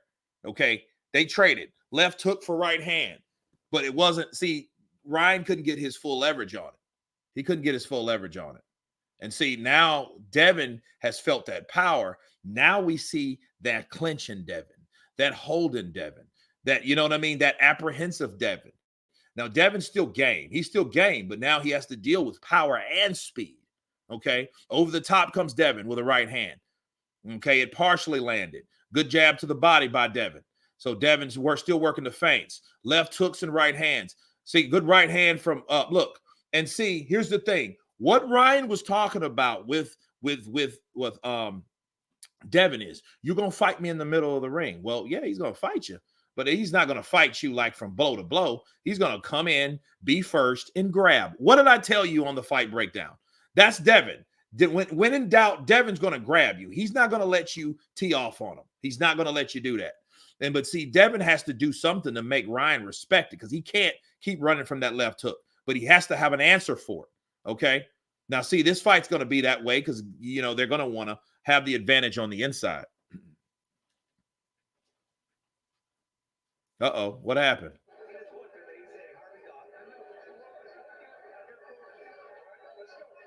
Okay, see, I got both of you. He ain't worried about it. No retaliation. Somebody hit someone low, okay?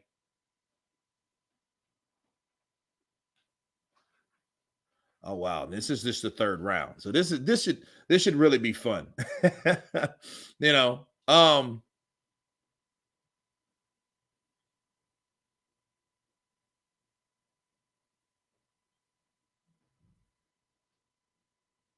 Yeah, this is crazy. This is a very interesting fight.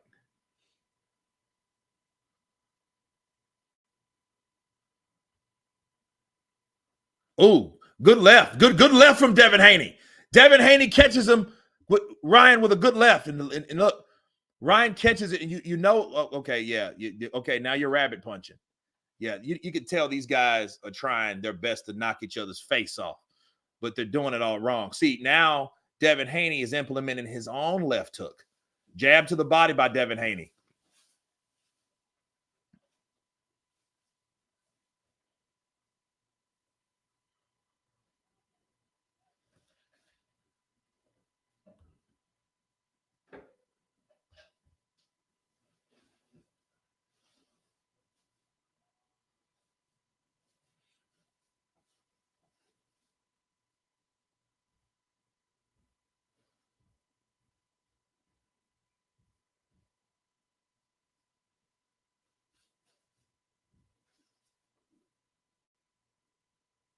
Round 3's in the books.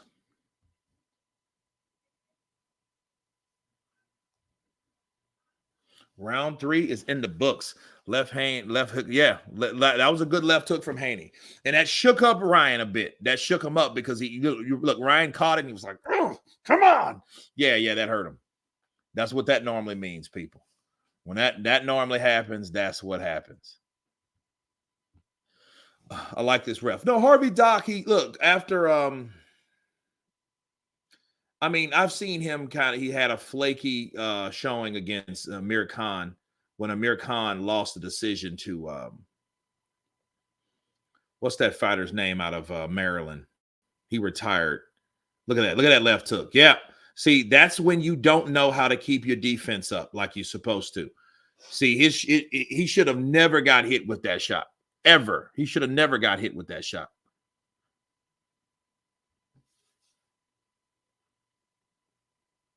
And to be fair, they're both hurt. They're both holding.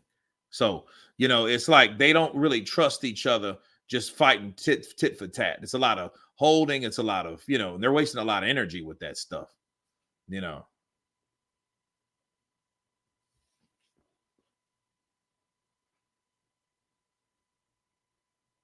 And see, this is what you have. You have a lot of holding, a lot of this stuff here.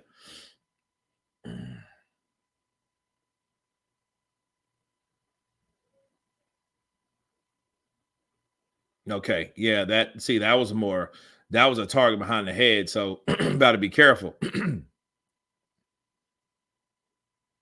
Be careful of those rabbit punches. Good jab from Haney.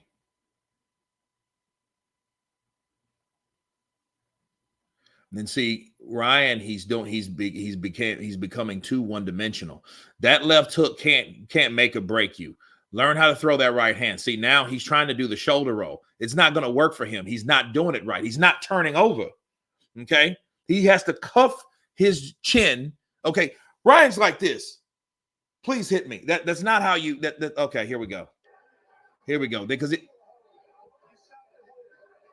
exactly. Good refereeing. Because they're both holding. Like I said, they're both holding to be fair. See, the measurement should stop. Good left hook from Haney. These guys have fight, dude. You either fight or flight. Good right hand from Garcia. Then he holds. You can't look. Stop the holding. Let the holding go. This is what we're dealing with. This is going to be like Harvey Dock got his work cut out for him. And see, Ryan don't know how to use the shoulder roll. So why the hell is he using it? He's like it makes him a one-sided fighter because he's only protecting a part of his face that he doesn't need protected. Ryan's just trying to knock him out, and that's not going to work. Devin's going to look. All he's going to do when he calms down, when they start deducting points, when they start understanding, like, look, you can't keep holding on when you're in doubt. You're going to have to fight. Then we're going to see who's the better fighter. Okay, they both hit each other with left hooks. They both taken each other to a certain place. I think Devin was a bit more hurt than Ryan, but Ryan, he got that left hook too. He knew what that 140-pound Devin Haney or whatever he is that way.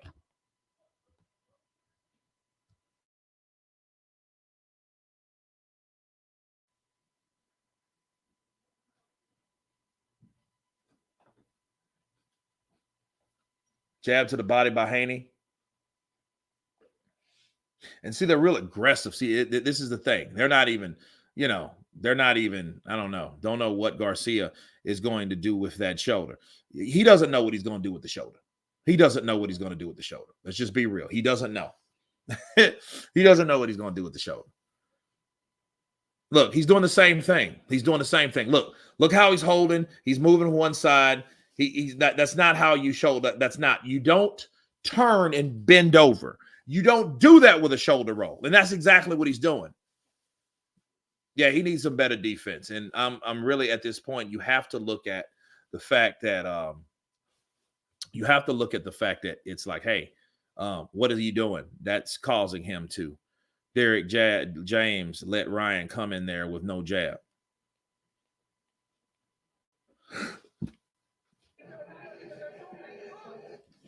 And see, the way he's talking to Ryan is not. It don't even sound good. It don't sound good at all. Okay. And here we go. Round five. Here we go.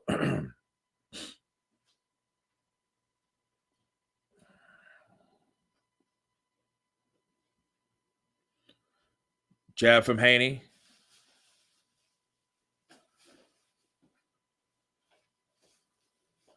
Then where's the jab from Ryan? Ryan has no jab. He's coming in with a hook. Set the hook up with something.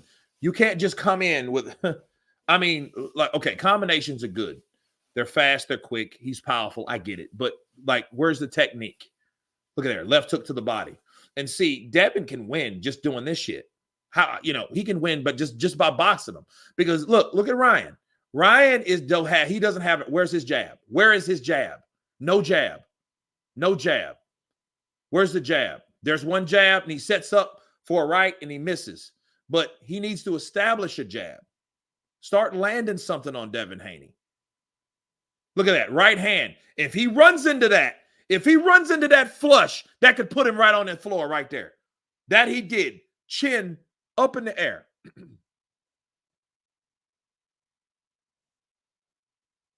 Good right hand from Devin Haney.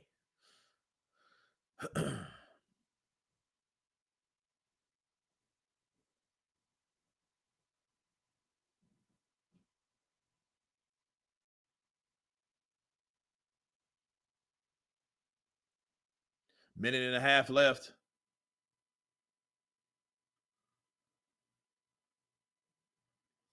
Jab to the body by Devin.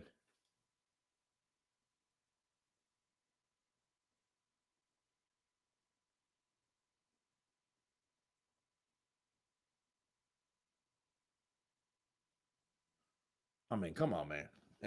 Like.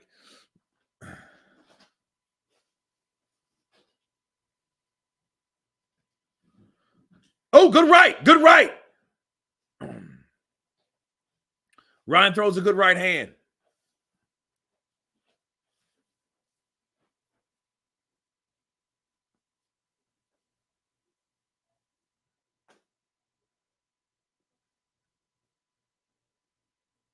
Oh, good right hand for Devin Haney.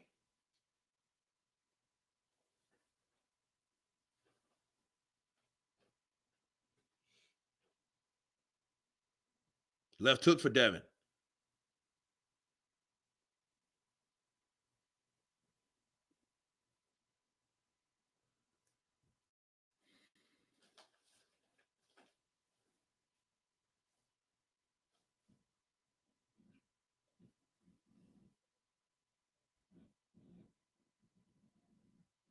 Okay. Yeah, this is a snooze at this point, dude. It's just like, I mean,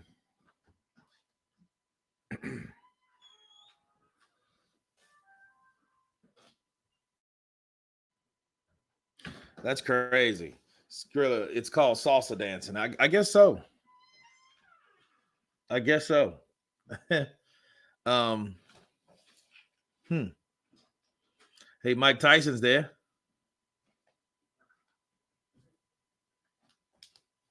Evander Holyfield's there. We got some hard hitters in the building. Bernard Hopkins, executioner. Roy Jones Jr. in the building. Y'all must have forgot. Love Roy, man.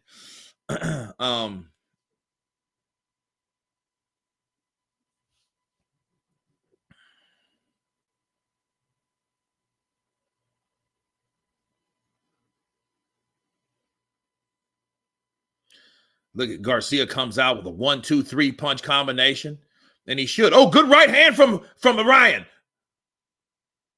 Ryan's coming out with a whirlwind of punches. Ryan's coming out. Back. Hold on, let's see. Okay, here we go. I don't know what that was. I was trying to see what that was about. So let's see. Now he retreats. And I don't like that at all. I don't know what he's look at that. The right hand for Haney. Haney needs to come back.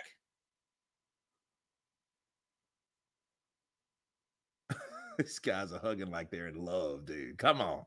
You know? Hugging like they're in love. Come on, man.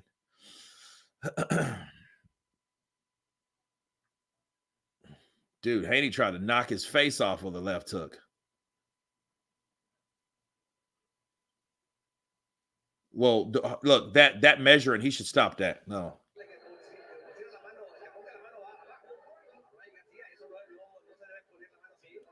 Okay, let's see.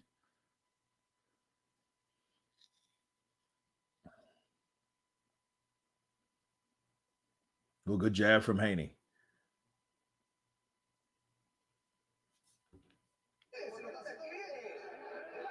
Yeah, he's turning his back, dude. Earth Talk's like, dude, this dude is like, you know, that's holding and hitting. Yeah, this fight is as nasty. I mean, as the buildup was. I mean, this is what the buildup looked like. You know, you know what I mean? A lot of holds, hugs. I mean, this is the 6th round already. You know.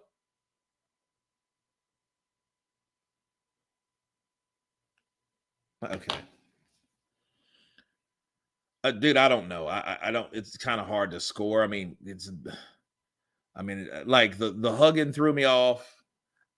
You know, Garcia comes out in this round swinging. You know what I mean? And it's like, okay, are you doing that because you got him hurt? Or are you doing that because you're trying to convince yourself that you're going to win? I mean, you know what I mean? Like he's throwing finishing combos to someone that's not hurt. You know, those things you do to someone that's hurt. You catch him with a good shot and then you set up your shots. You know.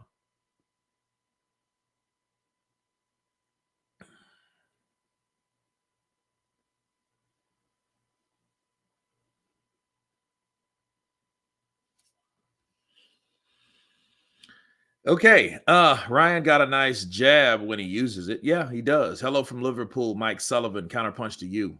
I just woke up for a pee in the UK and now I'm listening. Rishi, what's up, brother? Counterpunch to you. Haney looks terrified to fight. I mean, you know, and look at Derek James. He's just kind of showing like, dude, you guys should have been working on this instead of all the stuff you saw. Look at that right, the left. I would have to give that round to Ryan. I mean, that round. See, he's hitting him. I think he thought he hurt him. Look, he's just throwing shots. They're not calculated. They're just kind of sporadic shots. And you know what happens? This is what Ryan's doing. He does this until he comes down and he does this. That's why he's getting hit. He's not staying in the stance. That's his problem. You can't fake shoulder roll. That's why he's getting hit. Yeah, Ryan needs a lot of work. Good right over the top. Good right over the top for Haney.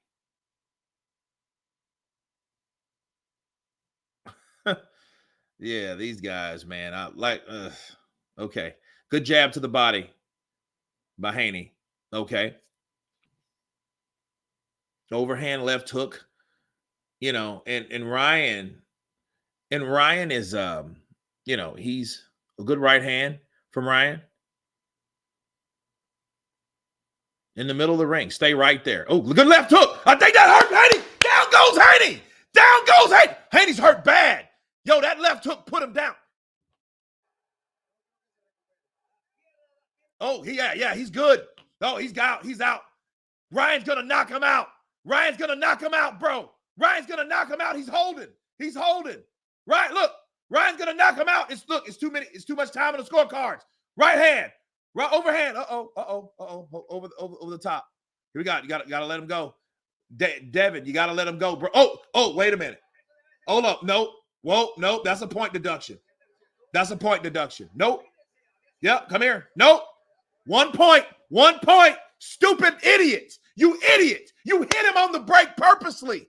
You idiot. That's what happens. And now Devin's going to survive because you gave him too much time, you idiot. Ryan is a moron. He's a moron. Look, he had this guy dead to rights. No, look. Ryan hit this dude. Idiot. He had him dead to rights. Now he's throwing the left hook. Now he can get him out of there. Overhand right. Look at Ryan. Ryan's coming at him, throwing everything in the kitchen sink. No knockdown. Okay, see, here's the thing. Yo, look. He better hold it together. It's a minute left. And see, here's the thing. Ryan Garcia has hurt Devin Haney to the point where he's holding on for dear life. But he had a point deduction, so it evens up the round, possibly, more than likely, probably. Right hand. And see, Devin Haney. Oh, another right on the break. Ryan needs to get him. Get him. Take him out. Look, Devin's hurt, bro. He's like, that's knocked out status. Look at that. 30 seconds. 30 seconds, 26 seconds. Can he out? He has to hold on. And see, here's the problem. Ryan's not a finisher. Dude. Fucking idiot, dude. Idiot. Oh my God, he's stupid. Oh my God, he's so dumb. He's so this was dumb. This was the dumbest thing I ever seen. Look at this. You can't make this up. Ryan drops this guy dead to rights. Devin should be out right now. Devin should be gone, bro. He should be gone, bro. I mean, look.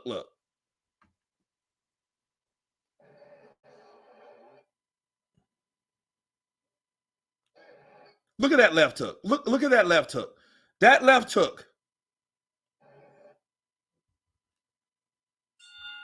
You were just hooking. Harvey's.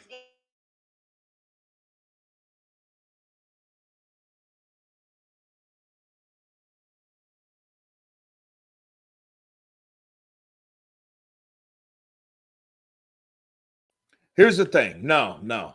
Look, that Harvey Doc did what he's supposed to do. He did exactly what he's supposed to do. And I'm going to tell you why. He did what he's supposed to do because Ryan did that maliciously, knowing that he already hurt his opponent. Okay. No. Look. See, he's beating the hell out of Devin. Like, Devin don't have anything to hurt him with. See, and Ryan knows. He's tasted the power. Look at that left hook. That's a left hook that happened. And look, Ryan, look.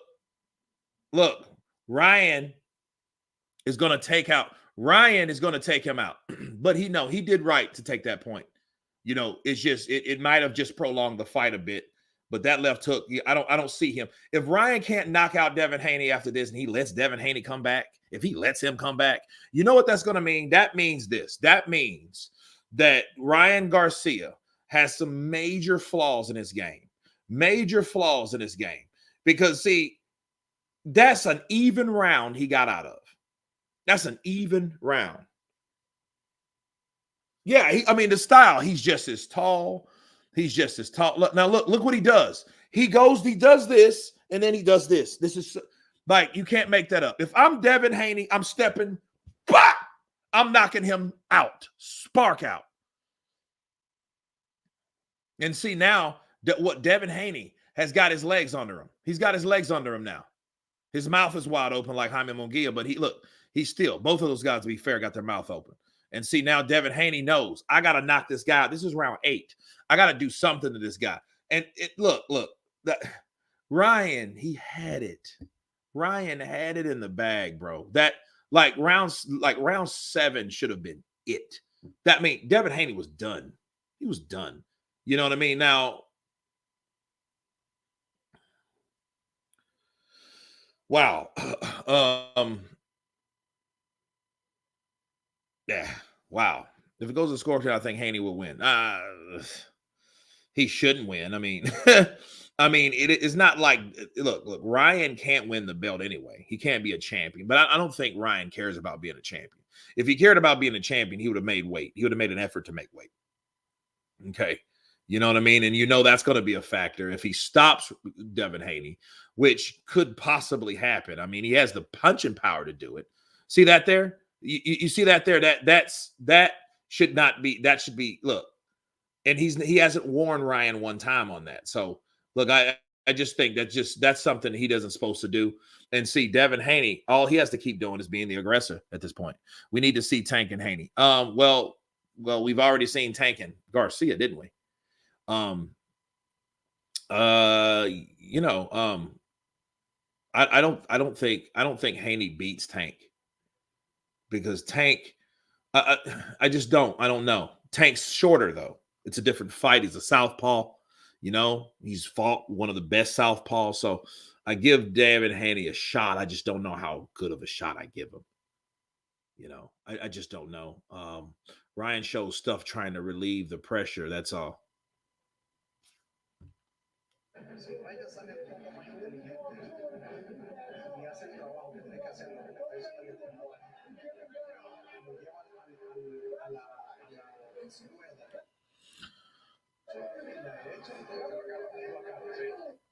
I wonder if he's even listening to because he's looking all over the place. Why are they protecting Haney? Ryan is the superstar. Garcia up now. I mean, he should be up now. You know, you like I don't know.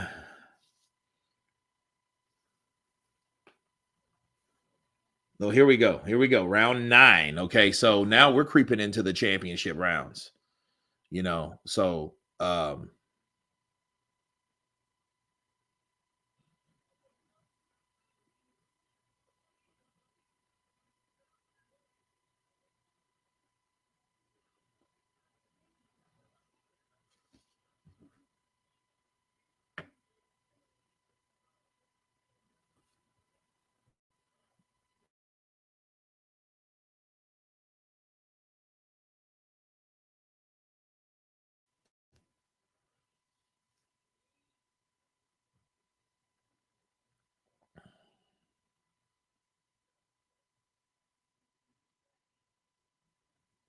Ryan wins, but Haney remains champion. Well, I mean, you got 9 rounds to go. I think T.O. could beat Haney. I mean, possibly, but I mean, it would probably be a fight. Let me tell you something about Haney. Okay, and this is something I couldn't stand about Haney. Haney is the type of fighter. Haney is the type of fighter like this. He's not a Floyd Mayweather. He's not. He's a decent fighter. He's even a good fighter. He's not exciting because his apprehensiveness causes him habits, and the habits that he does causes him to look at what he does. And the same thing really goes to Ryan. Like these guys are not really Ryan's not defensively sound. Neither is Devin Haney.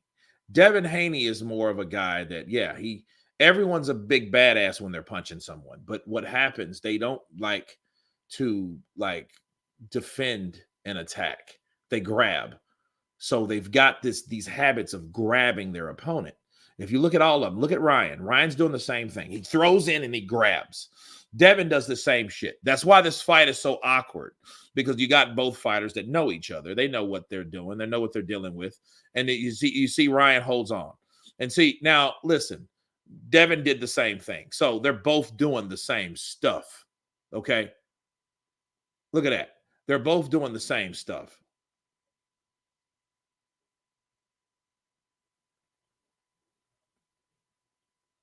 And see, this is what happens.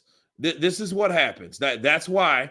Good. That's what you're supposed to do. Fight. It's not all that holding. Fight in the middle of the ring. Fight in the middle of the ring. Quit holding. Jesus Christ. This is crazy. This fight is pissing me off. Julian Falcon, you too? You too? Huh? I mean, it's just like it's, you know, look at Ryan. Ryan, stop shoulder rolling and you don't know how to defend.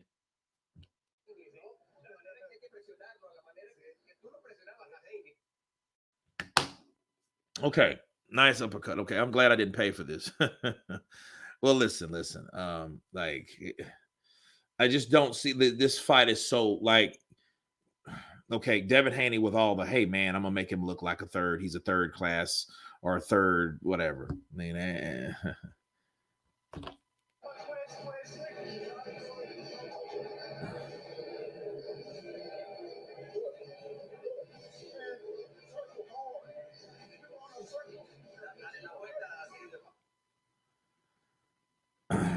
Now, see, he's laying on one. What he should have done is step to his left, Devin.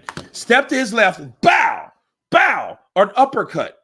See, even Duarte, you remember Duarte? Duarte uppercuts him, you know, and then he tries to hold. Now it's my time to hold you. Yeah, dude. Yeah, this dude, this is. I don't know what this is about. Yeah, this fight is very, very difficult. Very difficult. Yeah, I mean, it's difficult to score. Yeah.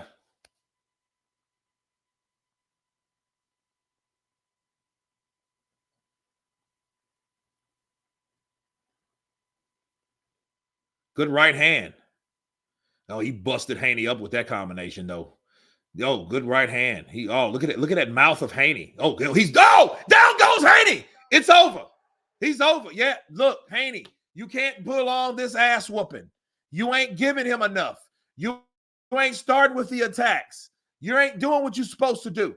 You better go for broke. Throw punches. You better not hold. Throw punches. See, that's my problem with Haney.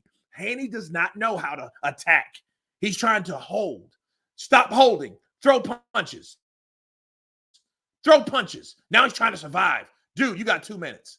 Look, right hand. Look, and see, now Ryan's taking his time. Now he's taking his time.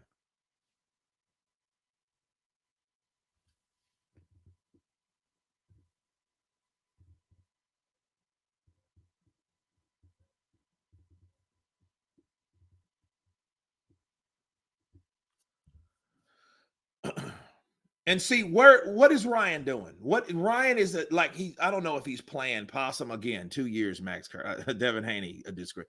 Like, dude, this is bad. This is bad for boxing. This is bad for boxing. Like, but he has to take him out. If Ryan lets this guy, look, I'm disappointed in both of them. Ryan has the firepower. He has the firepower. I thought Devin would outbox him because he wouldn't fall for that left hook shit. Because see, look, Ryan has nothing else but speed and a left hook. You know?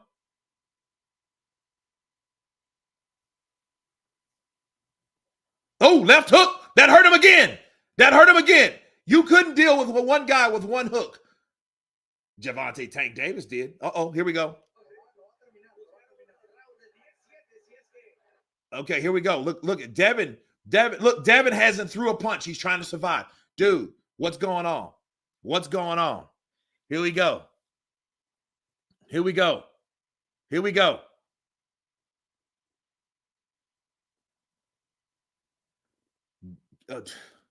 Yeah, Devin's still hurt. And look, his mouth is swollen. Dude, I mean, dude, Ryan's winning. If they don't have Ryan winning, bro, they robbing Ryan. I'm sorry. Look at there. Now he's down like this. Uppercut him, bro. Yeah, this fight, dude. This fight looks like two amateur fighters. These guys are really disappointing me. You know, and you have to look at the people that were there once upon a time. Let's look at 140. Who was at 140? Floyd. Like a lot of fighters who are at 140. Manny Pacquiao. These guys are nothing like any of those fighters. You know, Ryan, he's,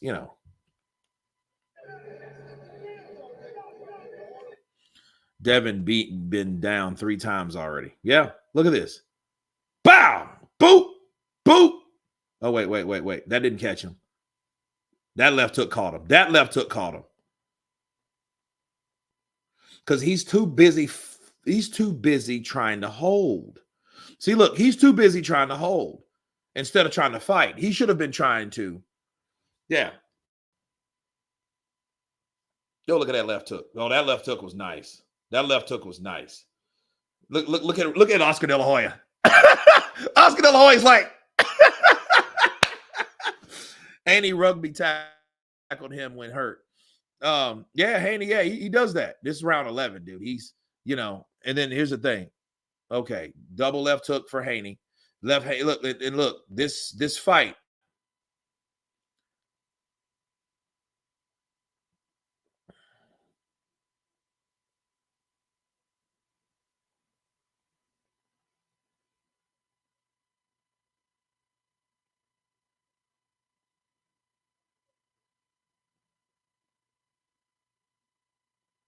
I don't know what the hell Ryan is good. Ryan's defense is trash, dude. They need to 86 that shit. Like, let's 86 his that doing this and yo, bro, just don't do that no more. Just stop doing that. Just stop doing that. Yeah, because Haney's getting jacked up though. Oh, good left hook. That hurt him. That hurt him again. Dude, yeah. Look at the right side of Devin Haney's face. Look at his mouth bloody, bleeding, battered. Look at Ryan. Ryan's like, dude, I'm beating you senseless.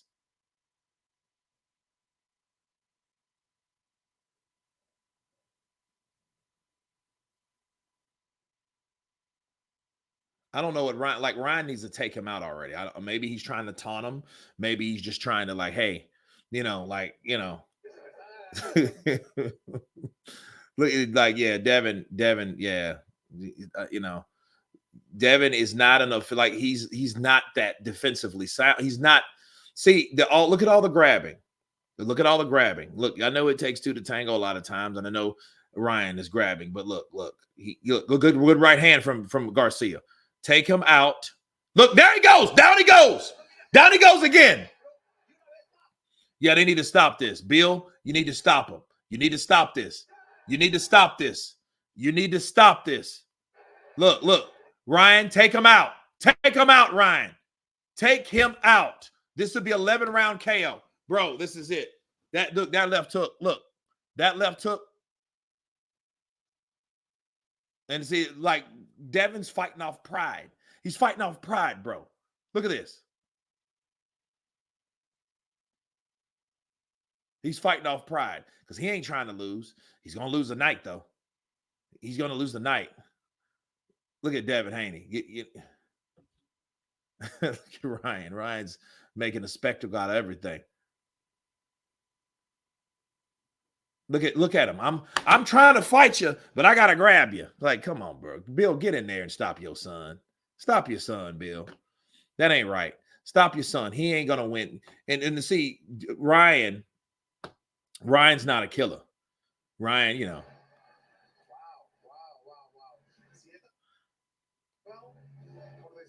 Look at.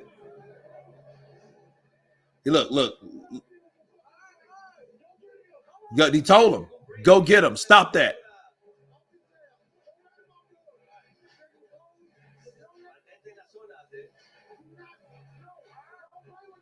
Don't play with him. That's it. Good job. See, here's the thing. Ryan being too much of a clown. Dude, he should have done this in round 7. Now you got to round 11. Knock him out. No, he ain't going to get a knockout. You know what I mean? And see, this type of fight here, you got rabbit punches. You got solid punches just dropping him down. You know what I mean? And Devin, he don't know better. He's never been in this position. So he doesn't know how to look at that. So yeah, this is what it is. Knock him out. Knock him out. Knock him out cold. Knock him out. That's what he's going to have to do. He's an idiot for letting it go this long. 7th round, if he wouldn't have tried that foul, this would have been a different type of fight. And see, Derek's pissed because Derek knows, stop playing with this dude. Stop playing with the crowd. Stop trying to be a showboat. You know what I mean? You got the upper hand. The left hook is lethal. Use it. Be a professional and do your job. Come on. Throw some punches together. Devin Haney looks grotesque on one side of his face. He looks grotesque, bro.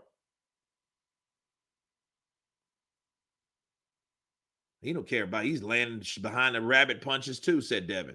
Devin, Devin's trying. And then see the thing, you let this go 12 rounds, bro, and you've hurt this dude since the first round. Yeah, this is sad.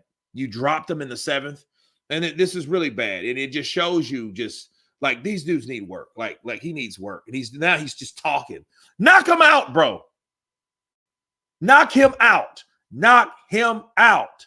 Knock him out. Let's see there. Like, if I was Derek James, I wouldn't train him no more. Because I mean, to have somebody like that, like, no, you're too more. Look at that. What? Oh my God. You let Devin Haney off the hook. You're not even doing what you're instructed to do. Come on, man.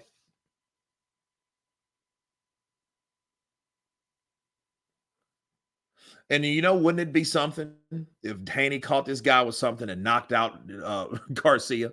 Because I mean, look, I don't bet. That's why I don't bet on fights. These fights are so, you don't know what can happen. And, Haney's going to hold whenever in doubt. He's going to hold all night long.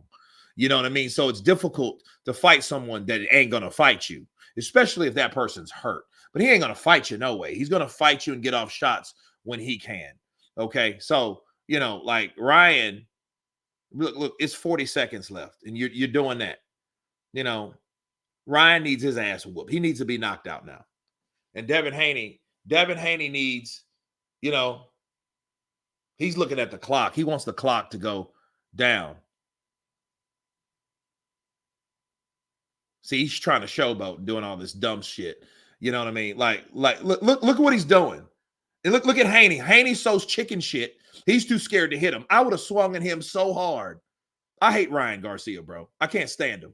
I can't stand Ryan. I think Ryan's like a joke to boxing. And Devin, you're a joke too. Because you didn't even swing at the guy. He's doing all this, all in front of you, shaking his titties in front of you. And then dude. Yeah, dude, like, yeah, dude. Yeah, I don't like, dude. That's it. I mean, I'm sorry. I'm sorry, Show. And I know Show's pissed. I know he's pissed off. And look, dude, I can't stand Ryan. Ryan is a joke, bro. I can't stand him. See, he's not an assassin. He's not any of that shit.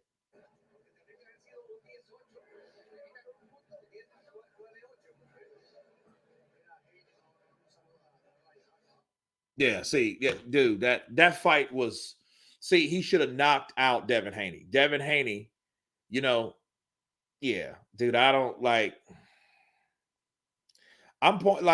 look, Devin, okay, he didn't have the skills we thought he had.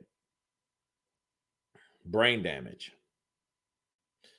I mean, yeah, he's a massive idiot. Yeah, I mean, dude, that, like, no, I mean, I'm like this. I'm like, well, Ryan Garcia,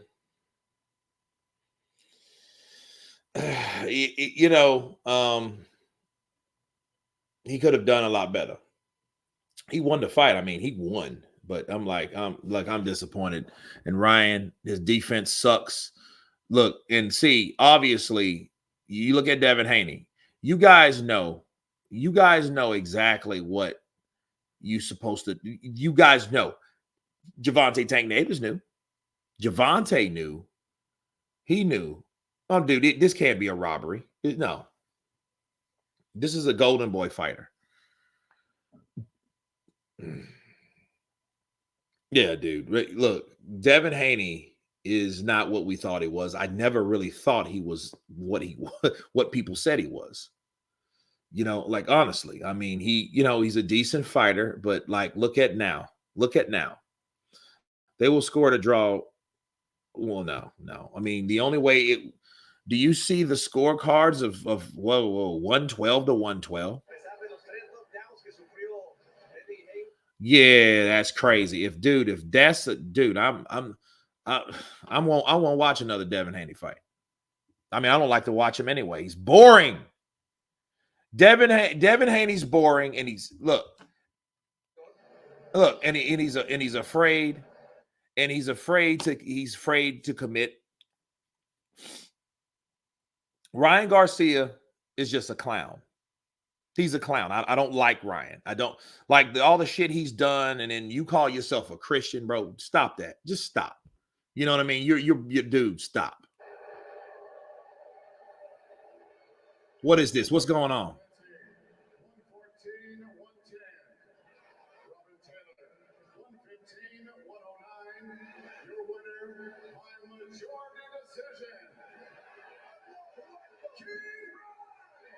Yeah, well, you knew that was coming. I mean, yeah. I mean, they better. I mean, the 114, 114. Somebody scored that way with 3 knockdowns. 3? That's crazy. So, yeah, Ryan didn't have mercy on Haney. He was just too undisciplined to finish him. Maybe you're right. Maybe you're right.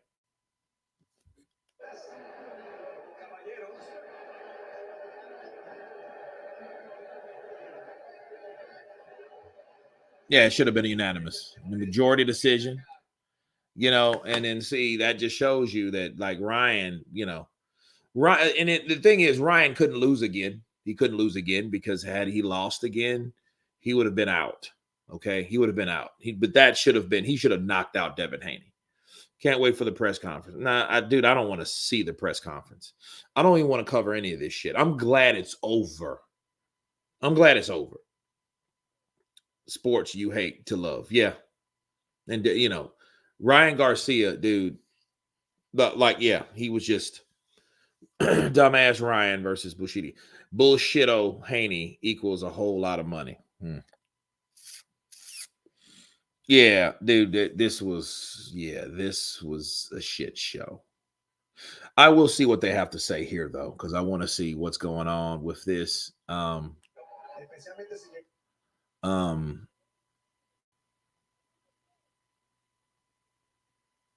Yeah, this is crazy. I mean, I'm serious. I mean, like I'm so disappointed. Ryan had the left hook, he had the speed, he had the power, and he just didn't do what he, you know what I mean? He don't even have a mark on him. And I'm thinking, like, why didn't you finish the show? Would you rather be? He would rather showboat than win. Like I just don't get that. I get that, man. No, man. I'm Kurt. Don't hate, congratulate. My Heavenly Father, Jesus Christ, I give you all the glory. I couldn't do it without you. I love you so much. Come on, God, you really thought I was crazy? You got lost your whole mind. Okay, that shit. You see what I mean? That. No, bro. No. Yeah, that's. I mean, my left hook is my left hook. You understand what I'm saying? That's blessed by God. So whenever I land it, it can't put you out or down. How did you know that you were going to be able to land that so frequently? Devin was obviously aware. Because you guys overrate everything. You guys hate on me because I'm pretty and shit. Man, that's fucked up. At the end of the day, I've been boxing my whole life, and all I do is love God and try to help the children, and you guys straight hated on me. You guys do not love the truth. The truth is in front of you. I put my fucking reputation on the line for all the kids in the world, and everybody's fucking staying quiet. But me. Randy, this is a competitive fight right into the middle rounds of this fight. You landed that first knockdown. What were you seeing when you landed that left hand? I don't know, man. I got to gather my thoughts. At the end of the day, I need a shot of beer or like alcohol, something to get my mind going. You feel me? Hang out with Oscar. He'll give you something. He'll give you a shot of something. Look at Oscar. Let's go. I'm ready. Estoy listo.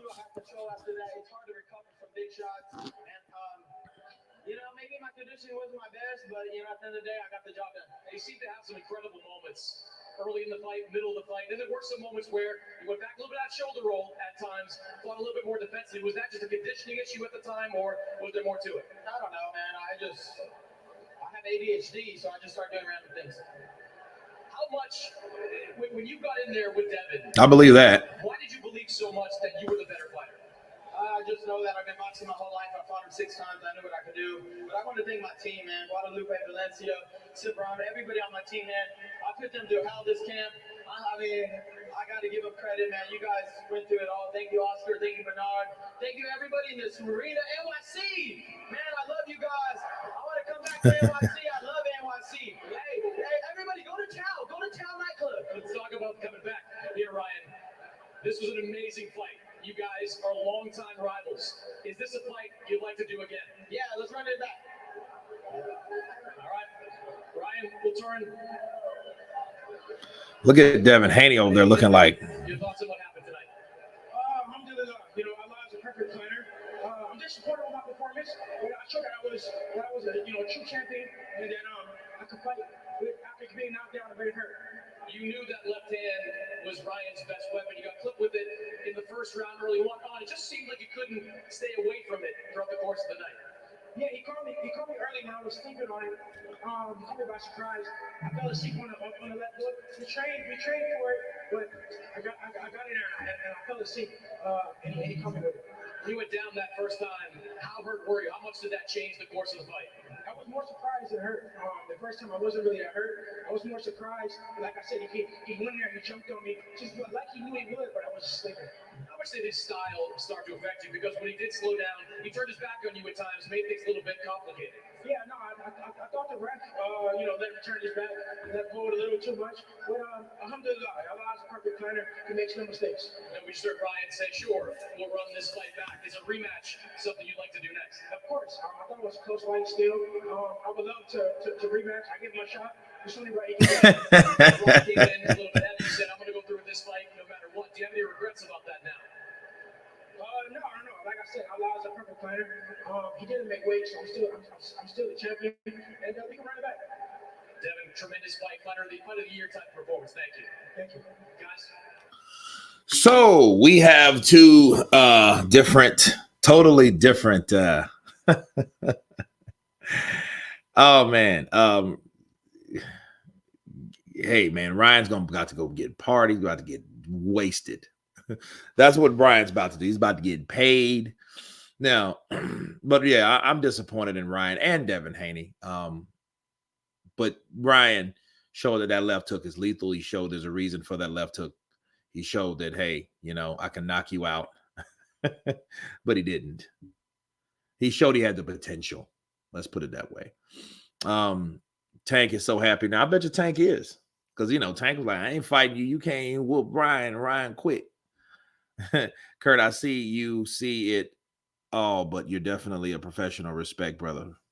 Hey, man, Ryan, he does sporadic stuff, and it's like, that's just Ryan Garcia. I think that's what you have to expect from Ryan. He's just going to do whatever. I didn't care for the showboating like that because, he should have been trying to get the job done and take out Devin Haney. Would I want to see this fight again? No, not really. Because Devin Haney, really, listen. Ryan Garcia did exactly what I thought he was going to do. Ryan Garcia went in there, he threw punches and bunches at times. And, he threw punches and bunches. And he, he leaned with the left hook. He did that a lot. That's what he does. What's disappointing really is Devin Haney. Devin Haney, I thought that he, should have done a lot more. He should have been more prepared for that left hook. He should have had an answer for the left hook, which he did not. You know what I mean? It's one thing to kind of let it fly by your face or whatever, but to get hit by it and get caught with it the amount of times he did, yeah. That wasn't cool. That wasn't cool. I think that if anything, Ryan came in to knock him out. Ryan didn't even need a jab to do it. Devin Haney dispatched of his jab because I think he was trying to play catch up at times, but at the same time, you can't hold. Final punch stats, 87 to 106, thrown 214 to 285, 41% for Devin Haney, 37% for Ryan Garcia. Now, let me let you in on something. Why didn't we see these punch stats in with Barbosa and McComb? You see what I mean? You didn't see any of that. Probably laughing his ass off too. He gonna go cry in the locker room. He may, because like, dude, if you know you fought a guy 6 times and you don't know about this man's left hook, you don't know he leads with it, he bides by it, he lies by it, he dies from it. That's what he does. Loma probably laughing his ass. Yeah, Loma, but you know, Loma's like, look, I don't have time for all that. You know what I mean? Loma would have ate Ryan up, but listen, nobody, I repeat, nobody gets caught with that left hook, especially at 140, and lasts like that. See, Gervonta was smart. He was like, ain't no way in Hades I'm gonna get caught with that left hook. He got caught with some rights because he's southpaw, but no, he. I think he betted. He will win something, but I think he bet he had to get a KO. Yeah. I'm really disappointed in both fighters, man. It's not mad. Like Ryan, he just made himself more annoying, but Devin's supposed to have been the guy that's supposed to have been so much better than Ryan. I'm like, how can you be so much better than Ryan when you can't even, when you don't have an answer for this man's one punch? I think CP has more action to watch than the fight. Yeah. And it's crazy. I mean, it was nothing to really watch. I had more enjoyment out of McComb versus Barbosa, even though that was a robbery. But still, you know, I mean, we at least had knockdowns. So we had knockdowns. We had some excitement. We had a lot of hugging, a lot of clenching. We had a point deduction, which was stupid by Ryan. Ryan should have stopped this fight in the 7th round had he just did his job.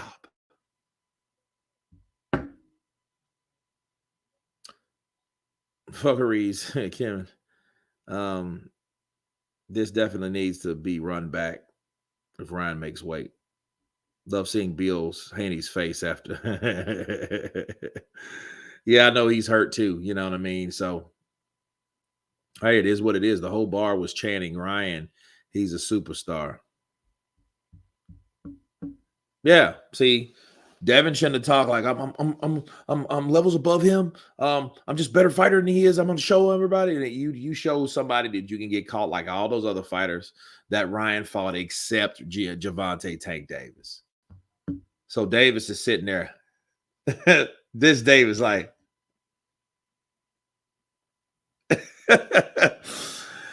People got to stop saying rematch. I don't want to see this shit again. Julian Falcon, look, I don't care to see this again either. I mean, Devin doesn't have an answer for the left hook. Devin can get hurt by the left hook. Devin can be knocked out by the left hook. If this was another referee, that probably would have happened.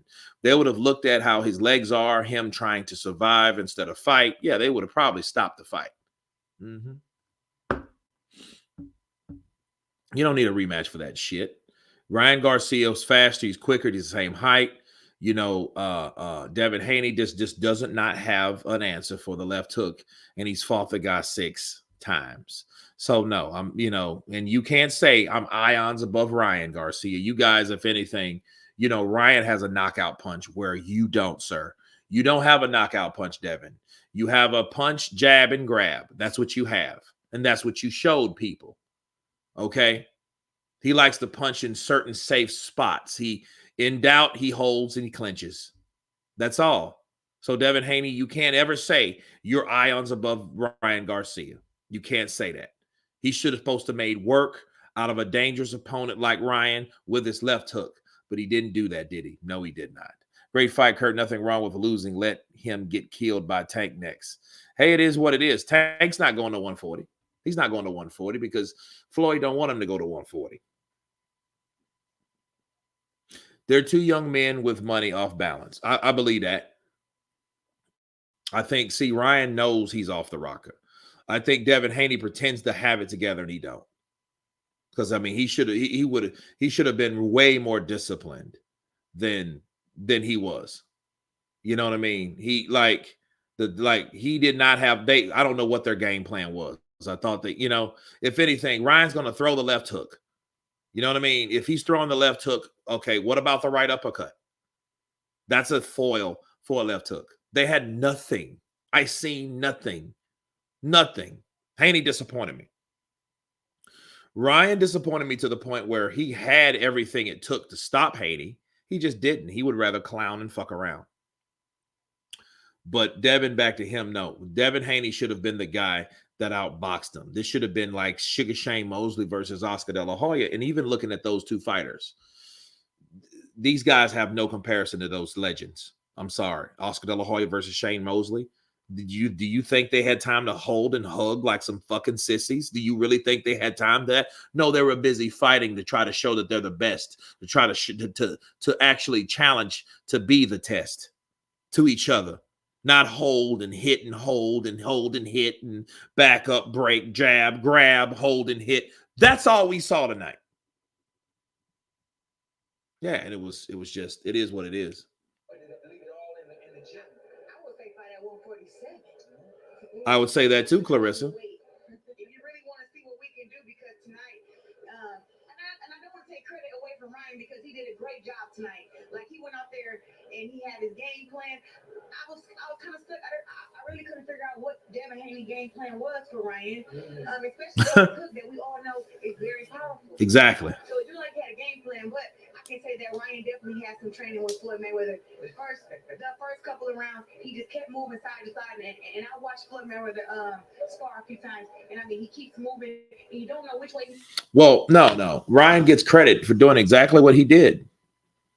You can't take nothing away from Ryan, except he could have finished the fight. He won the fight. He's the victor. I mean, you know, there shouldn't have been a split scorecard. There should have been you know what I mean? Yeah, Devin's daddy's going to shut up now. Well, you know, I mean, I think everyone needs to learn how to take an ass whooping, and Ryan learned how to. And he took it pretty well, actually. We'll see how Devin takes it. So that's what I'm interested in saying, because Devin got his ass whooped. He just should have got his ass whooped a lot more because he wasn't prepared. Like Clarissa Shields said, he should have had this preparation. He should have been ready. He should have had an answer. He didn't have a game plan. Obviously not. Did you see Ben Davis in there anywhere? No.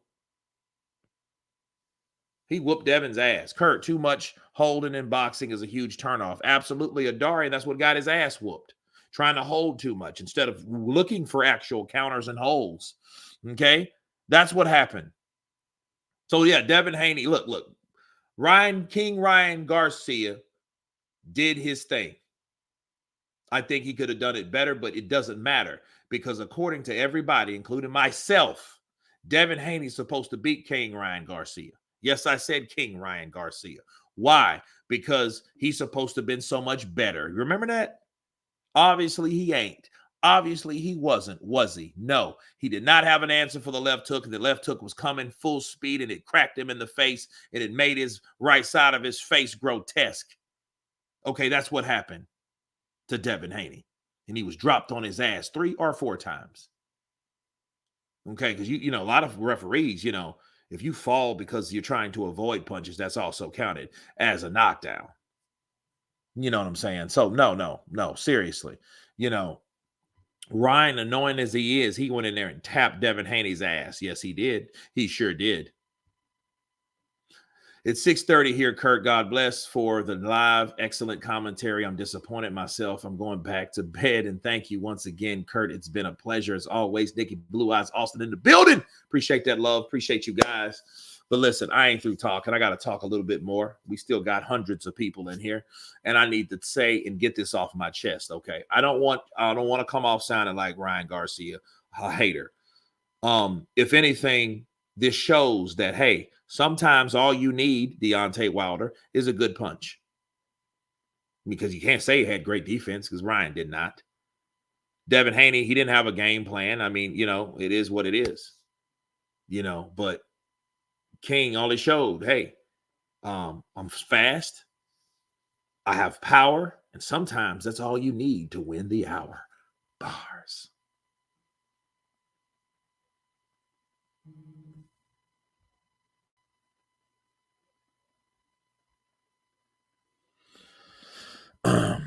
Oh, that was showbiz there. Okay, I won $3,000. I called it whole for Tom. Oh, nice. Nice. Yeah, drop 100 for King Ryan Garcia, will you? Drop 100 for King Ryan Garcia. Because Ryan Garcia did what he's supposed to. Devin Haney's the one to blame. See, Ryan Garcia said, I'm going to destroy this dude. That's what he did. He destroyed Devin Haney. Because, I mean, it wasn't nothing else much to go on but a bunch of holding, isn't it? A lot of aggression. Because you have to understand these guys were, in ants. They were really antsy. Okay. That's it. Hey, drop a Hondo. You won $3,000. Drop a Hondo. No, I don't want to see a rematch. No mas, no fuss. Great fight. Made me chuckle and laugh. Garcia is showbiz for sure. Hey, man, Grand Shell worked, though. No, it didn't work. It did not work. But I'm going to tell you, Ryan Garcia got the job done. Ryan Garcia got the job done. Absolutely. Oh, yes, he did. Oh, yes, he did. Simply because he knew, like, look. I would delete every app on my phone. This is what's real with this fight. Devin Haney needs to be humble. He needs to humble himself. Ryan Garcia, he got the left hook. I think he needs to really, I don't know who, I think Ryan needs to, both guys do, really, to be honest. He took Devin's best shot, and Ryan's defense was good enough. Also blocked a lot of punches, dude. That fight should have been stopped. No warning from one punch. Rabbit punches. Get no attention. Facts. Get a coach and get rid of his dad. Ryan didn't win a belt. Haney bore in his ass fight. Haney kept holding forever life. Yeah. I mean, he did that anyway. I mean, they did that, but the person that holds the most is the person that got hurt the most, and that was Devin Haney. But Devin Haney has a habit, like I told you guys. That's why I didn't like Haney. I don't like Haney's fighting. I don't like his style. You know what I mean? Like I told you, but understand. Let me break it down to you so everybody can make it very well known. Do you see fights like this with Devin Haney versus Ryan Garcia? Okay. That's why they robbed Loma. Does that matter? Yeah, jag and grab. Yeah, that's Devin Haney. But listen, do you understand why Lomachenko could not win a decision against Devin Haney? Because it's not necessarily about Devin Haney. It's about who Devin Haney is pinned up against. Who is another good matchup for him? You know what I mean? Yes, you should question his skill set. You should question Devin's skill set, but it ain't about Devin. It's about the politics and the money. Okay, people ask, man, why did Devin get rewarded the decision against Lomachenko? Because Lomachenko is 35 years old. He's not going to fight forever. I told people that when I watched it at my boy's bar.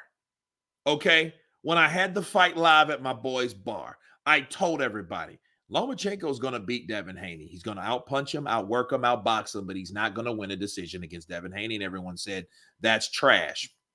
Okay. But why do you think he didn't? Politics, exactly. B2, 26 times. Politics. Because they know you got a 25-year-old guy versus another 25-year-old guy that, guess what? We're going to pin these guys together, and we don't have time for a 35-year-old guy to mess all that up. So we're going to rob him. He ain't winning the decision. Not being 35, he ain't. Now, if Loma was 25, oh, yeah, it'd be no discussion. What? Devin Haney didn't have a chance. He got outboxed, outworked. What are you saying? How dare you come with a close scorecard? Get out of here. Not going to work. I told people he wasn't going to. Yeah. I remember you saying that. Yeah, dude, I have receipts.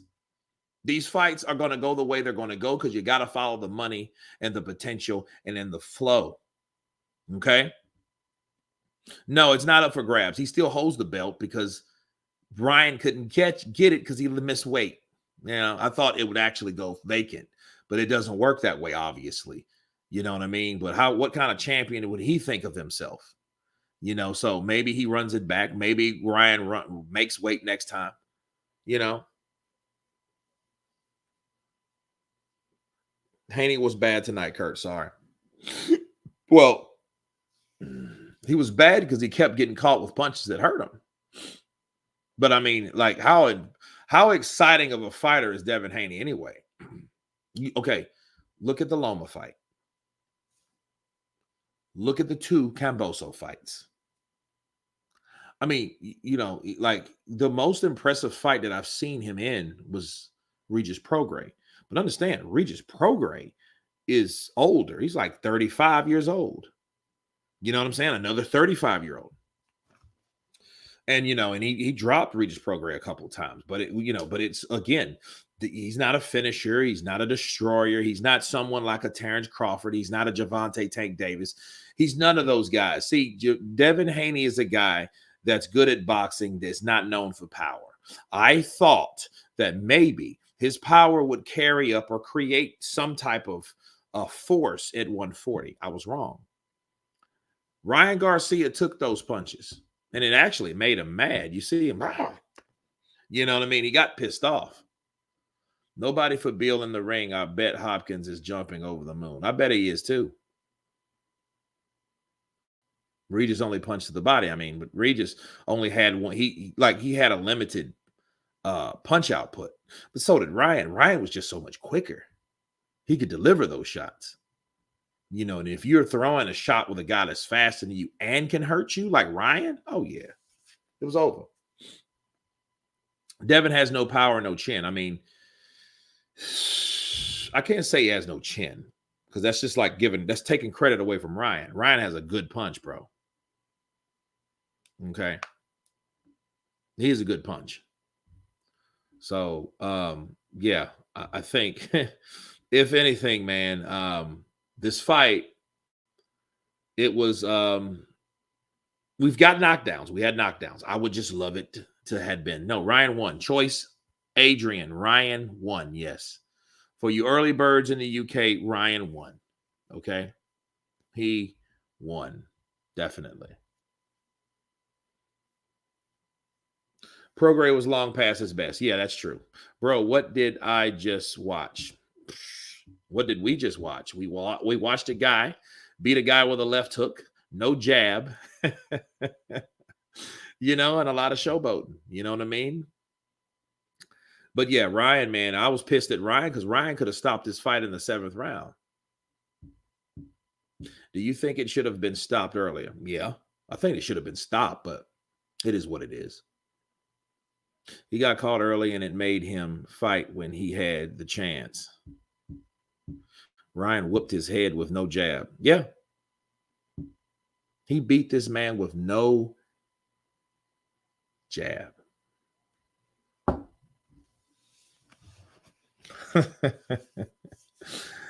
Now, Devin Haney's stock has dropped. I mean, and then see, it's bad on him. See, he has that loss.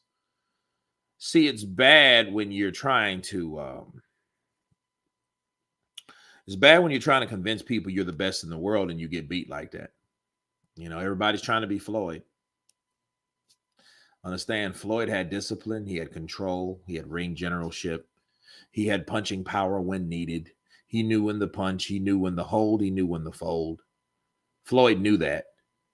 These fighters don't know that. I think they need to learn that.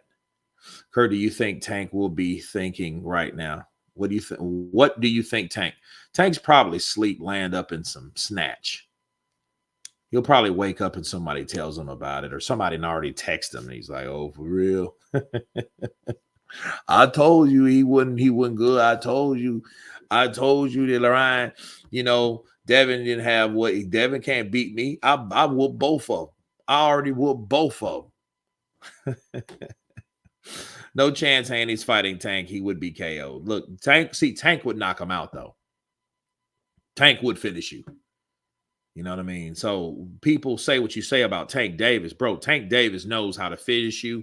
He's disciplined enough and he's vicious enough to take you out because he knows what his purpose and his job title is, to knock you out.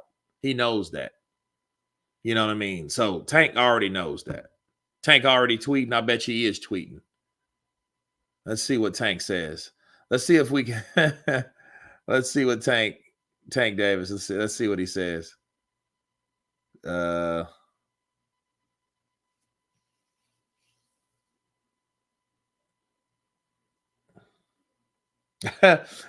did Javante Tank Davis. Haney had that MF tooted up like he was still partying at Diddy pool. I'm still coming to get it's over. It's got to see me. Okay. All right. 15 minutes. And what about you, dick riding ass people? Okay. Forget Devin. Where Bill at? Where Dirt at? Wow. This is Javante Tank Davis. He said, no, he knew what he was doing. You didn't peep his face. He was smiling. This is far by the worst referee in boxing. Oh, wow. Oh, he's clowning Harvey Doc. Well, Davis, he's going to face Martin on June 15th. So he's got a fight of his own, so you have to look at that how it is, and we have Benavidez versus Volchnik that night too. So that's going to be a hell of a night of fighting as well. Okay. Of course, that's going to be on pay-per-view, but that's PBC's protocol. I think that's on Prime. Yeah, that's on Prime Video. So yeah. Just got here. Who won? Algorithm. No, man, I'm looking at the fight now. I'm looking at the fight right now, and it's crazy because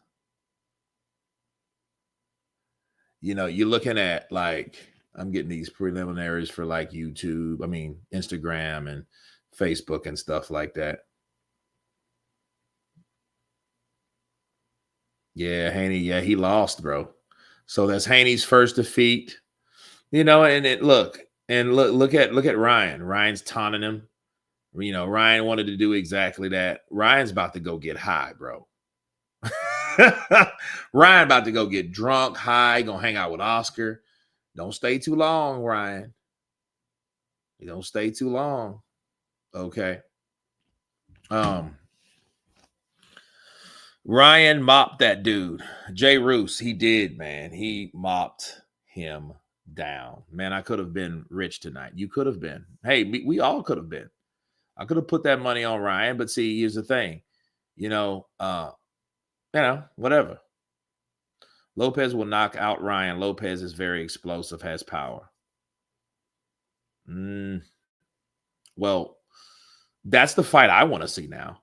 I want to see, since, we have the WBO versus the unofficial WBC.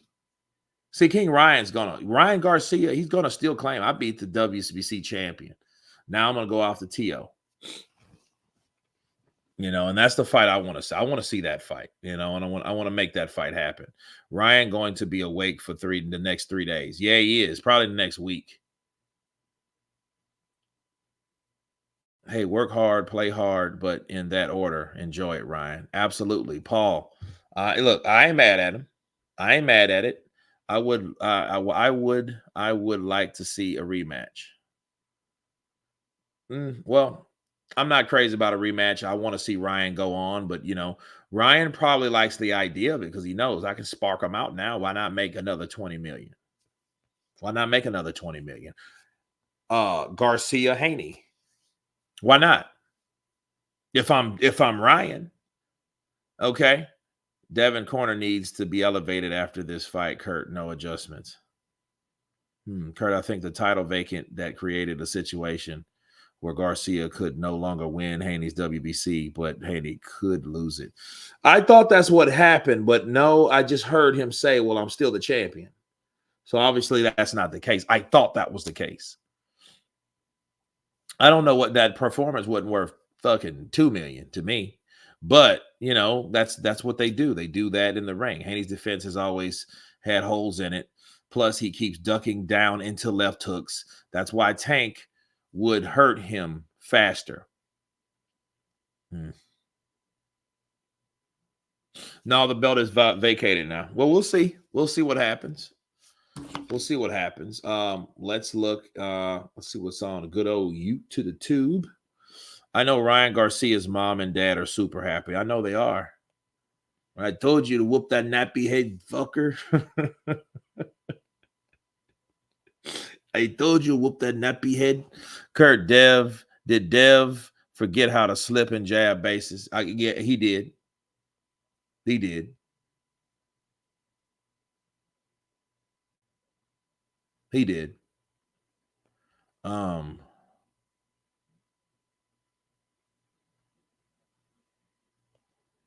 Here we go. Golden boy. Here we go.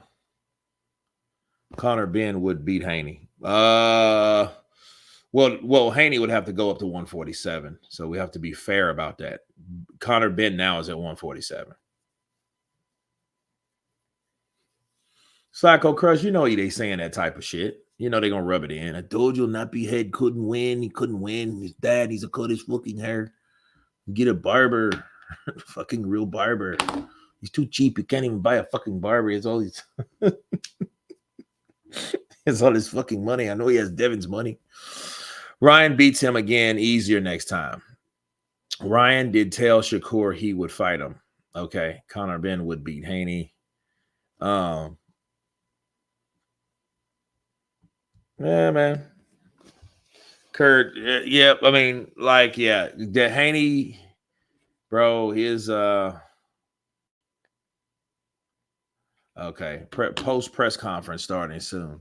Kurt, do you think Derek James got back on the map after Ryan's win? I don't think Derek James cares. You know, I don't think he cares about that. Kurt, do you think Derek James, like, look, listen. I think Derek James is probably as sick as Ryan and a lot of people are, just to be fair. You know, you seen him. He was like, hello, Kurt, who won the fight? Pastor Burt Ram. Ryan Garcia won. Split majority decision. But it wasn't a majority decision, man. The fight, the Garcia, Ryan Garcia and Bill Haney setup, the fix was in. Why it seems you're upset with Haney. People get knocked out in boxing. He didn't get knocked out, Doc. He got knocked down and dropped. And then I'm pissed because Ryan didn't finish the job. I guess he wanted to rub it in, though. You know. But, yeah, I'm disappointed in Haney. Haney talked all that shit. He didn't have to talk all that. You know. But if he made weight, he would have lose. It's Kurt with a K, not with a C. Appreciate you guys asking. It's with a K, not with a C. This fight was fixed. Nah, I think it probably had a little favoritism in it, but I don't think it was fixed. No power, no chin is a problem for Haney. Well, no power and lack of aggressiveness. You know, I don't think he likes to take the initiative.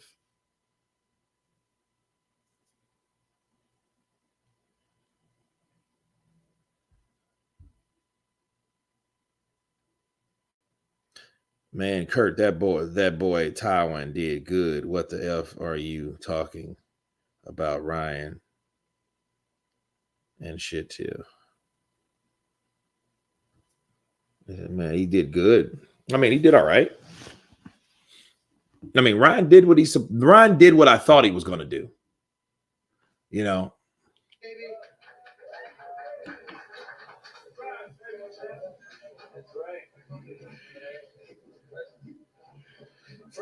First of all, let me say thank you, Brooklyn. Thank you to all the fans. Thank you, New York, for giving Ryan all the love he deserves. Everybody said, "Oh, this fight doesn't belong on the East Coast," and this. Look at the arena. So pay-per-views are going to be through the roof. And Ryan Garcia as the champ. Come on, baby. Yeah. Let's go.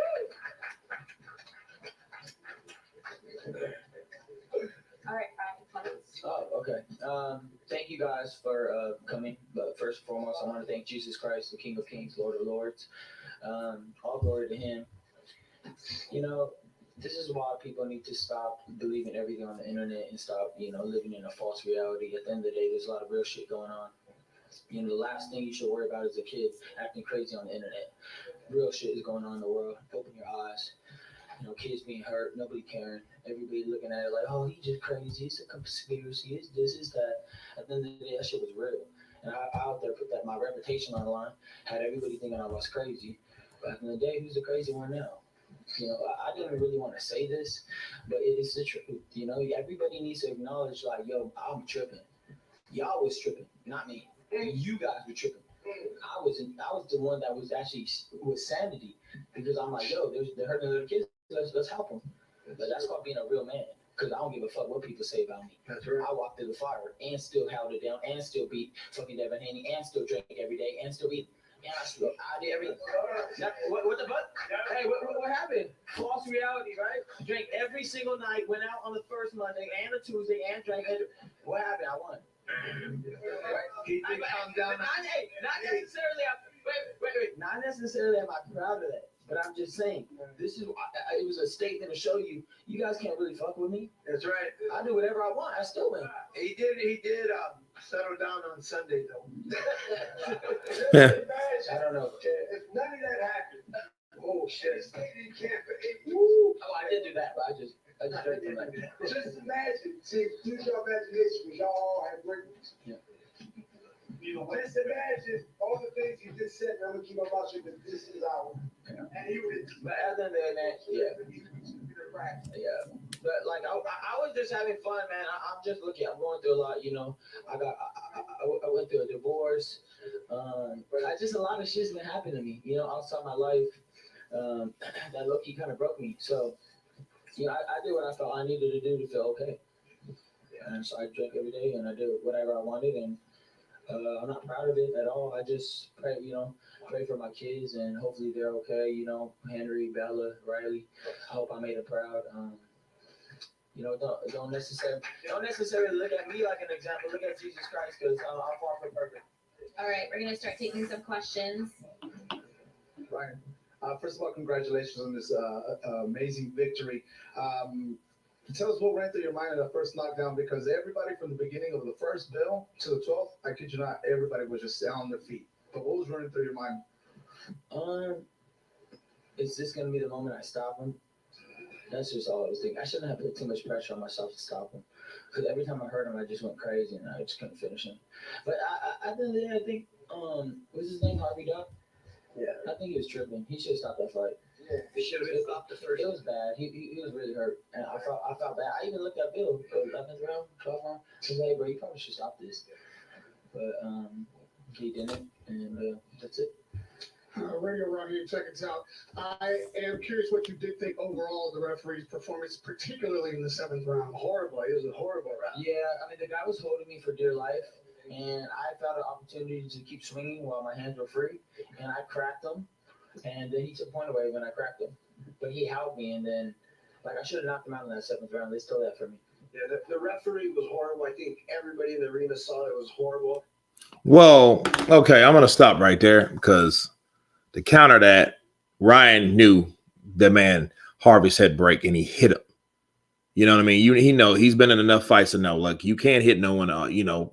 When the referee says break, you stop punching, you stop what you're doing, and you break up. Period. You know what I mean? So he's right. He should have stopped Devin Haney in the 7th. Let's hear some more of it. Did you first round? Did you think Haney felt your power in the first round? And how did you proceed? Oh, definitely. He got wobbled bad. I mean, I'm surprised he has such good heart and recovery. Bro, I cracked him in that first round. I thought it was over. I'm like, I won. Easy work. And then he came out firing in the second. He even hurt me with the hook. And I was like, damn, maybe he do got a little power. Ryan, Mike Coppinger, ESPN. Yeah, see. Congratulations, Ryan. Look, Oscar, you said in the lead up to this fight that some fighters thrive in the chaos and need that. Ryan, did that help you to this? Told you. Build up, really help you focus on. Man, you don't know half of the shit I've been through my life. That shit was nothing. I've been through some Crazy ass moments. This whole fight week was crazy. Like crazy. You have no clue. Y'all have no clue. Fucking no clue. Shit's hilarious. It'll come out one day. Yeah, and and Oscar, what do you think? I swear I had brown hair on Monday, and I got gray hair and shit.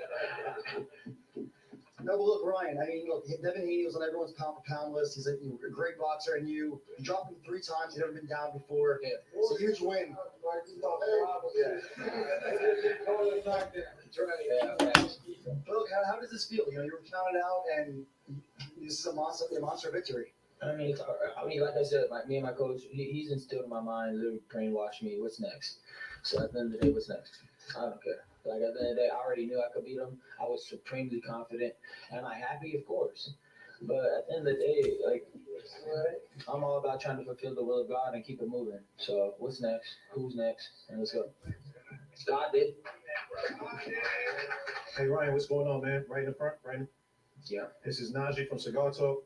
Congratulations, big win tonight. This win, you know, in spectacular fashion with all the knockdowns, people have already started clamoring about a Tank part 2. How do you feel? Just, you know, obviously Tank has to take care of his business with Frank Martin in June. But how do you feel? What are your thoughts on trying to make that happen?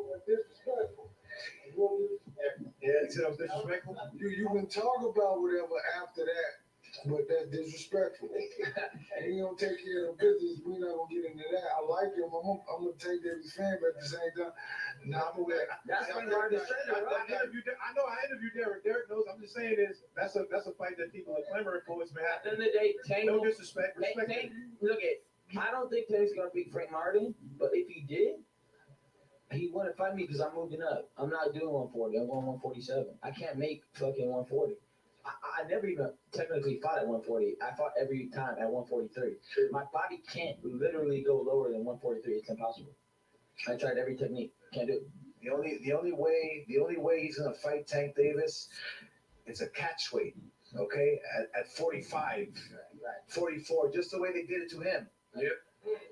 Now he's the man. Now he's the face of boxing. Come on now. And Derek James. All the credit to Derek James, the father. I mean, come on. You got. I mean, come on. How can we talk about Tank? Ryan, I am the face of boxing. Ryan, confidently, I know I am. I was just gonna ask. Good comeback by Oscar De La Hoya. De La Hoya was like, hey, you know, he's going to 147 and it makes sense. That fight, honestly, that should have been at 147. I predicted that those fighters like Ryan and all those guys would be at 147. But then if Ryan is at 147, we got Boots Ennis at 147. We have, who else do we have at 147? Conor Benn at 147. So Conor Benn and Ryan Garcia would be a pretty good fight. Okay? That would be a good fight. You know, but no, good promotional comeback by Oscar De La Hoya, though. You know, ref was trying to save Haney. It was a little, you could look, but I mean, I think it was a little. Ryan had that guy hurt, and if you hit someone they're already hurt, that's just more. And I think he did it to even the score. Now, why he really did it, I don't know. But was it a good idea? Yeah. The Irish dude also beat the champion and might have got cheated. That's true. Energy Revolution, he did. Guys, it's been like 6 hours. Love you guys. I hope you guys had a great time tonight. Yeah, man, I am actually, let's see. I know you guys just mentioned Davis. In my opinion, I believe a rematch with Devin would be a step back. In your opinion, who would you like to fight next? And could it be in New York? I felt like the New York crowd was really gravitating. I mean, I had a vision to fight Fondura at 154. I don't know why. I just feel like I could knock him out. I know that's really, really random, but I just feel like I could get the title at 154. Fondura, that's nice. I fought guys that big before, and I've knocked them out. Being smart, cold, slept them. So I want to do it. Nice. Fondura, though. No disrespect. Or I don't know. What should I do? Look, bottom line is this: we're gonna rest. We're gonna go back to the drawing board. We're gonna pick the best fight that Ryan thinks is the best fight, and we're gonna make big fights. We're gonna make big pay-per-views. That's what it's all about. Give the fans what they want. Look, I'll tell you the truth. Ryan is gonna rest. Had a great win. Let him enjoy it. And guess what? Ryan's calling all the shots now. Ryan's calling all the shots now. That's the fact. He wants to fight at 47. He wants to fight at catchweight. But guess what? If anybody wants to make money, they have to fight Ryan. And guess what? He's gonna call all the shots. That's it. And guess what? He's gonna give you an exciting fight every single time. That's right. Oh, one more. Psycho Crusher. How important was to have Derrick James in the corner? Oh yeah, that's a major key. We just have a great chemistry. Derrick is like a father figure, besides obviously my dad, but he's like a father figure, and he always pulls me aside, and he done seen me cry before, and he was like, "Man, you good?" He's like, "Don't worry about that." He's like, "You gonna get through this, man. You gonna get through this." What did he say? He said, "You're gonna get through this. You're gonna get through this." No doubt. I had a good conversation with him yesterday before we making weight and whatever. And I just let him know that I understand what he's going through. I understand the pain. I understand everything. And at the same time, I can comfort him, but at the same time, I'm gonna get on his ass too. We get on, I talk bad to him sometimes. I just want to. Man, you know what? This was memorable. Yeah, Derrick James, he's I think he's like that sober voice in Ryan's ear. I think he's going to need it, because Oscar ain't it. Maybe Bernard, but Bernard is emotional due to, outside interferences and stuff like that. Devin will rebound for sure. Look, Devin will rebound for sure. He'll make his point made. I'm excited about what Ryan's going to do at 147. 140, okay, whatever. 147, hey, we're talking. He talked Fundura, bro. Fundura is a challenge, is a job for any fighter that's trying to step to him. Pretty much. So, yeah, that's exciting to see Ryan go to 147 because we need people at we need fighters at 147. Everybody's vacated. The PBC has dissipated at 147. You know what I mean? So, yeah, we need fighters that know how to negotiate, like Devin and like Boots Ennis and like Ryan Garcia. Yeah, it's going to be fights like that. They may have a rematch, and that rematch may be at 147.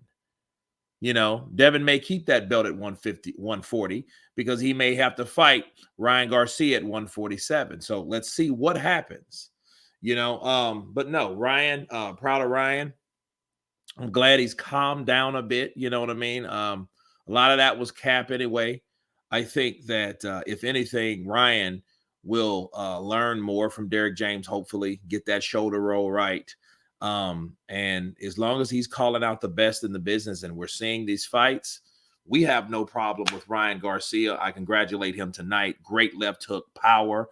I think it wasn't the plan to come in at 143.